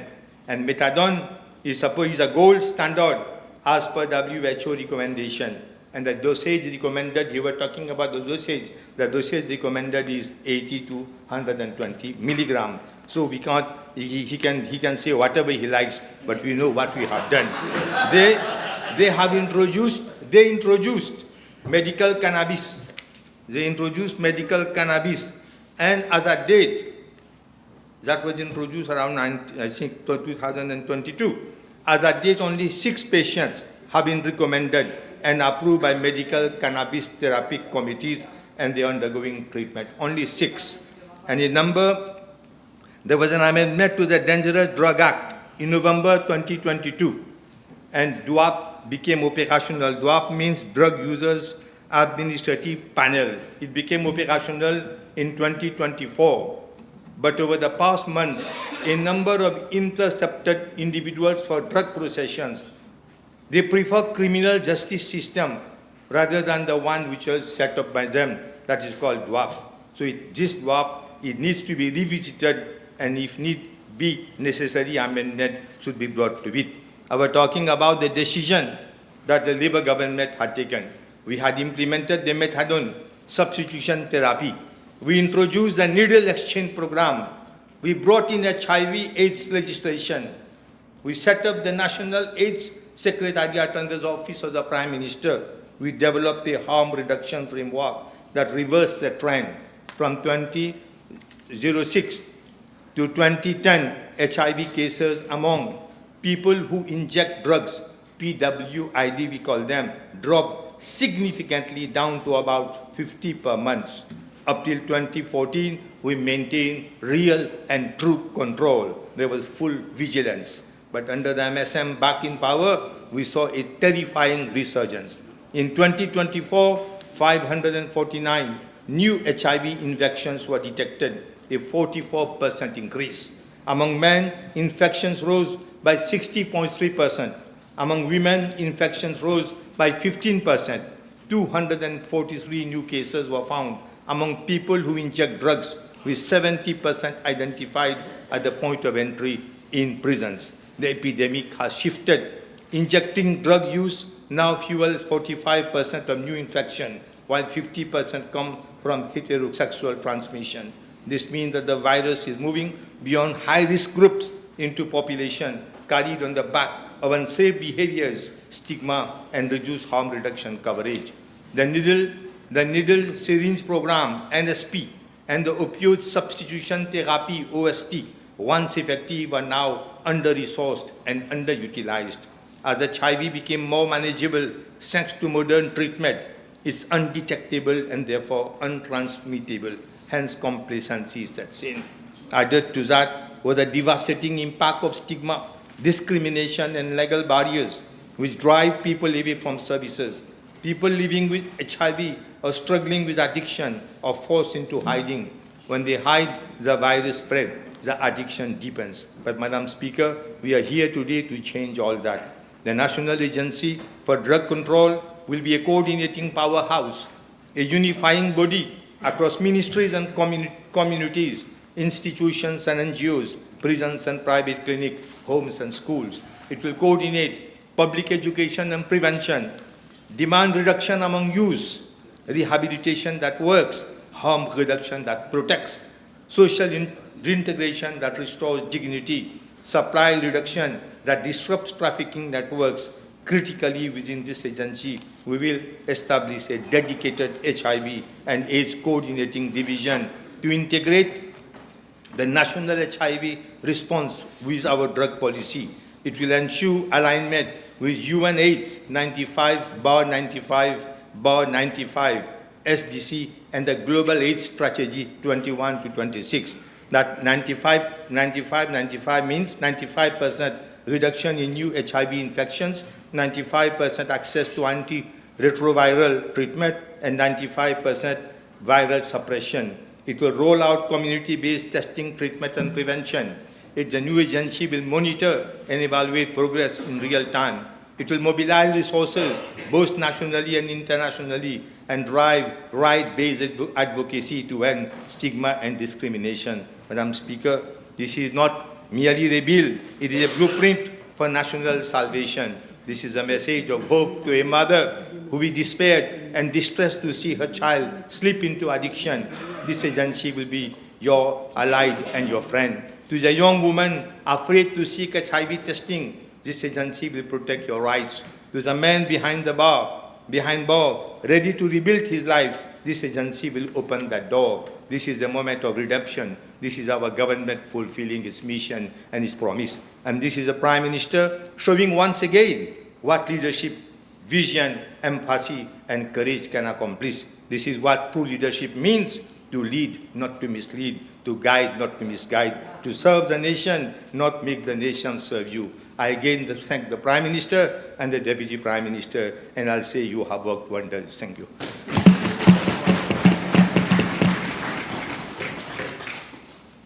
Yes, Madam. Merci, Madame la Présidente.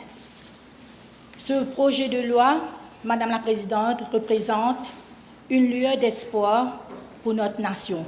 Il marque une volonté sérieuse de structurer notre réponse à la crise nationale à travers une institution dédiée avec des objectifs bien définis.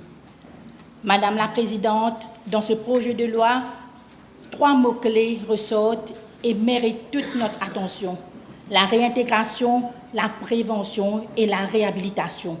Ces 3 piliers doivent devenir des fondements d'une politique cohérente, humaine et efficace contre la drogue. Madame la Présidente, permettez-moi d'aborder clairement les différents points en lien direct avec le projet de loi sur la création de la National Agency for Drug Control. La clause 2B est un point central dans la lutte contre la drogue, et si nous ne réussissons pas à perturber la chaîne d'approvisionnement, hélas, tout ce que nous allons mettre en place sous la clause 3B seront en vain. Je tiens donc à féliciter le ministre du Tourisme, l'honorable Richard Duval, pour l'initiative à venir équiper tous les bateaux de plaisance d'un automatic identification system.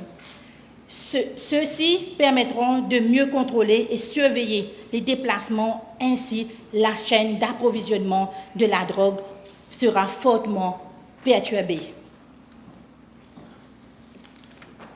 Madame la Présidente, je voudrais humblement demander à l'honorable Premier ministre de bien vouloir modifier le first schedule de cette loi afin d'inclure le ministre responsable du tourisme dans la liste des ministres dans la Commission nationale de la contrôle des drogues ou utiliser sa prérogative comme lui permet sous la clause 3, section 2F du Bill. Ce ministère joue un rôle important dans la lutte contre la drogue, contre l'offre de drogue dans notre pays, car il réglemente et surveille les licences des bateaux de plaisance. Deuxièmement, il devrait inclure la campagne touriste que Maurice impose une peine sévère pour les importateurs de drogue avec une peine maximale pouvant aller jusqu'à 60 ans. Madame la Présidente, en examinant les articles 3 à 7 de ce projet de loi, je constate que les 3 points clés mentionnés précédemment sont traités par une division spécifique du NADC. Le Conseil de contrôle des drogues, composé des fonctionnaires d'organismes chargés de l'application des lois, ONG et d'organisations communautaires telles définies l'article 9, gérera la NADC. Il ne faut pas qu'avec une telle structure, la lutte contre la drogue, la réinsertion, la prévention et la réhabilitation des toxicomanes s'enlisent dans des procédures administratives lourdes, ce qui empêcherait notre pays de mener à bien ce combat crucial pour libérer notre jeunesse de cette menace. Et pour cela, je fais confiance à la National Agency for Drugs Control. Venons maintenant à la clause 8, 1B de ce projet de loi, traitant de la Treatment and Rehabilitation Services Division. Nous devrions inclure des dispositions pour faciliter les démarches administratives concernant la garde des enfants dont les parents sont toxicomanes. Une prise en charge simplifiée par les membres proches de la famille est nécessaire afin d'éviter des problèmes administratifs dans des écoles et des hôpitaux, ce qui soulagerait les parents en cours de réhabilitation et les grands-parents qui souvent s'occupent de leurs petits-enfants abandonnés par leurs parents toxicomanes. La clause 8.1c, liée à la préservation, doit absolument prendre compte la réalité douloureuse, la prostitution infantile associée à la toxicomanie, Madame la Présidente. Des jeunes dépendants se tournent malheureusement vers cette pratique pour financer leurs addictions. La NADC doit donc prévoir des mesures spécifiques en collaboration étroite avec des ONG spécialisées pour protéger des enfants et leur offrir une alternative durable. Toujours dans la clause 8, il faudrait donner à la Policy Research Strategy Division la responsabilité de revoir les procédures concernant les allégations et charges provisoires, Madame la Présidente. Imaginez-vous si M. Peromal Viren avait fait de telles graves allégations de financement du trafic de drogue à l'encontre d'un simple citoyen. Arrestation, pas de caution, charge provisoire, Madame la Présidente, pour l'ex-premier ministre, comme on dit en créole, Dilo Lobretsonz. Madame la Présidente, ce traitement différencié est injuste et doit immédiatement cesser. Nous devons assurer une justice équitable pour tous, où chaque citoyen, indépendamment de son statut social, reçoit un traitement juste et impartial. Il faut impérativement redorer le blason de nos institutions. Et je salue le courage de l'honorable Premier ministre, le Dr Navin Ramgoolam, qui a nommé un commissaire de police digne de ce nom, dont le travail a commencé à porter ses fruits avec des récents démantèlements et des saisies de records des drogues dures. Madame la Présidente, concernant la clause 8.2L, qui traite de la collaboration avec le secteur privé, il est essentiel de rappeler que la réhabilitation des toxicomanes et des ex-détenus doivent être sérieusement repensées. Aujourd'hui, le certificat de moralité représente une énorme barrière à la réinsertion sociale et professionnelle, Madame la Présidente. À Maurice, ce certificat est exigé pour enregistrer une ONG, pour obtenir une carte de pêcheur professionnel, pour effectuer des démarches administratives et pour trouver du travail pour subvenir aux besoins de sa famille. Pourtant, étrangement, ce même certificat n'est pas requis pour être candidat aux élections législatives et devenir un membre de cette auguste assemblée pour gérer les biens et les fonds publics. Cette incohérence est inacceptable et profondément injuste, Madame la Présidente. D'où la valse des défilés de voleurs à col blanc à la FCC, sans menottes et en plus, petite pochette à la main, jusqu'à la fin, Madame la Présidente. Nous devons mettre fin à cette hypocrisie flagrante. Toute personne ayant payé sa dette à la société mérite une seconde chance. Je propose donc qu'après une période de 10 ans ou plus, sans récidive, une grâce présidentielle automatique soit accordée sur les casiers judiciaires de ces personnes. Il est injuste que cette grâce soit sélectivement accordée, comme ce fut rapidement pour le fiston de l'ancien commissaire de police type, alors que les autres citoyens sont traités autrement. Cette injustice doit prendre fin. Madame la Présidente, nous devons aussi intensifier les campagnes de sensibilisation auprès des jeunes en leur expliquant clairement les lourdes conséquences légales liées à l'implication même indirecte dans le trafic de drogue. Il est essentiel de faire une distinction claire dans nos lois entre consommateurs et trafiquants, afin de mieux protéger les consommateurs en leur offrant une aide adaptée plutôt qu'une sanction sévère. Par rapport à la clause 25 concernant la gestion dénonciation d'anonymes, il est essentiel d'établir un cadre clair et juste. Actuellement, le mécanisme est trop souvent utilisé par les trafiquants pour éliminer leurs rivaux. Là-dessous doit arrêter ce système où gros poisson mange petit poisson.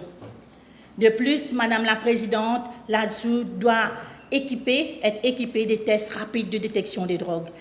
Qui ne se souvient pas de cet artiste arrêté par là-dessous pour des faits de trafic de drogue qui a passé 2 mois et demi en détention pour finalement, le rapport du FSL vient dire que c'était de la nourriture pour poissons. Madame la Présidente, 2 mois et demi en détention, exposé à la drogue, au VIH, pour une simple nourriture de poisson. C'est très grave, Madame la Présidente. Madame la Présidente, le lien entre la toxicomanie, la prostitution et la propagation du VIH est aussi très préoccupant. Je suis ravie de voir qu'il y aura au sein de la NADC un VIH and AIDS Prevention and Care Coordination Division avec l'intégration des programmes spécifiques, réduction des risques. Les mesures et les campagnes permettront à réduire significativement la transmission du VIH parmi les toxicomanes. Je vais dire ce que le leader de l'opposition n'a pas eu le guts pour dire concernant la clause 27 de ce projet de loi qui propose des amendements au Dangerous Drug Act. Il est aussi crucial d'amender le first schedule afin de retirer le cannabis de la liste des drogues dangereuses, Madame la Présidente. Cette recommandation est en parfaite cohérence avec la décision historique prise en 2020 par la Commission des stupéfiants des Nations Unies qui a voté en faveur du retrait du cannabis du 4e schedule de la Convention de 1961. Reconnaissant ainsi ces usages médicaux, plusieurs pays ont déjà emboîté le pas. Pourquoi pas Maurice? Ces pays ont compris que le cannabis ne présente pas le même niveau de dangerosité que la drogue de synthèse. À Maurice, nous faisons face à des décès liés aux drogues synthétiques, alors même qu'aucune donnée ne signale un seul cas de décès par overdose de cannabis. Il est donc plus temps de concentrer nos ressources et nos efforts là où l'urgence sanitaire est réelle. et de reconsidérer sérieusement de mettre fin à la criminalisation excessive de nos jeunes qui consomment du cannabis. Madame la Présidente, rappelons-nous que la drogue n'est plus seulement un problème isolé, mais bien une pandémie qui nous concerne tous directement ou indirectement. Tant que nos infrastructures sportives, nos centres de jeunesse et nos espaces culturels resteront peu fréquentés et sans vie comme l'a laissé le gouvernement MSM, le problème de la drogue continuera à s'aggraver. Il ne faut pas oublier que nos artistes locaux mènent depuis des décennies un combat contre la prolifération de la drogue et font un gros travail de sensibilisation et de prévention. À travers leurs chansons, slam, l'art et entre autres, il faut leur donner une plateforme et beaucoup plus de ressources et de moyens pour s'exprimer. Pour conclure, Madame la Présidente, honorables membres, agissons ensemble. Seule la volonté, la solidarité qui parviendront à surmonter ce fléau national. Je vous remercie, Madame la Présidente. Merci.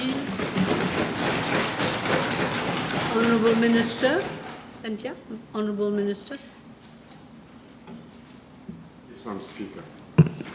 We try and keep the time, please. Huh? Yes, I'll try very hard and I shall be guided by yourself. Madam Speaker, at the outset I'm perplexed as to whether I should follow what I have to say or respond to the leader of the opposition first, but I shall be patient with it.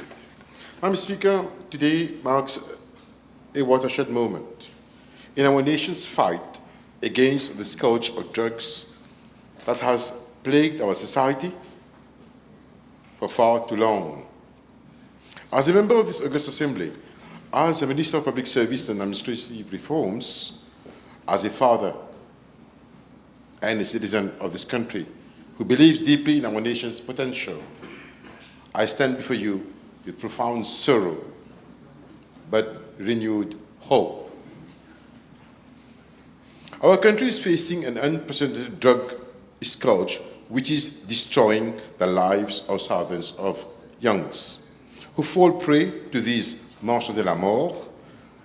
Such an alarming situation is unparalleled, and indeed, very bold initiatives are warranted to combat this evil. Therefore, as I make my humble contribution to the debate on the National Agency for Drug Control Bill, I do so with full weight of our government's mandate, a mandate written in the quiet suffering of parents watching their children disappear into addiction, in the frustrated dedication of police officers whose arrests led nowhere,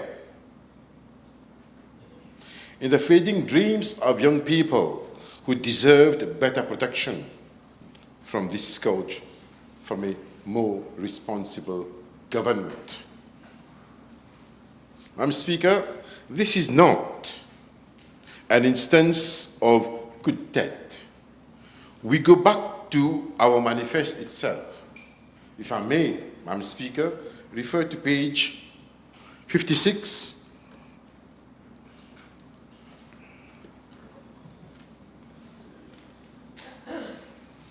of our manifest.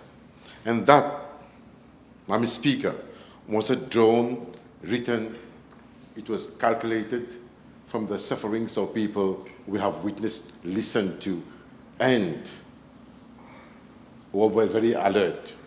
We write at page 56, aucun Mauricien ne dira qu'il y a moins de drogue dans le pays depuis l'ascension au pouvoir du précédent gouvernement. Aujourd'hui, la consommation de drogue s'est répandue dans tous les coins et recoins du pays. Cette situation a, selon de nombreux observateurs, aussi occasionné une recrudescence des vols et d'autres crimes dans le pays. Les combats contre le trafic et la consommation des drogues sera une des grandes priorités de notre gouvernement. Il faut absolument mettre fin à la souffrance des familles et de la société en général. Ces combats, sans relâche, sera accompagné d'une politique d'aide à l'élimination de la dépendance sur les drogues, néfaste à la société, à la santé de nos jeunes et à leur avenir.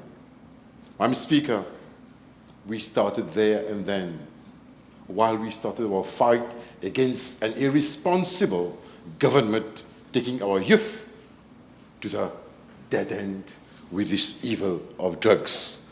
We did not stop there. We go even further.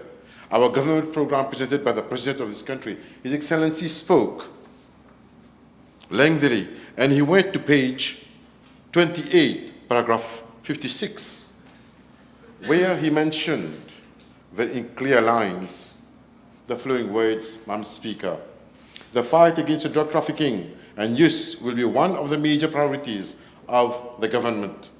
Additional resources will be provided to the police to increase its capacity to deal more efficiently with drug trafficking and related issues.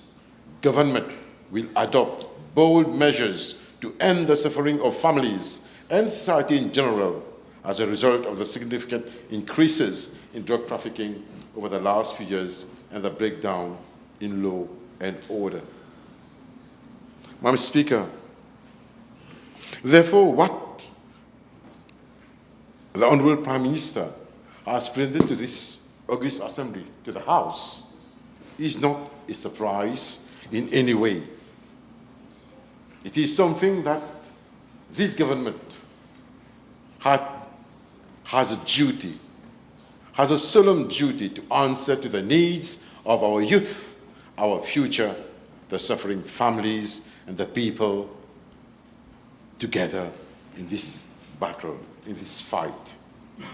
Madam Speaker, the recent electoral landslide victory that brought this government to power was in many ways a referendum on the failure to protect our citizens from the scourge of drugs. While the previous government commissioned inquiries and produced reports, including the notable commission inquiry on drugs, the harsh reality is that most recommendations gathered dust on shelves, while our communities, our families, our children continued to suffer. Madam Speaker, this pattern of neglect, this pattern of inaction, this pattern of a lack of will to do something good for our children, I almost think it is deliberate on the part of those who are responsible. Had it not been deliberate, then how can we explain, Madam Speaker, the sudden discontinuation of a system which was working, as mentioned by the leader of opposition himself, Natreza? Overnight, that whole institution was closed down. Overnight, there was nowhere for our children, our youth, the people suffering from drugs, from drug abuse, to go. They were left dismayed. They were left without help. But then again, was that also deliberate in the hands of responsible people? Because had those people addicted to drugs, had nowhere to go, who they would turn to? Supply and demand. The higher the demand, the better the supply. Did we not witness this as well? We have heard many times from Honourable Anil Bechu. We have heard how from Viren Perumal to Franklin, to Tractopel, to Mont-Saint-Bret-Sons, and what so to mention. These people, in their turn, in their guts, thought they were fighting against drugs. And what did they do? At the end of that fight, the people of this nation thought they had some hope when they had the striking team, when they had a group of people identified by the then Prime Minister as the group chosen to fight against drugs. And what then happened? What then happened? There was planting, there was organized allegations, there was mistreatment, there was what not to say. But I have one thing to say to the gentleman who was responsible of that team. I shall not take his name. My dear friend, you also have hope. Because this government is acting responsibly. And the child arrested in Montalblanc with possession will not be treated as a vulgar offender of the law. He will be given his chance to be rehabilitated through this law. He will be given his chance to be reinserted through this law. He'll be given his chance to be reaccepted by the society through this law. Madam Speaker, allow me please to refer to the experience as gathered at the bench. I'm happy to see Comrade Lawton amongst us. I've had the pleasure, I call him Comrade because he knows very well, we go a long way. And I'm so pleased that our Prime Minister and the Deputy Prime Minister have chosen you, sir, to lead us in the right way, together with the colleagues. I knocked at his door so many times when I was a magistrate. I begged for his support and his guidance when I was a magistrate. I am amongst the few, and I can say it loud and clear, Madam Speaker, amongst the few magistrates who sent very, very, very, very few people in custody with addiction problems. Most of the times, I knocked at the door of my comrade, Mr. Lawton. I requested him to guide me how to help these people. Briefly, my friend Andrew Bechu mentioned how difficult it is for a parent to carry someone who has passed away from his family. Madam Speaker, allow me. There was a homicide at Rousseau-les-Pousses a while ago. I was sitting at the bench. A lady came, 8th time for soliciting. But together with her, there was another young girl and 2 men. It so happened the young girl was the daughter of this lady, also walking on the street. It so happened the man next to him was a concubine, the 7th concubine, who was involved in that homicide. And the other young man was her son. Madam Speaker, all this was related to drugs. I was inclined to find a person for the 8th time soliciting to send her into custodial sentence, which I didn't. Instead, I went to visit where she was living. And she was living in Carocalchis. I went there with my jeans and a cap just to see the conditions. I came back. I contacted my friend for rehab. And then I contacted the church for CSO, Community Service Order. I did not send the person to jail. Madam Speaker, there are so many examples that sufferings prevail. There is this person, Madam Speaker, who stole the rice from le bal des riz qu'on a à la maison, qu'on fait l'achat, notre ration. He took the rice from the rice bag. He sold the rice to buy himself drugs. And he replaced pebbles and rock sand and then covered that with the rice. Imagine the dismay of the mother when she went to get the rice to do the cooking. And she found what not there. But worst of all, this person lives in our constituency.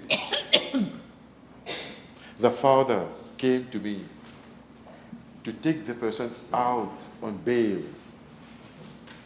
And he was so much crying, the only son of the family.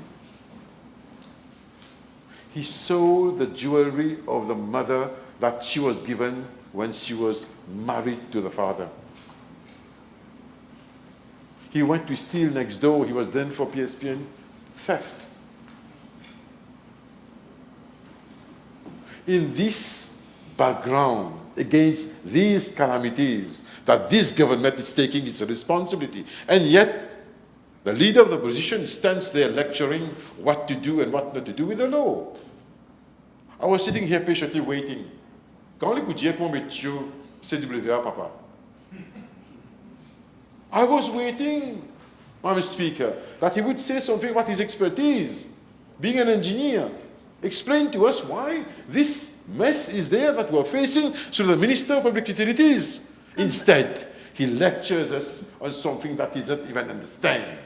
Should he have understood, for the 10 years he's been sitting in the government, should he have understood the miseries of the families, of the kids, of the society, he should have opened his mouth to his then Prime Minister and say to him, hey, your minister is saying, tempête de VIII.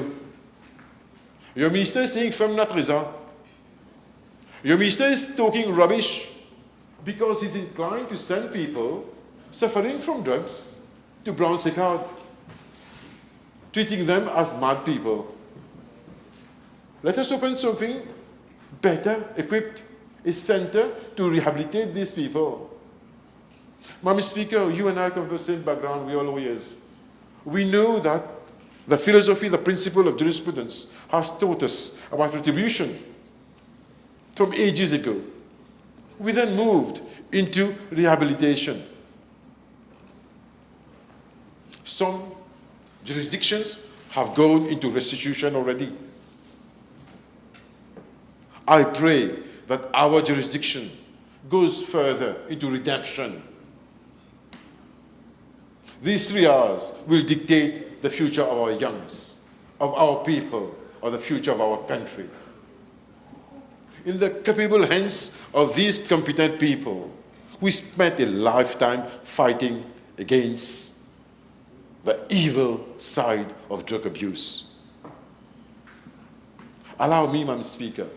Mr. Lawton is a person who didn't see a person abusing drug. He saw his son suffering. He didn't see a person to be sent into custody. He saw a father in need of help to take care of the family. In his own capacity, with his own means, he carried on a battle together with the team. If I say if it's only him, it would not be just. And you know, my tongue, I'm very sharp, but I'm just. Mr. Lawton, you and your team fought for a battle by yourselves. Address me, please. I am, Madam Speaker. Please. I am, Madam Speaker, pleased to be part of a government who is standing united for the welfare of our children, our country, our future, to give support to such competent people, to provide policy decisions, to provide legal framework, to ensure that there is a one-stop shop somewhere.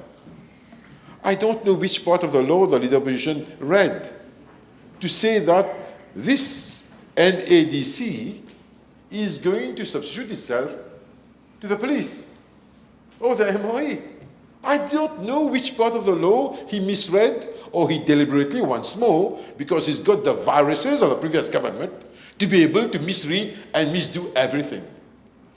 Should he have taken care of to read the plain English? This is one of the pieces of law which I said to the AG earlier on. Well drafted, sharp, clean, clear, and easy to apply. This is a good piece of drafting to make law and legal provisions available to those in need.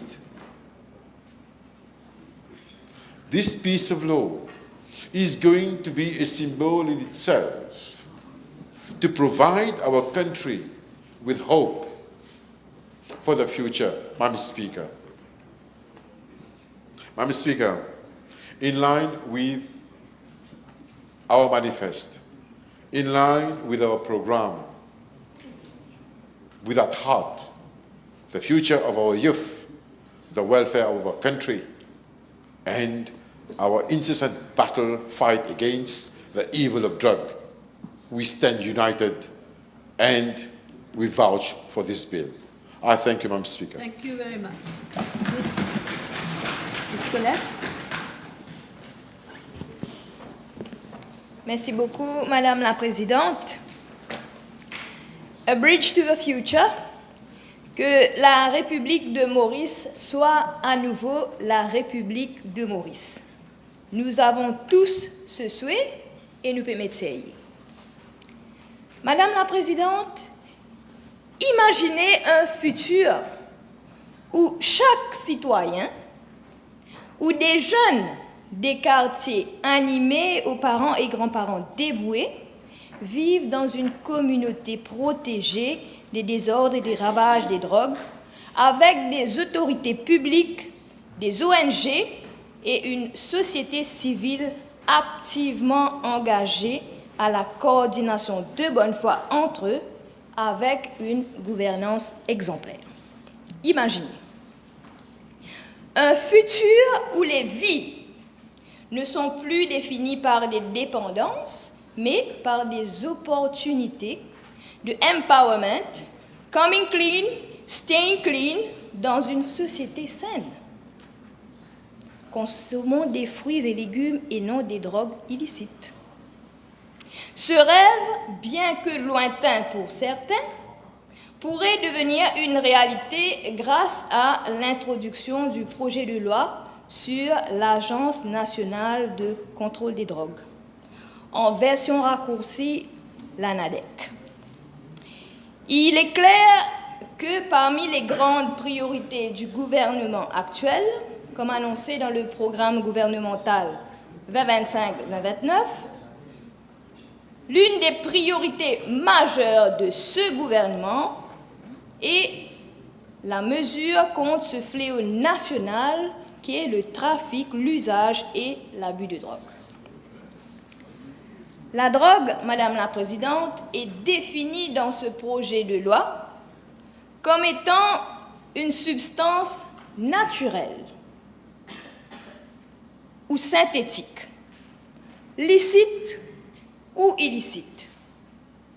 La lutte contre les drogues à travers la République de Maurice dépasse les simples chiffres et les débats politiques. C'est une lutte pour des vies, pour la sécurité mentale et physique des familles, pour une jeunesse qui mérite mieux qu'un avenir brisé par-dessus des dommages psychologiques. Partout à travers la République, des parents pleurent leurs enfants, des quartiers voient leur lumière s'éteindre et des destins prometteurs sont balayés par une dépendance implacable, des hallucinations, des violences, des troubles mentaux, enfants viennent zombies avec zombies, Crystal Meth est le nouveau bijou de la tentation, ou Black Mamba, on croirait que c'est une danse. Dance performance de K-pop, est-ce pas? Pourquoi de tels noms de drogue? Sûrement pour expliquer leur effet dans le corps de ceux qui en abusent. Madame la Présidente, la 7e Assemblée, avec nos prédécesseurs, avait commandité un National Drug Control Master Plan 2019-2023. À la page 8 du National Drug Control Master Plan 2019-2023, si vous me permettez de reprendre un extrait dans cette Assemblée, Madame la Présidente, je cite, "The island of Rodrigues, being part of the Republic of Mauritius, is included in this master plan. While it is understood that the severity of drug use and trafficking is limited, relevant necessary actions as defined in the log frame will be undertaken to protect health and combat drug-related crime. According to ADSU reports, cannabis is the main drug used in Rodrigues. It is cultivated and distributed throughout the island. A few cases of use of heroin and synthetic drugs have also been reported." Fin de citation. Madame la Présidente, au moment où ce plan directeur était développé pour la période 2019-2023, bien que l'on comprenait que la gravité de la consommation et du trafic de drogue était limitée, on préconisait que les actions nécessaires définie dans le cadre logique, allait être mise en œuvre pour protéger la santé et lutter contre la criminalité liée aux drogues. Selon les rapports de là-dessous de l'époque, le cannabis était la principale drogue consommée à Rodrigues. Il était cultivé et distribué à travers l'île. Quelques cas de consommation d'héroïne et de drogues synthétiques étaient également signalés. À la page 13 de ce plan directeur, on voit le tableau 5 affichant Arrests for Drug Offenses in Rodrigues in 2017 and 2018. En moyenne, une soixantaine d'hommes, 4 femmes et 2 jeunes avaient été arrêtés pour des délits liés aux drogues. Cette assemblée constaterait, Madame la Présidente, que Rodrigues, longtemps vierge et préservé, Rodrigues sent désormais le poids d'une autre réalité. Et chaque jour, la détresse grandit. Les statistiques à ce jour sont alarmantes. Nous ne pouvons plus détourner le regard. Plusieurs villages bien fréquentés, des écoles, plus précisément 2 collèges pour le moment, et plusieurs familles sont touchées par les fléaux de la drogue et les conséquences directes et indirectes. Les dealers, les marchands de drogue s'infiltrent. La consommation et l'abus de drogue augmentent. Les autorités publiques, les ONG ont des difficultés de coordination soutenues entre eux pour lutter contre cela efficacement. Certains ONG tels Crack Antidrogue figurent comme associations engagées activement dans la prévention. Le soutien des psychiatres, psychologues et éducateurs dans les écoles, je pense, reste prépondérant. J'apprécie beaucoup les films d'horreur avec zombies, Madame la Présidente. Toutefois, moi, et je pense cette Assemblée aussi, avec nos collègues, nous ne souhaitons pas voir des transformations en zombies dans nos îles. Nous ne voulons pas de cartels contrôlant les marchés illégaux. Nous ne voulons pas de Martin criant polico-crapaud quand il y a des landings. Nous ne voulons pas de décès dus à des overdoses. Nous ne voulons pas de récidive de ceux ayant déjà été dans Yen. Nous souhaitons protéger notre peuple et garantir la sécurité de nos familles. Le projet de loi sur l'Agence nationale de contrôle des drogues, Madame la Présidente, incarne une réponse, un espoir, une main tendue à ceux qui sombrent dans le silence de la tentation de trafiquer, dans la tentation de consommer les drogues et bien sûr l'addiction. Avec un représentant de Rodrigues, cette loi marque un tournant, un engagement vers une approche qui ne se limite pas à punir, mais cherche plutôt à guérir et à reconstruire. À prévenir, le dit bien ce dicton, mieux vaut prévenir que guérir. Et je pense, Madame la Présidente, qu'il s'agit d'un signal fort, celui d'une société qui refuse d'abandonner ses citoyens à leur sort. La NADEC, sous la supervision directe du Premier ministre, qui est aussi ministre de Rodrigues et des îles, deviendra le pilier de cette transformation dans notre société rodriguaise et mauricienne. Grâce à une stratégie fondée sur la prévention, le traitement et la réhabilitation, elle offrira à chaque personne une chance de reprendre sa vie en main. Car chaque individu mérite bien plus qu'un seul verdict. Il mérite de retrouver sa dignité, de renouer avec l'espoir de se reconstruire dans une société qui croit en lui, et nous croyons bien sûr en notre peuple ou ce segment du peuple qui est affecté. Ce projet de loi créant la NADEC est nécessaire, Madame la Présidente, puisque la NADEC sera l'organisme central chargé de la prévention et du contrôle des drogues dans la République. La NADEC aura des responsabilités élargies, avec des pouvoirs plus vastes que ceux de l'ancienne NATRESA, c'est sûr. Et la NADEC sera gérée par un conseil. La NADEC, certainement, aura peut-être à débattre de mesures pour ou contre la dépénalisation, entre autres. Et je vois qu'avec la création de la NADEC, l'accent est mis sur la prévention de la consommation des drogues, la coordination du traitement, de la réhabilitation et de la réintégration sociale et des stratégies de réduction de risque pour limiter les conséquences sanitaires et sociales, y compris la prévention des maladies transmissibles telles le VIH-Sida et l'hépatite C. Toutefois, Madame la Présidente, nous ne pouvons pas nous contenter d'une initiative inachevée. Nous devons l'adapter, la renforcer, l'améliorer pour qu'elle puisse réellement changer des vies malgré les ressources limitées compte tenu de l'état de notre économie et bien sûr peut-être un manque d'expertise et de techniciens formés dans ces domaines. À travers le monde, des programmes similaires ont connu des succès et des échecs. Certains ont permis une meilleure coordination et un accompagnement humain, tandis que d'autres se sont enlisés dans une bureaucratie pesante où on négligeait l'aspect social du combat. La République de Maurice, elle, doit tirer les leçons de ces expériences et veiller à ce que ce projet de loi soit porté par une gouvernance solide, une transparence sans faille et un engagement profond de la société civile. Pour que cette réforme soit véritablement efficace, il est essentiel de mettre en place des mécanismes de suivi accessibles à tous, de favoriser des partenariats internationaux et d'assurer une formation rigoureuse des professionnels qui y sont impliqués. Surtout, nous devons faire de cette lutte un combat collectif, Madame la Présidente, car aucune loi, aussi bien pensée soit-elle, ne peut fonctionner sans l'implication des citoyens, des communautés, des familles, en gros, du peuple. Nous sommes à un tournant, nous avons l'occasion de prouver que nous sommes capables de nous unir pour offrir à notre peuple un avenir qui ne soit pas marqué par l'angoisse et la souffrance liée directement ou indirectement aux drogues.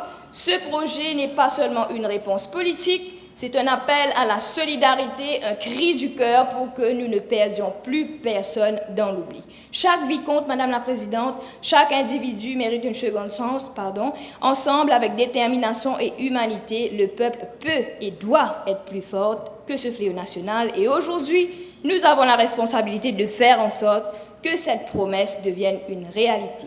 Et pour ces raisons, Madame la Présidente, au nom du peuple, j'accueille favorablement ce projet de loi. Merci. Je vous remercie.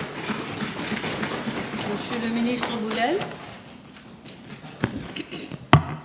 Madam Speaker, I have listened very intently to all speeches, and of course, I've paid particular attention to the speech delivered by the Honourable Prime Minister.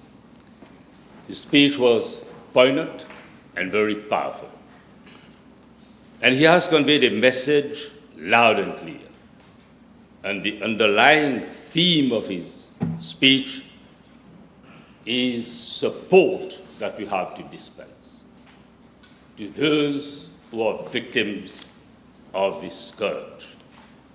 But we want to wage an intensive war on those who are drug traffickers.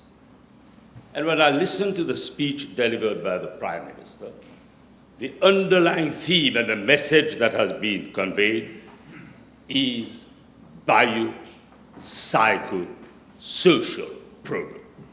And we have to address these problems. This is not only the responsibility of a responsible government, but it is the responsibility of the nation, and the nation has to arise, awake, and stop not till we defeat those who are killers of our children. And we have to stand up, put up a common front, and say no to those who are doing harm to our children. We have to make the difference, and to make the difference, the nation has to come together. There should be no fear. There should be no prejudice. But as a nation, we have to stand up. The message is not only being conveyed here, but it has to be heard loud and clear by one and all. I feel sorry that the leader of the opposition has chosen to make an exit. I won't say whether it's a dishonorable exit, but he has chosen to leave the room. And more so when we are discussing an issue that cut across political differences. But of course, what had to be said had to be said. To a large extent, the previous government was responsible for the proliferation of the scourge because of the nexus it had with the mafia. Under the previous regime, Mafia ruled the waves, but we are saying the tide will not rise. It will be low tide. And we are going to be forceful. We are going to mobilize all our resources to ward off threats from those who think they can disrupt our social life. And this bill, there are some people who say that yet another bill. No, the bill before the House is not just another bill. It is a bill with broad ideas. It is a bill which has been prepared after wide discussion at the bar of public opinion.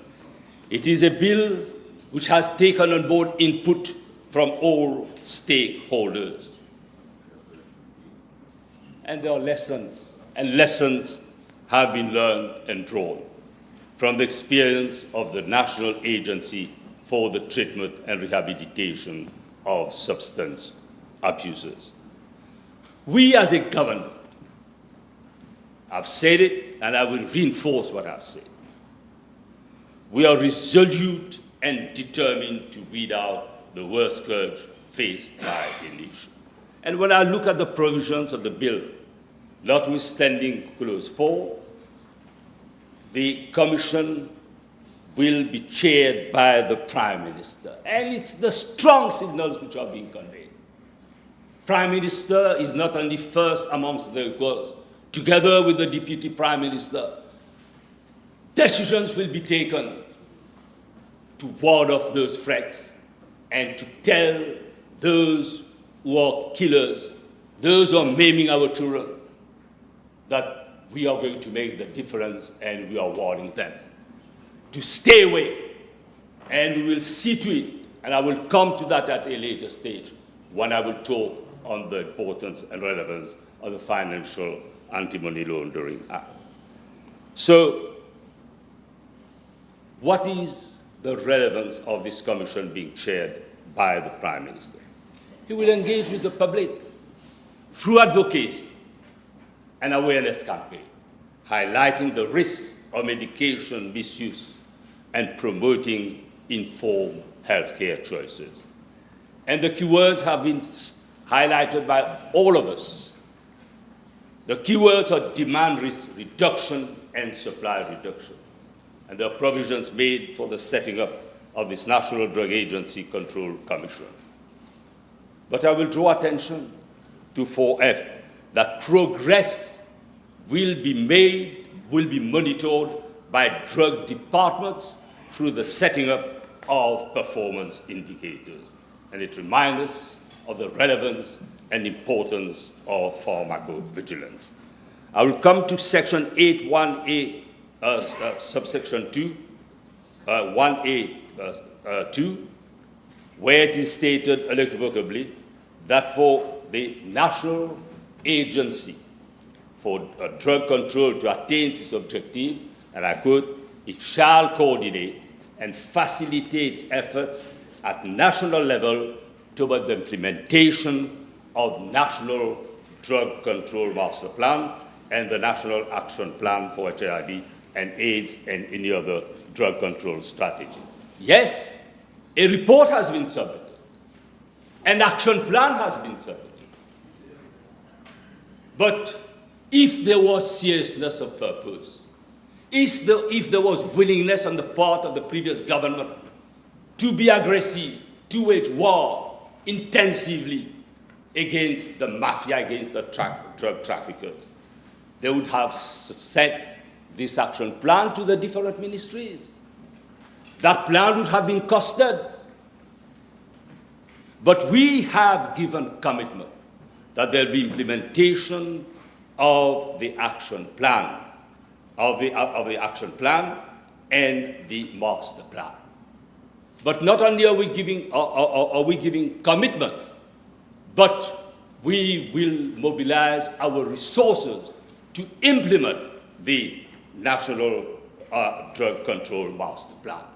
There is seriousness of purpose, and Prime Minister has seen to it that there are provisions in the bill in relation to Action Plan and National Drug Control Master Plan.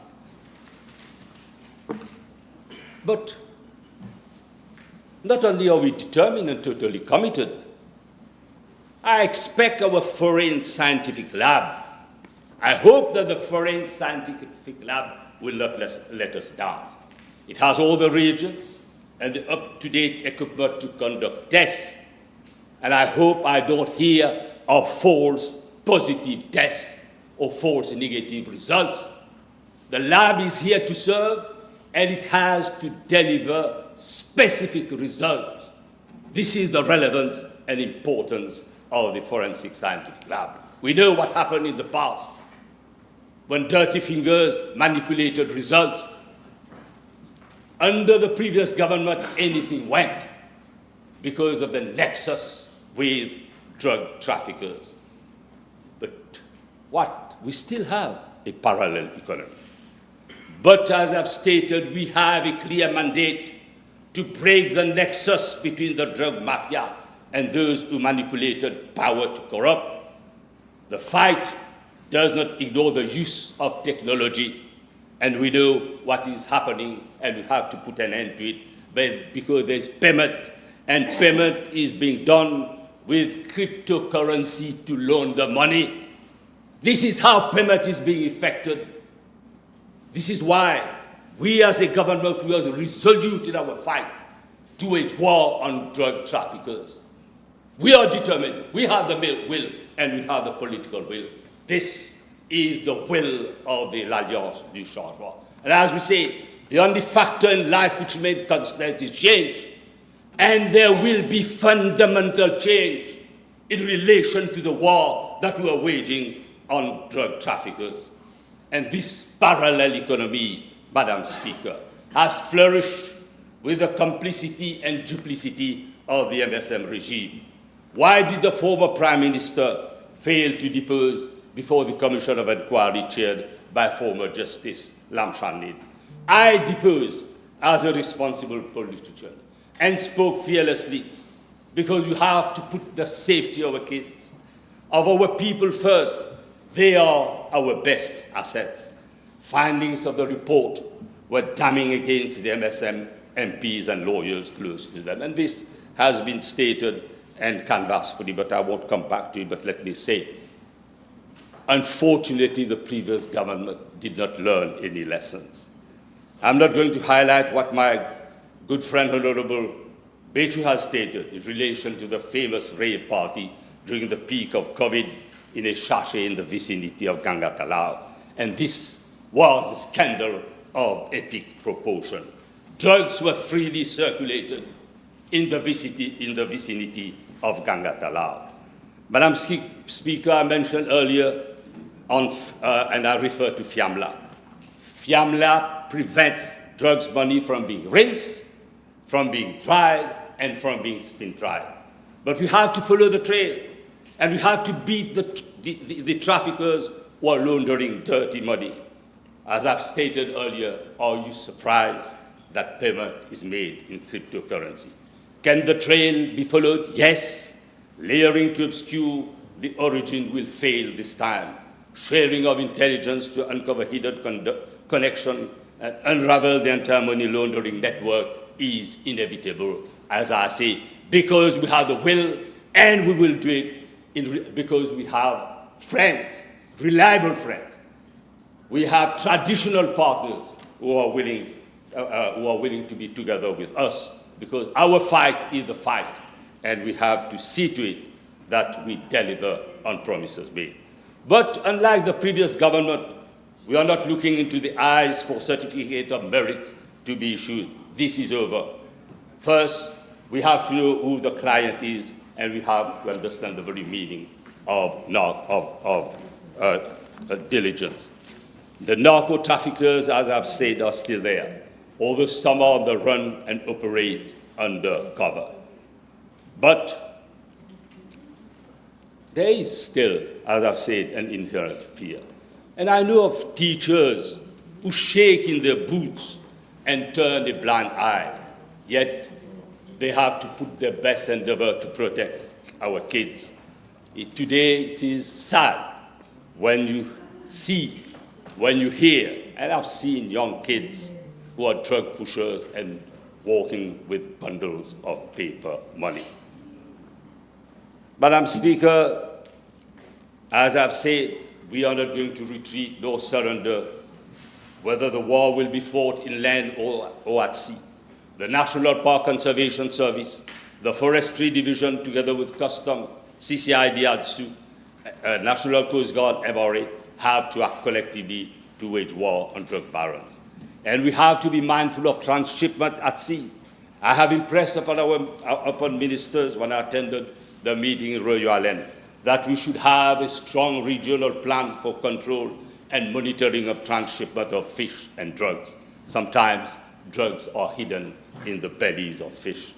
Monitoring, close surveillance, and use of helicopters, drones, and AI is becoming a common feature. Copernicus and other satellite agencies can say with precision the location of fish trawlers sometimes involved in drug trafficking, even if control, monitoring and surveillance is switched off.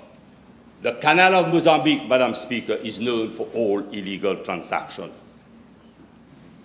Illegal, unreported, and unregulated transshipment of IUU and also of drugs. Madam Speaker, we have a vast exclusive economic zone. And we compute the total EZ of Comores, Mauritius, Madagascar, Réunion, and Seychelles. It's about 10% of the Indian Ocean. That is 7.3 million square kilometers. And it is not easy to exercise proper control, monitoring, and surveillance.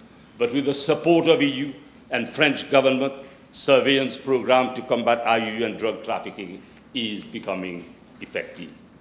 Our National Coast Guard has to be reinforced, and the Quad and the French Armory base in Réunion certainly are strong allies. And India tilts the balance with information that it relays to us. Madam Speaker, the sentences have to be harsh, and the specialized police force has to undergo proper training. But the police has to make sure that those who are on conditional bail do not run drug rings. Hardcore traffickers are likely to be on conditional bail. However, there are cases of alleged traffickers on bail. Madam Speaker, let me say a word in relation to whistleblowers. There are provisions in the bill for whistleblowers to speak without fear and prejudice, to blow their whistle and say where the trafficking is going on. And they need confidence. And we have to make sure that the information which is going to be relayed or conveyed or disclosed has to be disclosed to people who are reliable. As of now, there is still an element of mistrust. Who do I talk to? Can I trust the person? Is he or she reliable? This is the climate that we are going to introduce to dissipate fear, to inculcate values of standing up and say loud and clear, yes, we are not afraid to denounce those who are maiming and killing our children. And we need the courage. We need to muster the courage and say it without fear or prejudice. As I say, it is a biopsychosocial problem. First and foremost, it's societal problem. And there should be no alienation and no stigmatization. No child or any human being should be allowed to drift. And this problem, as I say, we need to address it with firmness and care. We have talked of psychological support, but we need to enlist the services of one and all. And in this battle, we all have to put our best endeavor, whether we are sitting in Government House, in Parliament, in a back street, or in Rodrigues. We all have to be on board. We have to wage war. The war has to be intensive, and there's no retreat when we have to face drug traffickers, Madam Speaker. Let me end by talking on pharmacovigilance, the unit which is run by Mrs. Maula Bakas, Acting Director, Pharmaceutical Services. First of all, in relation to methadone. As Prime Minister has stated, methadone substitution therapy was officially introduced in Mauritius in November 2006 under the Labour government as part of a broader harm reduction strategy to address the country's high rate of opioid use and HIV transmission among people who inject drugs. After 18 years, there is a call to have a formal study, because whether we like it or not, the merits of this substitute drug far outweigh any of the demerits. Today, it has, well, we know that it has a longer shelf life, but we have to make sure that it is used judiciously and we get the potency that the person who takes the drug has the potency which is relevant to the pharmacological relevance of this drug. Madam Speaker, we have traveled a long way. And today we have a government which has won the heart, the minds, and the soul of a nation. And we have to live up to the expectation. And this is precisely what we are doing. We will not retreat, whether we have to take difficult measures or measures which are popular. But we will take measures to redress and address forcefully biopsychosocial problems.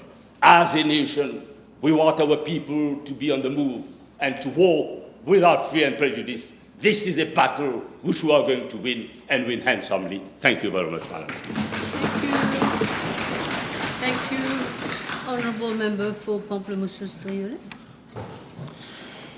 Madame Speaker, pour commencer, je voudrais dire à cette vieille tchachi, dont je ne dirai pas le nom, pour des raisons évidentes, qui habite à Maïchel Nagri, dans ce beau village de ma circonscription qui est Triolet, que nous ne vous avons pas oublié, que vos cris de cœur sont en passe d'être entendus et qu'on va faire ce qu'il faut pour extraire votre fils de 44 ans des griffes de ce démon qui est la drogue. Madame la Présidente, lorsque j'ai commencé mon combat contre la drogue, il y a deux choses qui s'est produites. La première, j'ai vu une avalanche de messages, de soutien, mais aussi d'informations. Et là, je me suis demandé pourquoi ces braves gens étaient disposés à venir me donner d'informations alors qu'il y avait la police. À eux, I want to tell them, à partir de maintenant, ils auront des structures qui auront les épaules bien plus larges que la mienne pour avancer leur doléance, et je serai continuellement à leur côté dans cette bataille contre la drogue. À mes amis qui m'avaient cautionné de ne pas m'aventurer trop vaillamment dans cette bataille contre la drogue, eux aussi ils avaient raison. On le sait tous. Aller contre les barons de la drogue peut avoir des conséquences graves pour la personne qui mène le combat et pour sa famille. À eux, je leur dis, si on ne se décide pas à mener ce combat, on finira par perdre nos enfants à ce même problème qu'est la drogue. Alors, Madam Speaker, for me there is no debate about what drugs is doing to this beautiful country of mine. There is no doubt that drugs are being imported and also produced here. C'est évident that political will to curb this problem was non-existent until we came into power. Madam Speaker, we have the political will, and we will give ourselves everything that is needed to take our country back from the claws of death. I thank the Prime Minister for coming up with this bill within 6 months of taking control of the business of this country. Dear comrades, what haven't we debated, seen, and done in the past? We had the NATRESA that did its job in its time. We have had awareness programs. We have had rehabilitation programs. We have the methadone distribution program that was brought in to address the HIV and drugs problem. We have drug repression measures.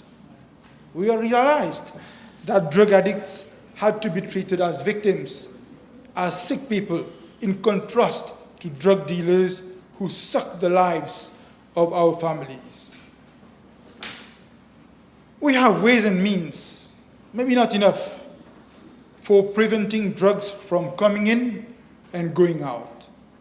Yet, here we are. Some are even coining us the name of Zombie Island. Catastrophe is knocking at our doors. And I'm not afraid to say that this did not start on the 11th of November 2024. The beast has been allowed in very long back. Our people have got very simple questions. Why is it so hard to stop this problem of drugs? We heard that the other day when Mr. Sam Lotan was delivering a talk in Mont-Saint-Randé.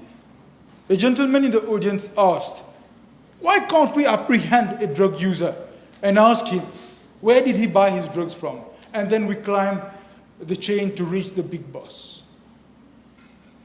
I must say, Mr. Lotan gave him a very diplomatic reply. But we all know that had it been so easy to apprehend drug barons, we wouldn't be sitting here debating this bill. How many times haven't we heard about this refrain of, let's bring capital punishment for the drug dealers? Is it going to be the solution? I don't know. We have seen countries that have introduced or maintained capital punishment, but haven't seen a great decrease in the problem of drugs. Yet there are other countries who have had better success, like Singapore. I may not be the right person to dictate what we need to do about this. But for sure, I will fight for us to have the right people in our institutions to make the right recommendations so that we can all legislate on this matter. The National Agency for Drug Control is the first step of many that will come to create the appropriate structures and legal framework to help us combat the drug issue and other related problems. The issue of drugs is not only a problem of law and order. It is also a social issue, which in my opinion is the main issue, as it tears down families. It robs our very capable youth of their future and stigmatizes them for the rest of their lives. It is also a painful economic problem. It may sound foolish, but haven't we seen bus drivers putting at risk the lives of their passengers?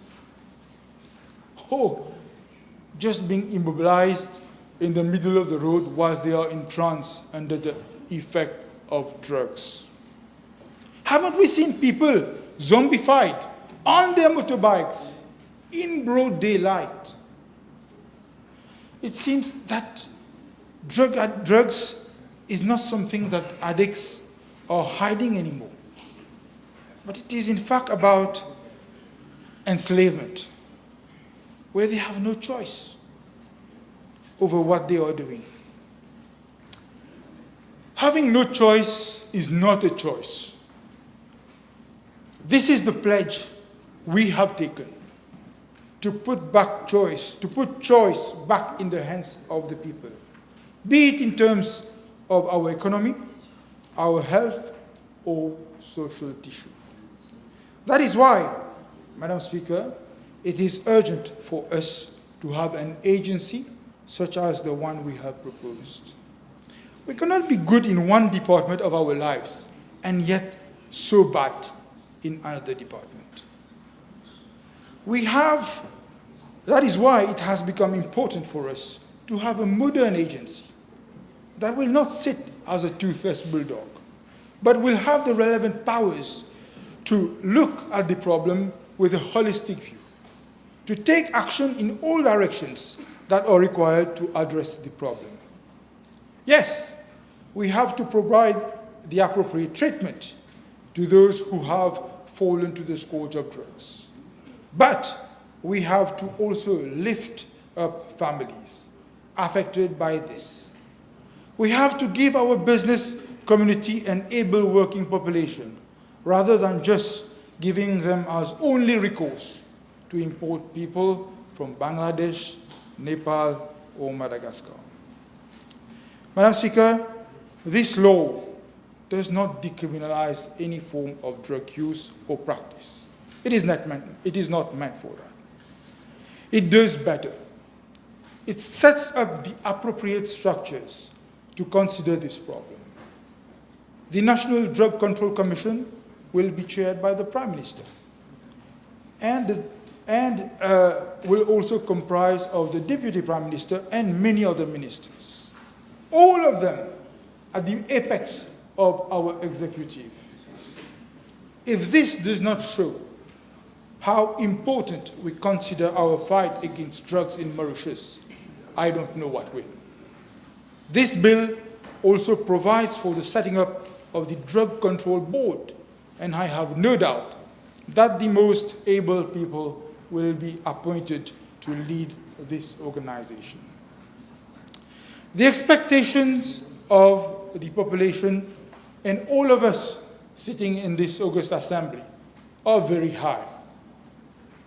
The two organizations being set up will have the very difficult task of finding a solution to the new forms of drugs, like fentanyl, which has crippled the world and is now infecting our society. This is a very serious problem. The more so are these new forms of drugs have immediately crippled us in three ways.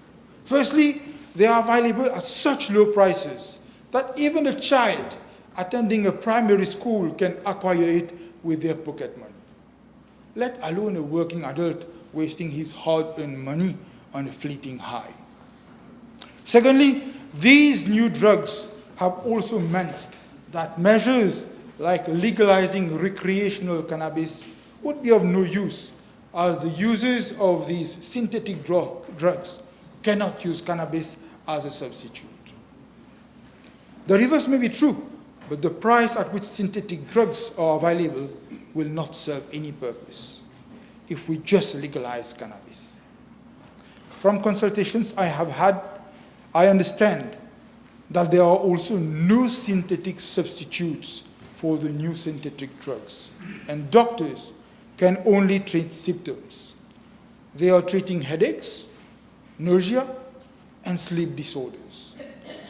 Thirdly, the new synthetic drugs can cause sudden death, even for a first-time user. Nowadays, synthetic drugs abusers who are administered methadone treatment are doubling up because they are also taking synthetic drugs. There you are. To the two bodies we are setting up, there lies your problem. The problem is a big one and is dynamic. This conclusion seems to echo that we don't have a solution for drug abusers. Indeed, we don't have a magic wand, and there lies the problem. Mais on ne va pas rester les bras croisés. S'il y a une chose et qu'une seule qu'on pourrait réaliser jusqu'à la fin de ce mandat, ce serait de redonner le sourire à ces familles perdus à la drogue. Pour conclure, Madame la Présidente, je sais que cette famille de Pointe-Piment, qui, ayant perdu un neveu à la drogue, nous écoute ce soir. Cette famille, unanimement, n'avait qu'une demande à nous formuler, celle de casser les reins des barons de la drogue. À eux, je voudrais leur dire, voici le premier pas. Madame la Présidente, j'ai dit. Merci beaucoup. Ms. Baburam, this will be the last speech before we break. Huh? Madam Speaker, it is with a deep sense of responsibility, but also with great hope that I rise today to contribute to the debate on the National Agency for Drug Control Bill. This bill, if implemented with sincerity and seriousness that it deserves, will be remembered as a pivotal moment in our nation's fight against one of the most corrosive plagues of our society: drug abuse and unchecked empire of illicit trafficking. Allow me first, Madam Speaker, to congratulate the Honourable Prime Minister and the Honourable Deputy Prime Minister for having kept their promises which they made during the elections. The establishment of a national drug agency is not just a political achievement. It is a moral and historical necessity. It shows that this government is not content to rule for today's applause, but is determined to leave a legacy, to build a safe and just future for our emerging generations. This is leadership. This is vision.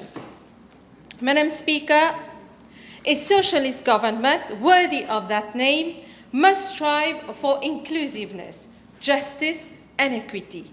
These are not just ideological pillars, they are the foundation of a healthy society. But let us not forget the recent past. The previous government, which paraded themselves as Mouvement Socialiste Militant, did the exact opposite. Under their watch, the fabric of society frayed. Thousands of our children, yes, our children, were marginalized. I think we cannot forget and we cannot forgive them for having introduced the 5 credit, imposed this on our children, thus marginalizing thousands of children. They found themselves outside the educational system, a policy that punished the poor, the underprivileged, the voiceless. These children were denied their basic right to dream. And what happened, Madam Speaker? How do we expect these children, these young souls, to earn a living? They could not even rise up the social ladder. The doors of opportunity were slammed shut in their faces. The cost of living soared, and you will see that they created les circonstances propices pour le trafic de drogue. En fin de compte, ils ont créé une clientèle pour la drogue. Et politique de petit copinage flourished. Favoritism, nepotism, while ordinary citizens were struggling to feed their families. Crime rates went up. Our prisons, already creaking under pressure, became overpopulated. And as insecurity gripped our communities, a more insidious danger crept in: synthetic drugs. Il suffit aujourd'hui d'aller sur les réseaux sociaux pour voir des vidéos où les gens sont comme des zombies. And the zombie-like demeanor of those who fell prey to these poisons is something that we cannot ignore. Instead of showing compassion, many of those who use social media are sharing these videos. Are we to condemn these people, or are we to treat them, to to give them the treatment, the medical treatment that they need. Young people stripped of hope, wandering like shadows, victims of a system that failed them, while drug barons grew richer, more powerful, and more untouchable.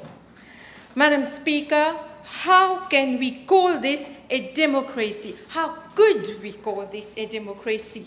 In a democracy, a government is supposed to make law for its people. But they made law, such as the 5 credits, to impose this on the children so that they could be marginalized and finally become clients for drug. A democracy is meant to be for the people, not for the profiteers. I must also raise a point that I've raised repeatedly in the past: our prison system.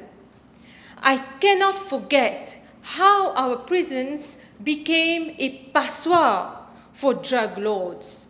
I say this with great concern, not as a mere political rhetoric. I've said it before the press in the past. I've said it before the Commission of Inquiry on Drugs. I saw it myself when I visited prisons while I was at the National Preventive Mechanism Division of the Human Rights Commission. And yet, nothing changed. The same livreur de poissons seen in prisons was also seen on the Wakashio, which, let us not forget, sank in deeply suspicious circumstances. Are we to keep ignoring such coincidences? And what about the tragic, unexplained death of a police constable arrested with drugs at the airport, found dead at the Mocha Detention Center? I would like at this stage to quote what late Mr. Lassemillante, who was the deputy chairperson of that division, the National Preventive Mechanism Division, said in his report. It was on 31st October 2016. These are extracts. The detainee was posted in cell number 14 where the CCTV camera did not work. During my visit, it was reported that the detainee hanged himself by using a towel attached to a tap situated at 3 feet above ground level. This death is suspect. It is difficult for a man of medium height to hang himself with an object situated at merely 3 feet from ground level. We noted that in some cells of the detention center, the CCTV camera system was working. Yet, the accused in an important drugs importation case is detained in one of the cells which cannot be supervised by the CCTV camera, end of quote. This is not just suspicious, this is outrageous. How many more lives must be lost? How many more parents must watch helplessly as their children fall into addiction, while those profiting from it dine in luxury?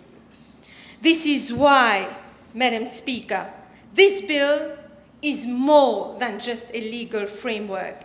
It is a moral reckoning. I truly trust that this National Agency for Drug Control will be the institution we need to attack this scourge from its roots. We cannot afford to leave the future of our youth in the hands of mafias, cartels, or corrupt networks. Let us empower this agency to act independently without fear or favor. Let it operate free from political interference. Let it have the resources and the mandate to break down the criminal empires that have long held this country hostage. Because today, Madam Speaker, we have something rare and powerful. We have hope. Hope for a society where no child is left behind. Hope for a future where prisons are not schools of crime, but institutions of reform. Hope for a nation where drug dealers are in jail and not in government contracts. Hope for a Mauritius that belongs to its people again.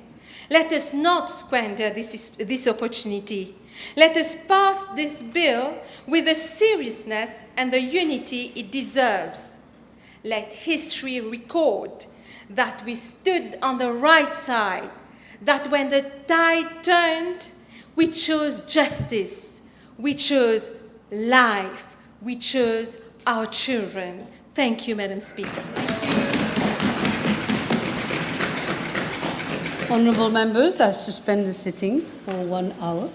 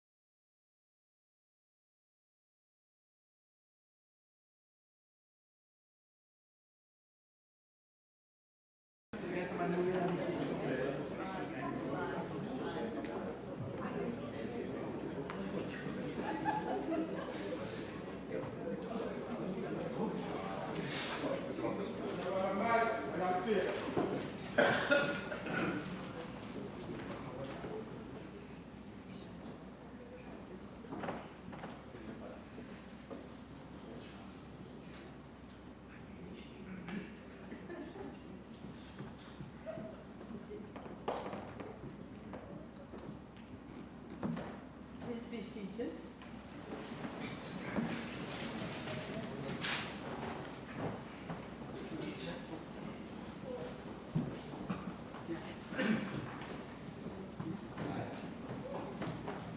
Yes, honourable members. I think I have Honourable Babulal on my list. Thank you, Madam Speaker. The National Agency for Drug Control Bill, as already stated by the Honourable Prime Minister, will be of utmost importance to Mauritius and the generations to come.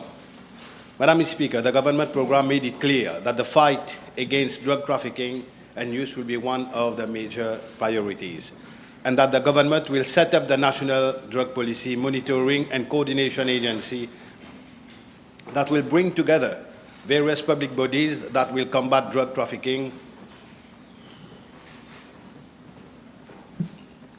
provide rehabilitation and support families of victims of drug abuse. Madam Speaker, it was also mentioned that the legal provisions in respect of trafficking, consumption and treatment of drug addicts will be reviewed to cater inter alia for differentiated treatment of traffickers and consumers. Madam Speaker, if we have the NADC before this August Assembly today, it means that this government means business. Under the leadership of the Honourable Prime Minister and Honourable Deputy Prime Minister, the whole population can see today that the reconstruction of our nation is underway, and they are working tirelessly for Mauritius to be Mauritius again. Madam Speaker, 2014 to 2024 will always be remembered by generations to come that Mauritius had a fake government. It was a dark period where we have seen the drug proliferation. How can we forget the famous tractopelle? How can we forget the gas cylinders full of drugs? How can we forget the Wakasho saga and the presence of Marsan Poisson on it? How can we forget the rave party and mini-surf? How can we forget the record recovery of drugs at Pointe Canonier?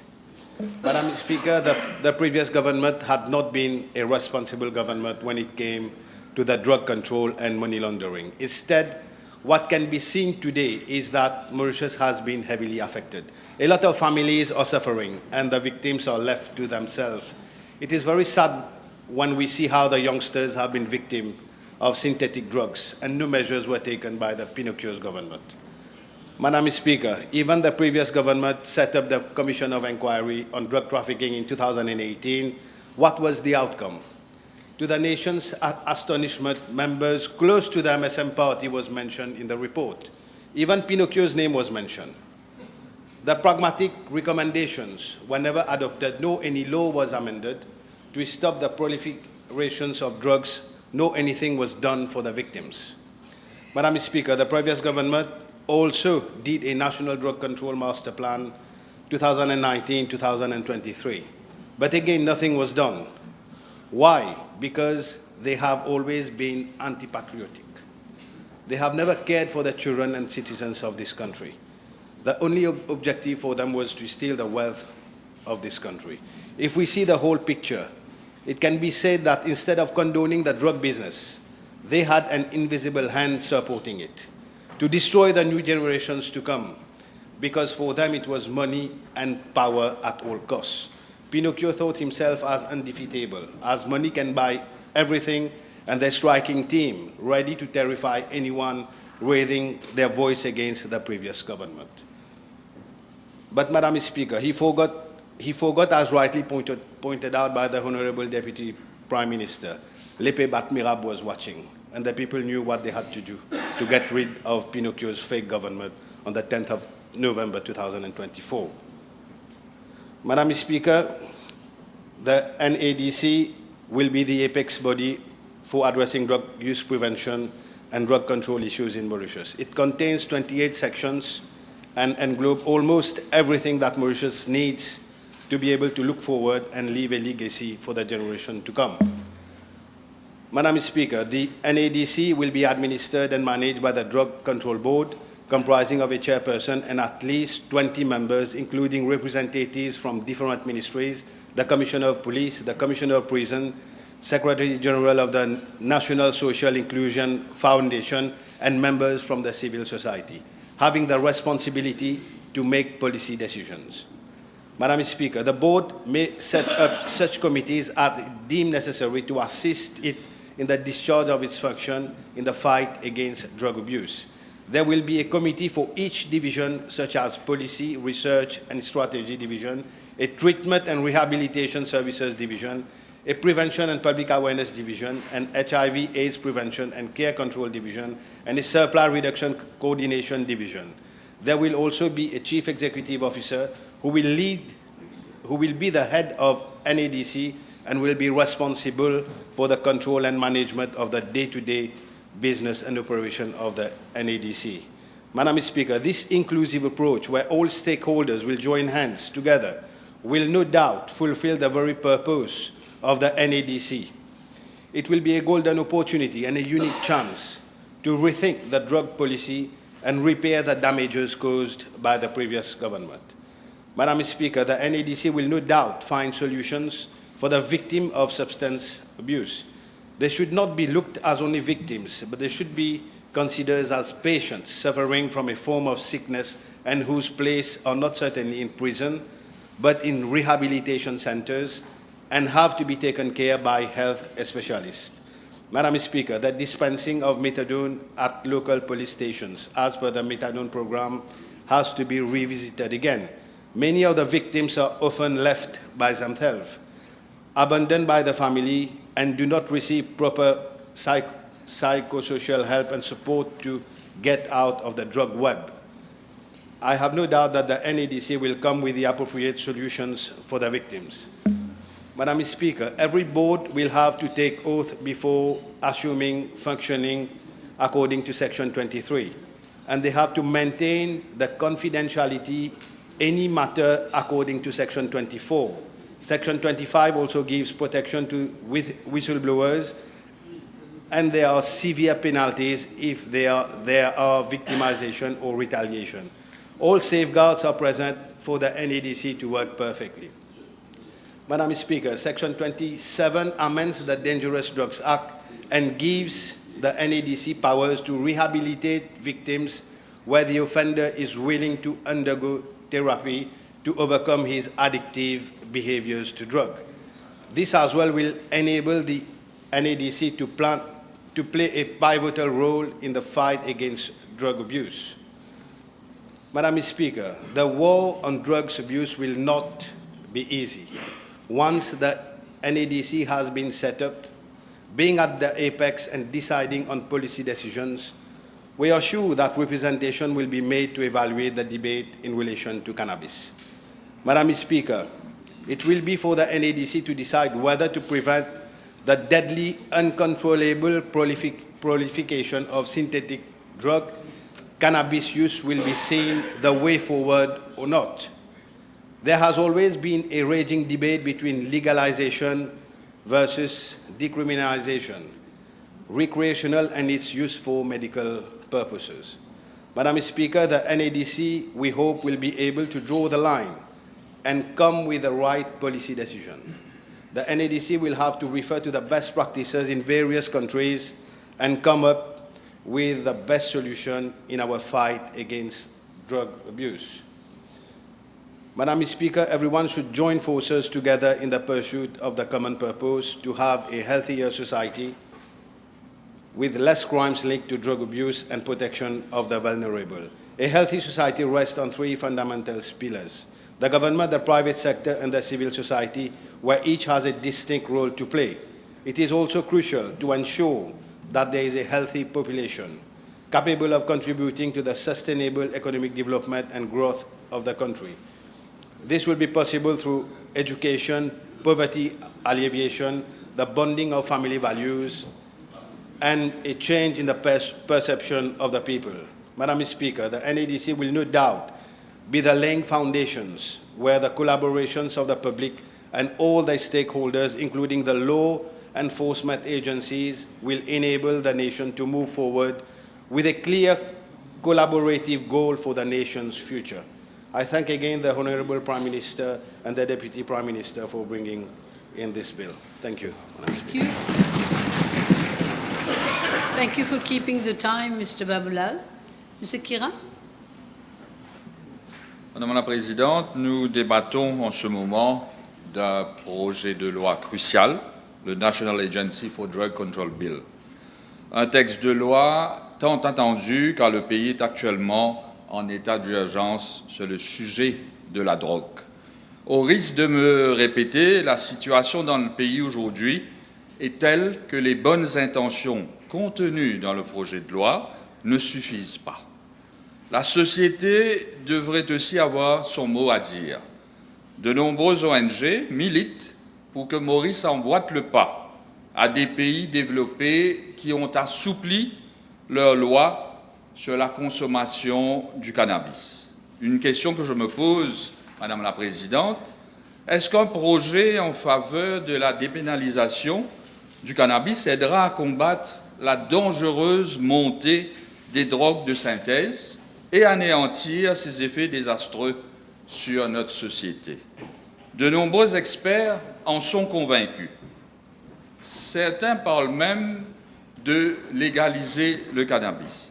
À un moment où nous sommes en train de repenser nos manières de lutter contre la drogue et de faire plus d'efforts pour la prévention et la réhabilitation, il ne faut pas laisser nos réflexes passéistes nous empêcher de prendre des décisions courageuses. Qu'en pense le gouvernement? Madame la Présidente, je réitère ma demande au gouvernement pour lancer un débat national et d'organiser, si besoin est, un référendum sur la dépénalisation du cannabis. Je suis d'avis, Madame la Présidente, que le National Agency for Drug Control Bill devrait faire provision pour la décriminalisation des drogues ou, s'il y a consensus, la dépénalisation du cannabis. Ce projet de loi met uniquement l'accent sur la réduction de la demande, la prévention, la réhabilitation et la réduction des risques. L'absence de mention de la décriminalisation ou de la dépénalisation peut être interprétée comme une volonté de maintenir une approche répressive malgré les débats internationaux sur les bienfaits des politiques plus progressistes, comme celle, par exemple, du Portugal ou de certains États américains. Certains experts estiment qu'appliquer une politique répressive sur les consommateurs de drogue peut entraîner leur accès aux soins, peut entraver, leur accès aux soins et à la réinsertion sociale. Il faut aussi, Madame la Présidente, revoir le programme de la distribution de la méthadone, qui, de toute évidence, n'apporte pas les résultats voulus. La méthadone, qui est à la base un produit de substitution pour les toxicomanes, est devenue un produit d'addiction. Actuellement, l'honorable ministre de la Santé lui-même l'a affirmé récemment, environ 8000 personnes sont sous traitement de la méthadone. Certains patients dénoncent les conditions de distribution difficiles, notamment dans les postes de police, et plaident pour une décentralisation vers des centres de santé. D'autres estiment que le traitement ne fonctionne pas comme prévu et qu'il faudrait revoir le protocole. De plus, avec plus de 65 000 consommateurs de drogue injectables et non injectables recensés, seuls 8 000 bénéficient de la méthadone, ce qui met en lumière un manque de ressources pour répondre aux besoins. Le programme aide certains à stabiliser leur consommation, mais son efficacité est entravée par des problèmes logistiques et sociaux, à tel point que des patients sont toujours sous traitement après plusieurs années, voire 10 ans ou plus.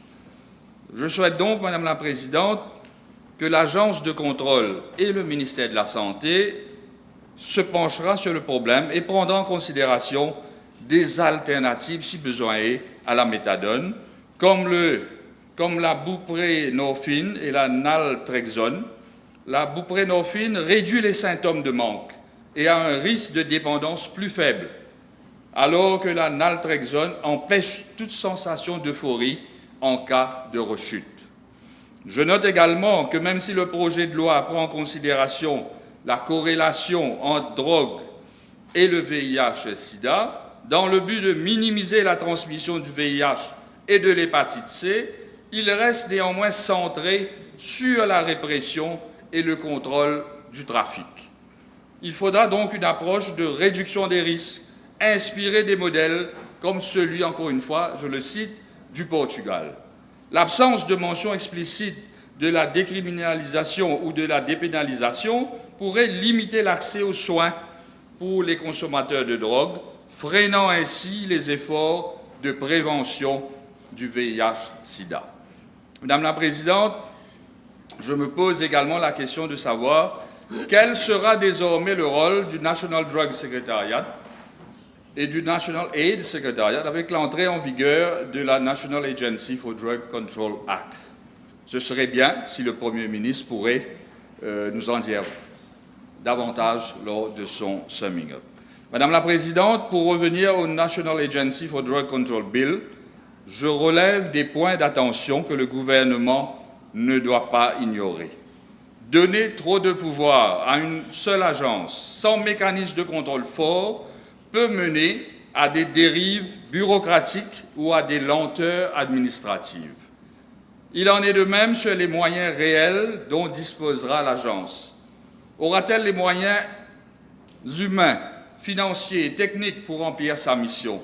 Le projet de loi ne donne pas de détails concrets sur le budget, ce qui est compréhensible probablement, ni sur la formation du personnel ou les outils de suivi. Plusieurs aspects, à mon avis, doivent être améliorés pour rendre ce projet de loi plus complet et plus conforme aux attentes modernes. Comme l'ambiguïté sur les mesures de réduction des risques dans les sections 6F et 6G du projet de loi, ces clauses ne définissent pas clairement les pratiques de réduction de risques acceptables, comme l'échange de seringues ou les sites de consommation supervisés. Cela pourrait entraîner une mise en œuvre incohérente à travers le pays. De même, Madame la Présidente, le projet ne mentionne pas explicitement les droits fondamentaux des personnes qui consomment des drogues, tels que le droit à la santé, la non-discrimination et la protection de la vie privée. Il est donc crucial d'inclure ces protections pour garantir que les services soient éthiques et respectueux des droits des usagers.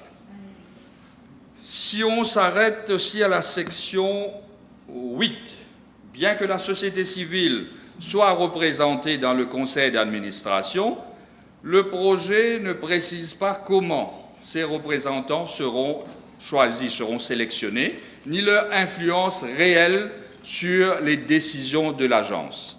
Par ailleurs, la section 16 du projet de loi établit un fonds de contrôle des drogues, mais il manque, à mon avis, des détails sur les sources de financement, les critères d'allocation et les mécanismes de surveillance de ce fonds. Il faut également faire attention, Madame la Présidente, que certaines ONG, très actives sur le terrain depuis des années, ne soient pas marginalisées. Je propose donc, Madame la Présidente, un renforcement de la prévention dans les écoles et les quartiers sensibles. Il faut tout un programme éducatif, dès le primaire, sur les risques liés aux drogues adaptés à l'âge. Les collèges devraient être dotés de clubs anti-drogue, encadrés par des jeunes leaders formés. Les ONG et éducateurs devront animer des ateliers réguliers dans les zones à risque. Des centres devront être accessibles dans chaque région de l'île avec un accompagnement médical, psychologique et social. Il est donc important de déstigmatiser l'usager, former la police, les juges, les médias et dans la foulée, une formation obligatoire pour la police sur les nouvelles approches centrées sur l'accompagnement plutôt que la répression.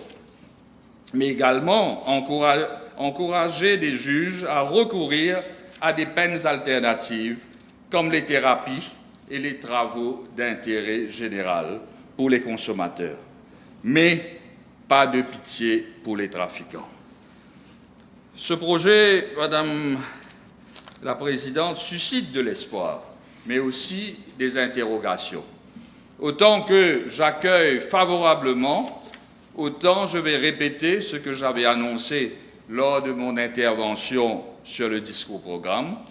Il nous faut des moyens illimités en termes de ressources humaines, de technologies modernes et de l'approche à adopter pour mener à bien la lutte contre des trafiquants qui pullulent le pays et tuent notre jeunesse avec leurs poisons synthétiques, en faisant preuve d'ingéniosité et sans doute avec la complicité, malheureusement, de certaines brebis galeuses au sein de la force policière. Madame la Présidente, les discours et les mises en garde ne servent malheureusement pas comme effet dissuasif.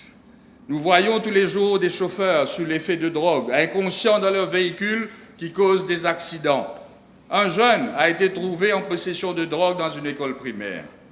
Des jeunes collégiens ont été surpris en train de sniffer, d'autres avant moi l'ont dit, du déodorant et d'autres produits, et j'en passe.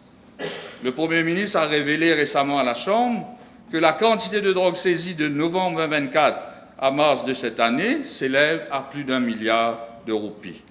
Ce chiffre, Madame la Présidente, peut paraître énorme, mais il indique aussi que les trafiquants ne reculent devant rien.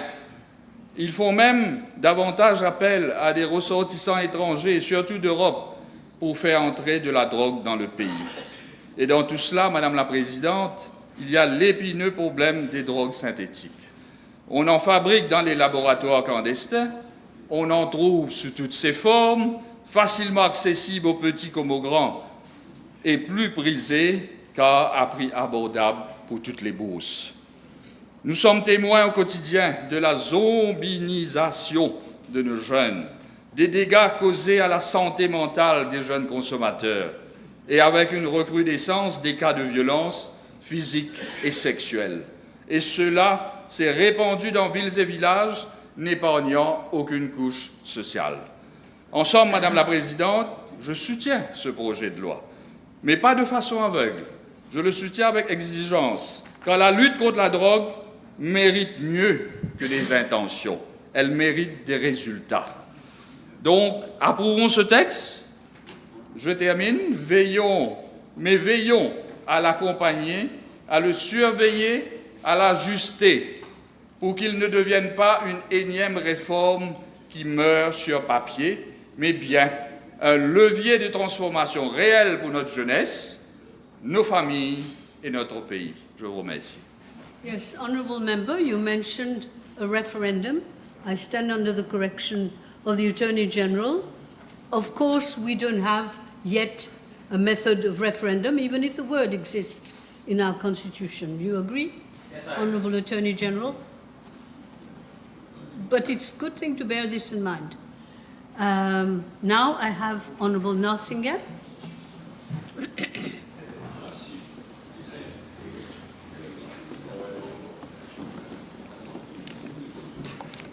Thank you, Madam Speaker, for giving me the floor. Thank you, Madam Speaker, for giving me the floor. Drug trafficking and drug addiction are among the most serious scourges affecting our society.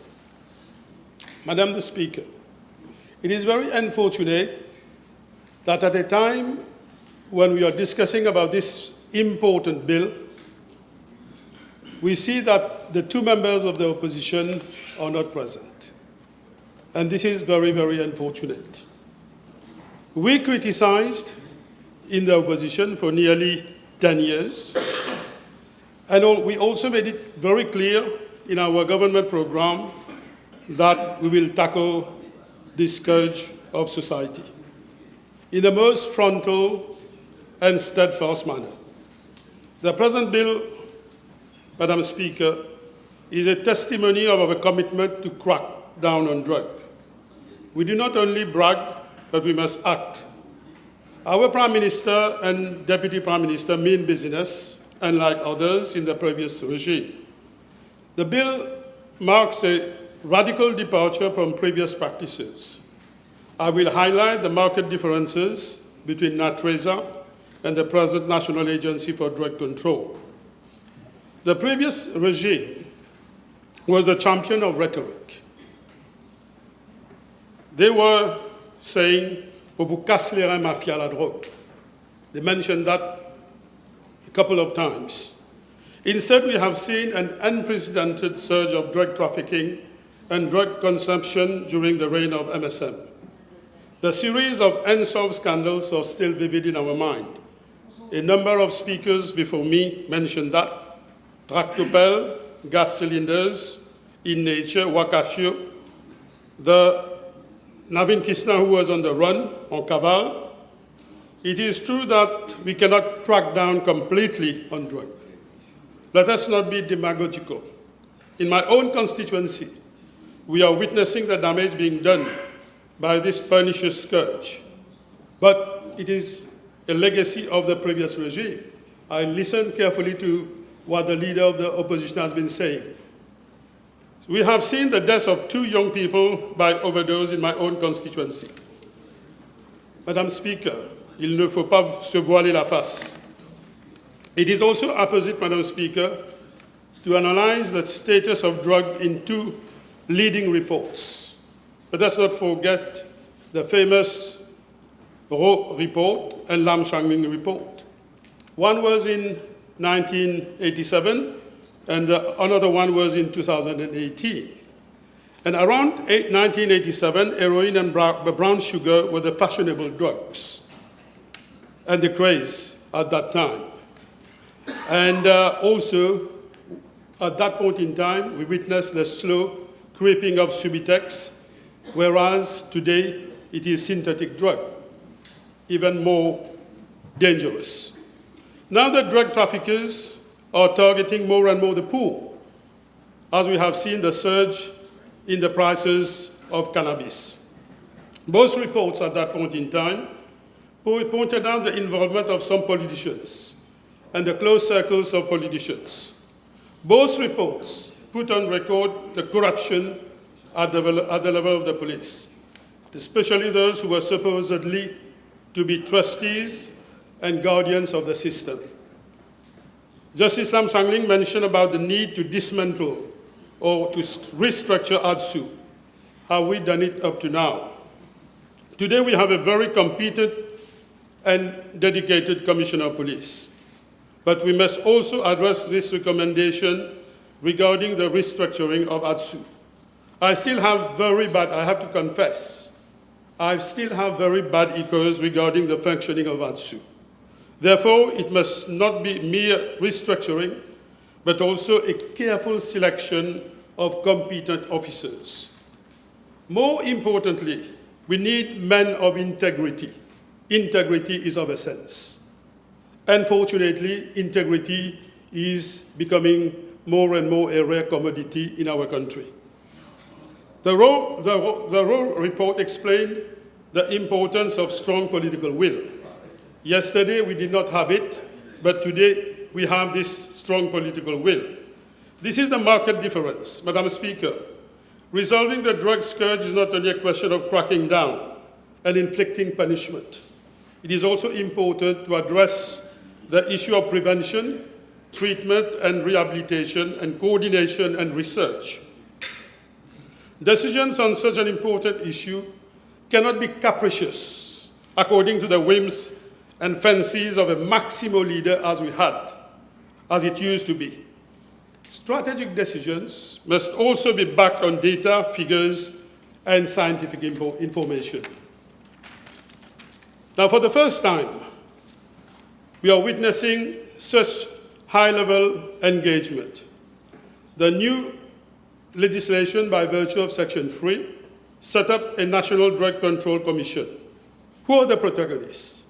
No more than the Prime Minister, the Deputy Prime Minister, along with the Minister of Health, the Attorney General and other ministers.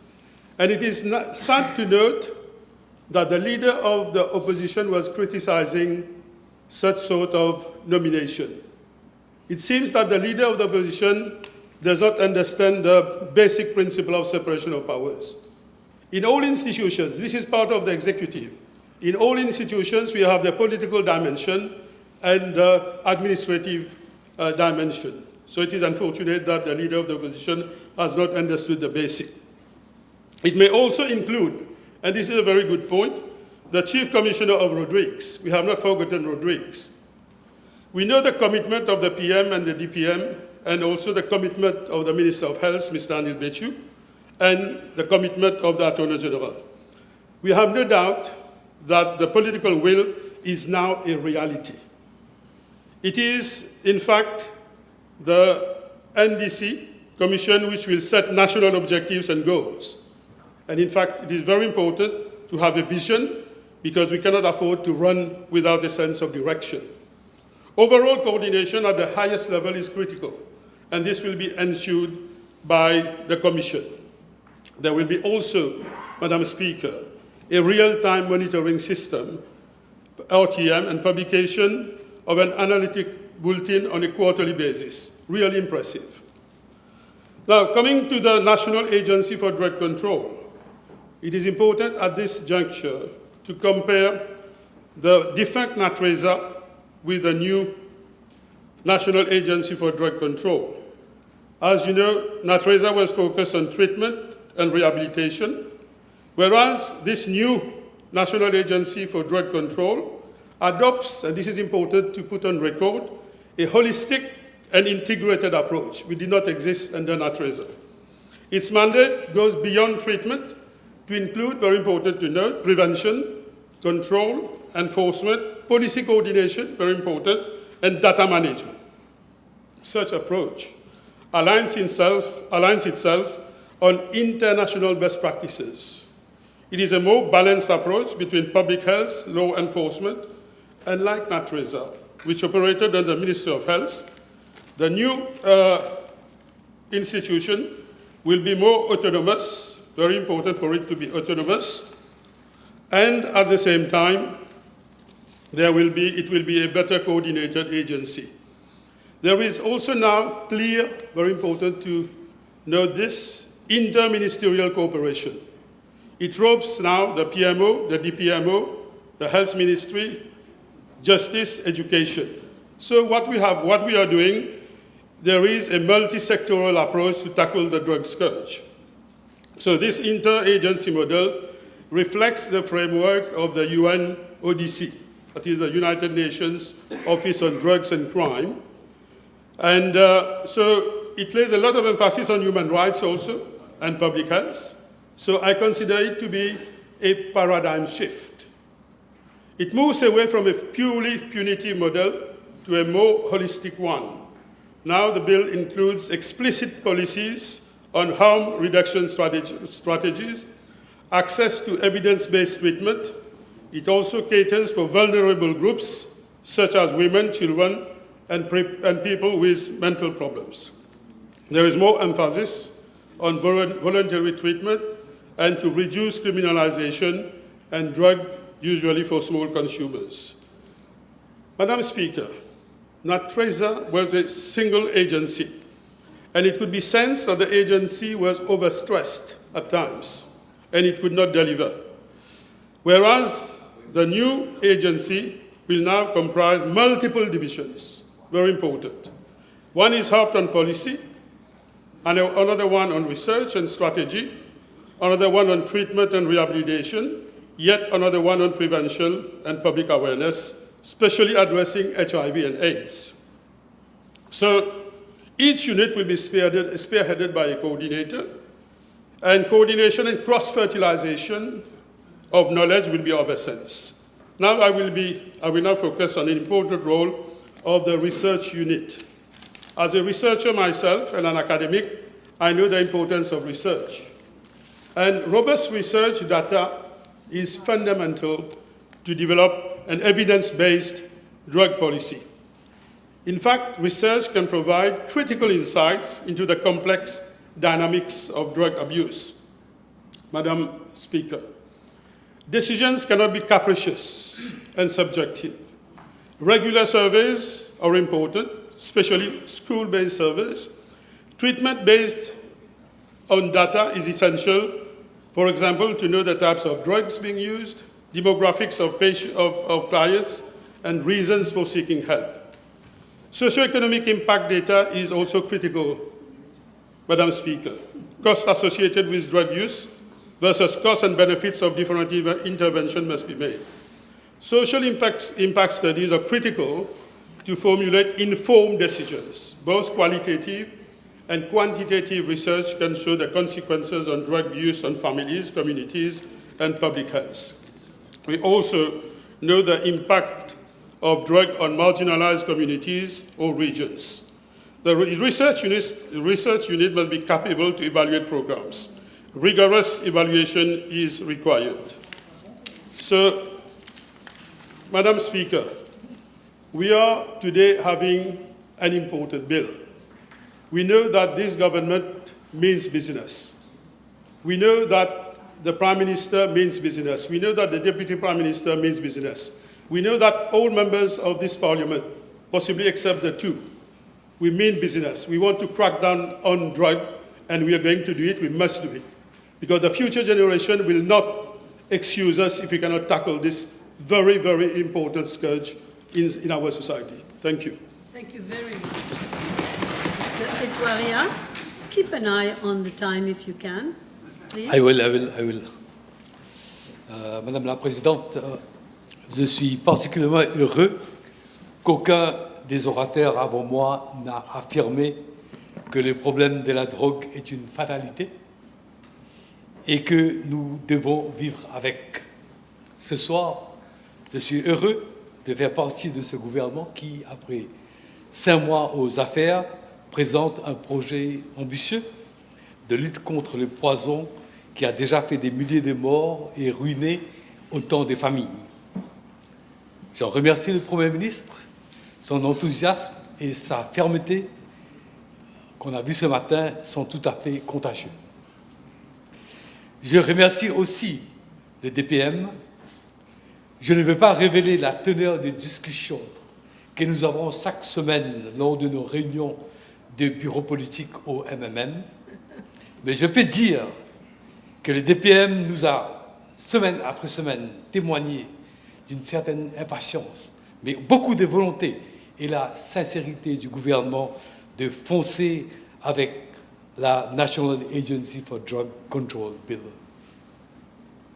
Beaucoup a déjà été dit depuis tout à l'heure.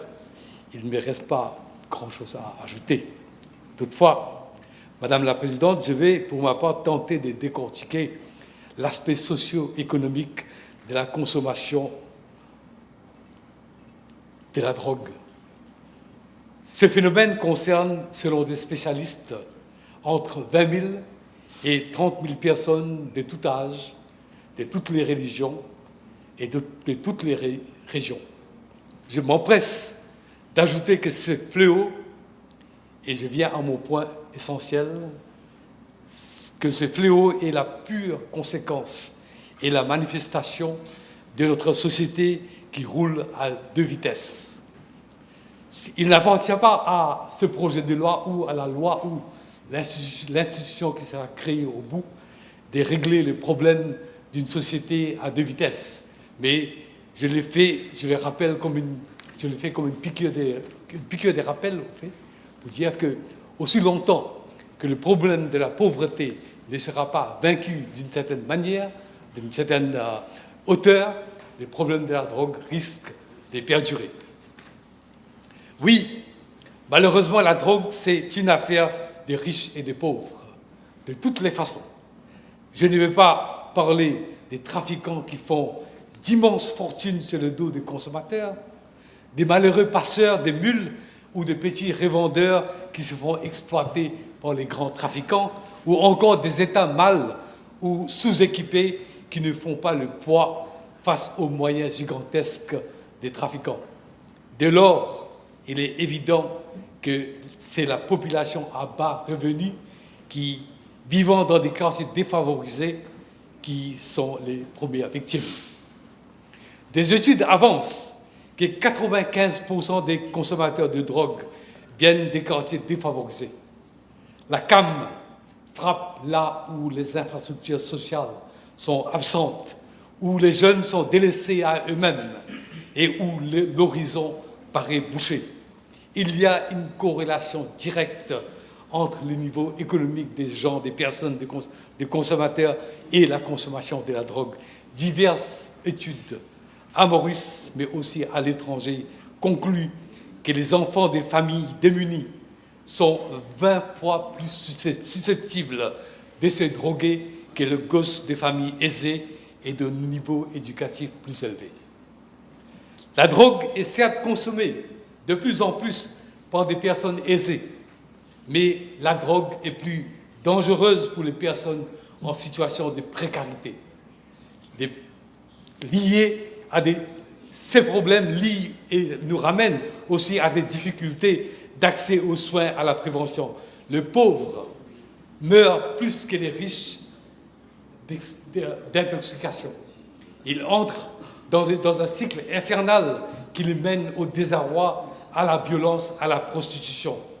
Toute la population défavorisée ne se shoote pas au synthétique, mais sa précarité la rend vulnérable. Cette population pauvre a recours aux drogues synthétiques, moins chères, facilement accessibles, très addictives et dangereuses. Les riches, ils sniffent de la cocaïne, 3000 roupies la ligne, dans le confort et l'intimité de leur salon. La bonne nouvelle par rapport à ce projet de loi est ce projet de loi qui fait débat ici et qu'il fait une grande place à la prévention. La prévention ici dans ce projet de loi constitue un axe fort contre la consommation. Il s'agit de réduire la demande par les biais des campagnes d'information, des sensibilisations que représentent les dangers, Mais attention, la sensibilisation qui doit bien sûr commencer à la maison, à l'école, ne suffit pas à elle seule. Je souhaite que la future National Agency for Drug Control mette en place un mécanisme pour détecter les victimes de façon précoce avant qu'il ne soit trop tard. J'avance l'idée, Madame la Présidente, de former une armée de travailleurs sociaux de proximité. On a déjà parlé de la police de proximité. Je parle d'une armée de travailleurs sociaux de proximité qui pourront prévenir la descente aux enfers.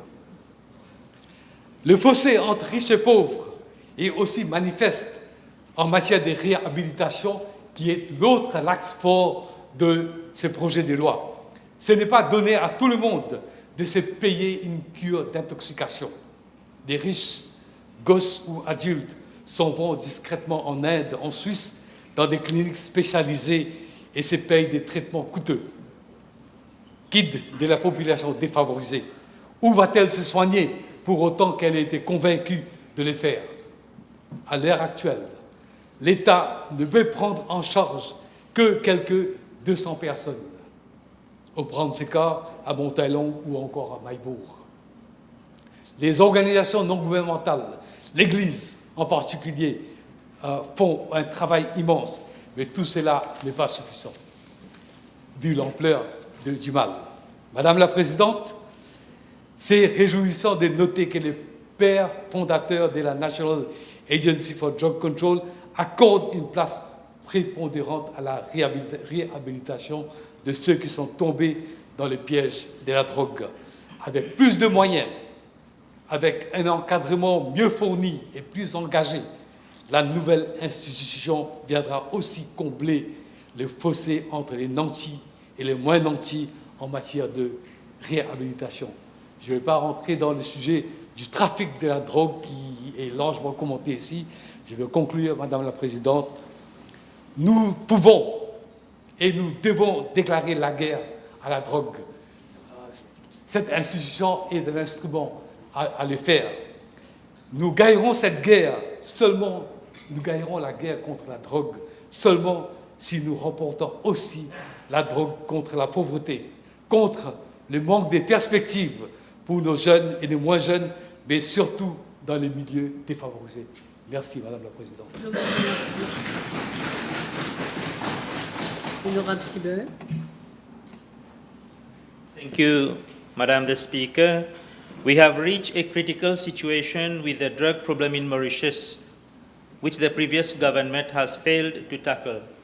Madam the Speaker, the introduction of the National Agency for Drug Control Bill is a concrete step for fight against illegal drugs, and it is in the right direction to restore the trust of the nation. We have an obligation to protect our children, to protect our youth and the people of Mauritius from the risk and harm of drugs.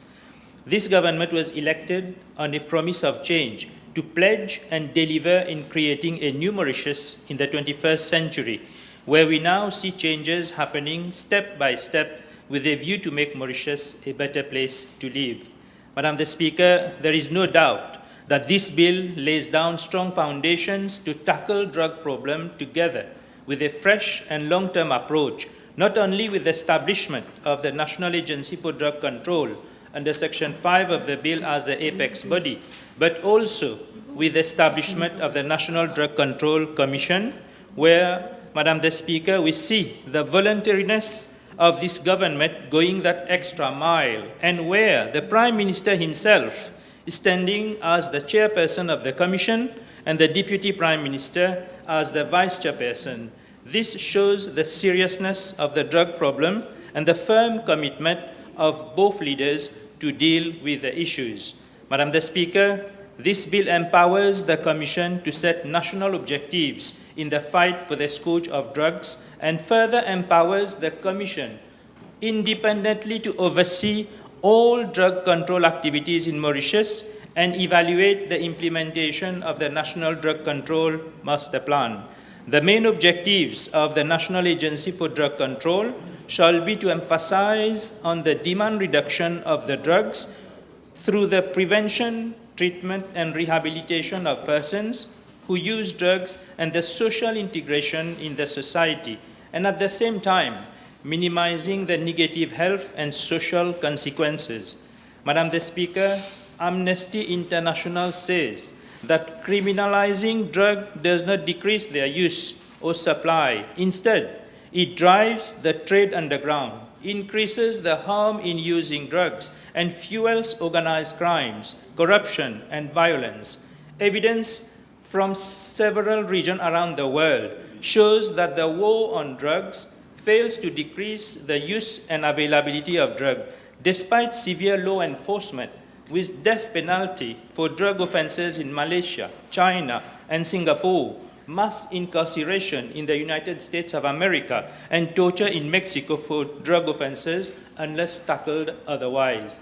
This is how we see the former President of the United States, Barack Obama, adopted a different approach and announced in a press conference in Atlanta to tackle drug problem with a demand reduction, where he said, the most important thing to do is to reduce demand, and the only way to do that is to provide treatment. And he went on to say, Madam the Speaker, it is to be seen mainly as a public health problem, and hence proposed during his mandate a drug control budget, where he tried to walk on the steps of the former United States President Jimmy Carter, who had previously pledged to spend more on treatment and prevention than law enforcement. However, Madam the Speaker, the White House officials adopted a balancing exercise to split the financial budget of that year for public health side and law enforcement side to a 50-50 approach to combat the drug problem. Perhaps a similar approach could be exercised with more efficiency for Mauritius with better results. Madam the Speaker, the bill empowers the National Agency for Drug Control under Section 8 of the Act to facilitate the implementation of the National Drug Control Master Plan and operate in accordance with the international standards and guidelines of the United Nations Office on Drugs and Crime, and further conduct research to determine the magnitude of the social and economic impact of the drug use in Mauritius.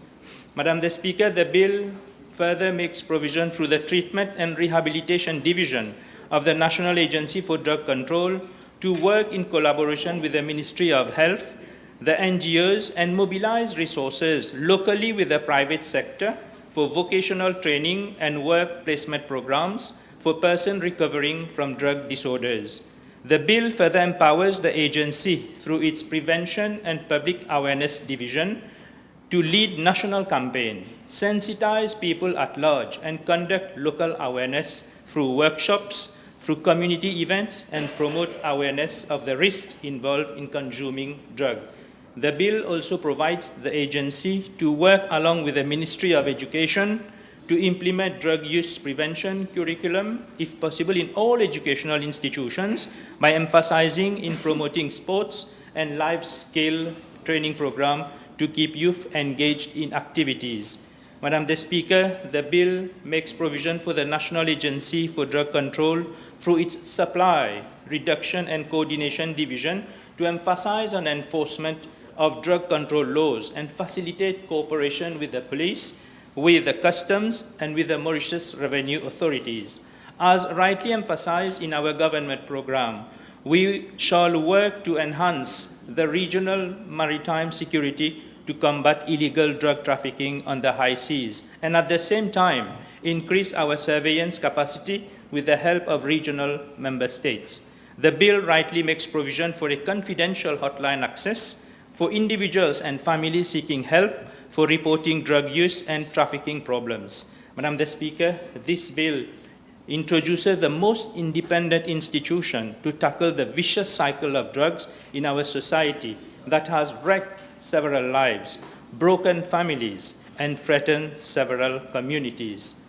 Madam the Speaker, we have pledged to protect our community and ensure that decent opportunities are available, and we cannot conclusively achieve this if we do not take control of the fight against drug. We shall aim to continue tackling inequalities through the largest program to get more people at work and bring reform for a better welfare state with a better education system, health services, justice, and for a better economy. We have inherited dire economic situations from the previous government. Hence, we need to improve the efficiency and coordination to achieve better results. There is a need to ensure that this strategy is translated into concrete action, as there is a real chance of reducing drug problems and creating a healthier society. Before I conclude, Madam the Speaker, one should know that the drug problem is not in isolation. It is often tied up with other social and family problems. It is a serious threat to health. Today, illegal drugs are widely available than ever, exposing a serious threat to our children, serious threat to the community and people at large, which may lead to drug-related crime. Thus, the fight for drug is not just a matter for the government. It is also a matter for the teachers at school, for the parents at home, for the NGOs in the community at large, and for everyone who cares for the future of our society. Madam the Speaker, this is an ongoing fight. We owe it to our children, we owe it to our family and friends, and we owe it to our motherland. The bill comes from a truly imaginative solution where the compliance and implementation will have positive impact to overcome the current drug problem in Mauritius and save lives of our people they deserve. We have a duty to stand together with a unified approach to face drug problems, as stated by the Prime Minister earlier. Madam the Speaker, I take this opportunity to congratulate the Honourable Attorney General for coming forward with this legislation and his team for working on this bill with clarity, and further convey my sincere gratitude and deep appreciation to the Honourable Prime Minister and the Deputy Prime Minister for their unwavering commitment to join hands together and do whatever it takes to combat the current drug problem and make Mauritius once again a better place to live. Madam the Speaker, with these words, I commend the bill to the House. Honourable Edouard, you're the last speaker, I think. Thank you, Madam Speaker. Keep an eye on the time. Huh? I will be very brief, I suppose. This is a wonderful piece of legislation from a government with a clear vision to address the drug problem in the Republic of Mauritius. This bill is most welcome. This bill translates a will and a promise, because on the campaign trail we promised to take care of our fellow citizens. And with this bill, the Honourable Prime Minister is telling us it is time for action. And as you know, actions speak louder than words. This bill tolls the start of a fight,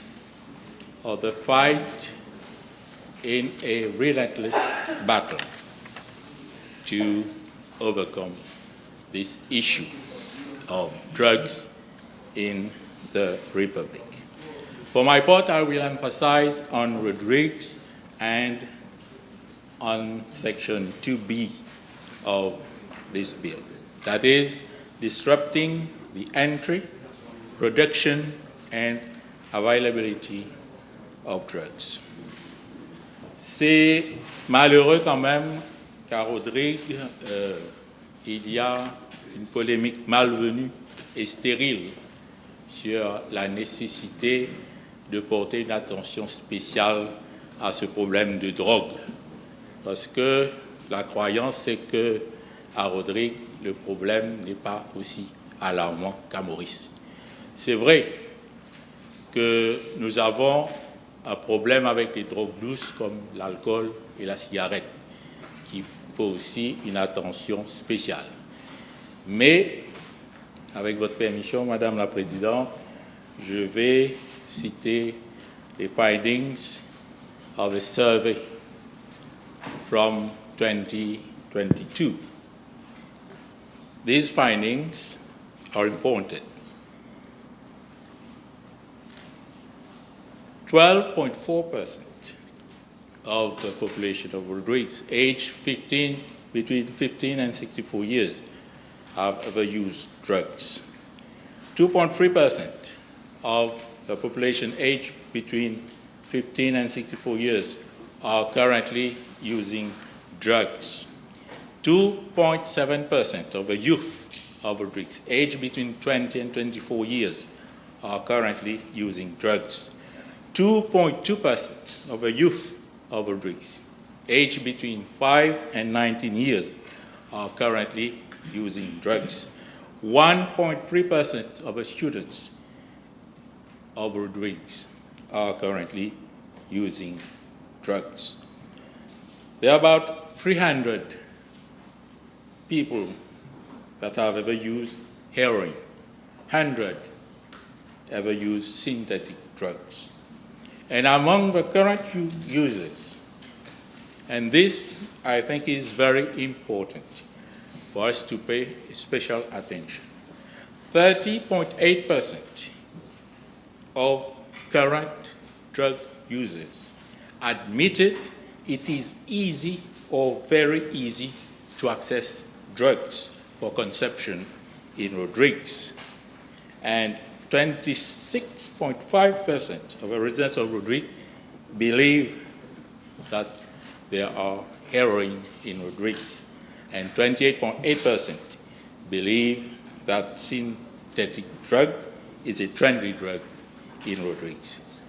And it is important that we pay attention to this. And also, among those who have ever consumed drugs, 62.7% had their first drug experience in Rodrigues itself and not outside Rodrigues. So, for me, it is alarming. The situation of drugs is alarming because though it's only 1 gram, it's 1 gram de trop. So we must fight to disrupt the entry of drugs, especially synthetic drugs, in Rodrigues. And some also say that there is also production of synthetic drug in Rodrigues.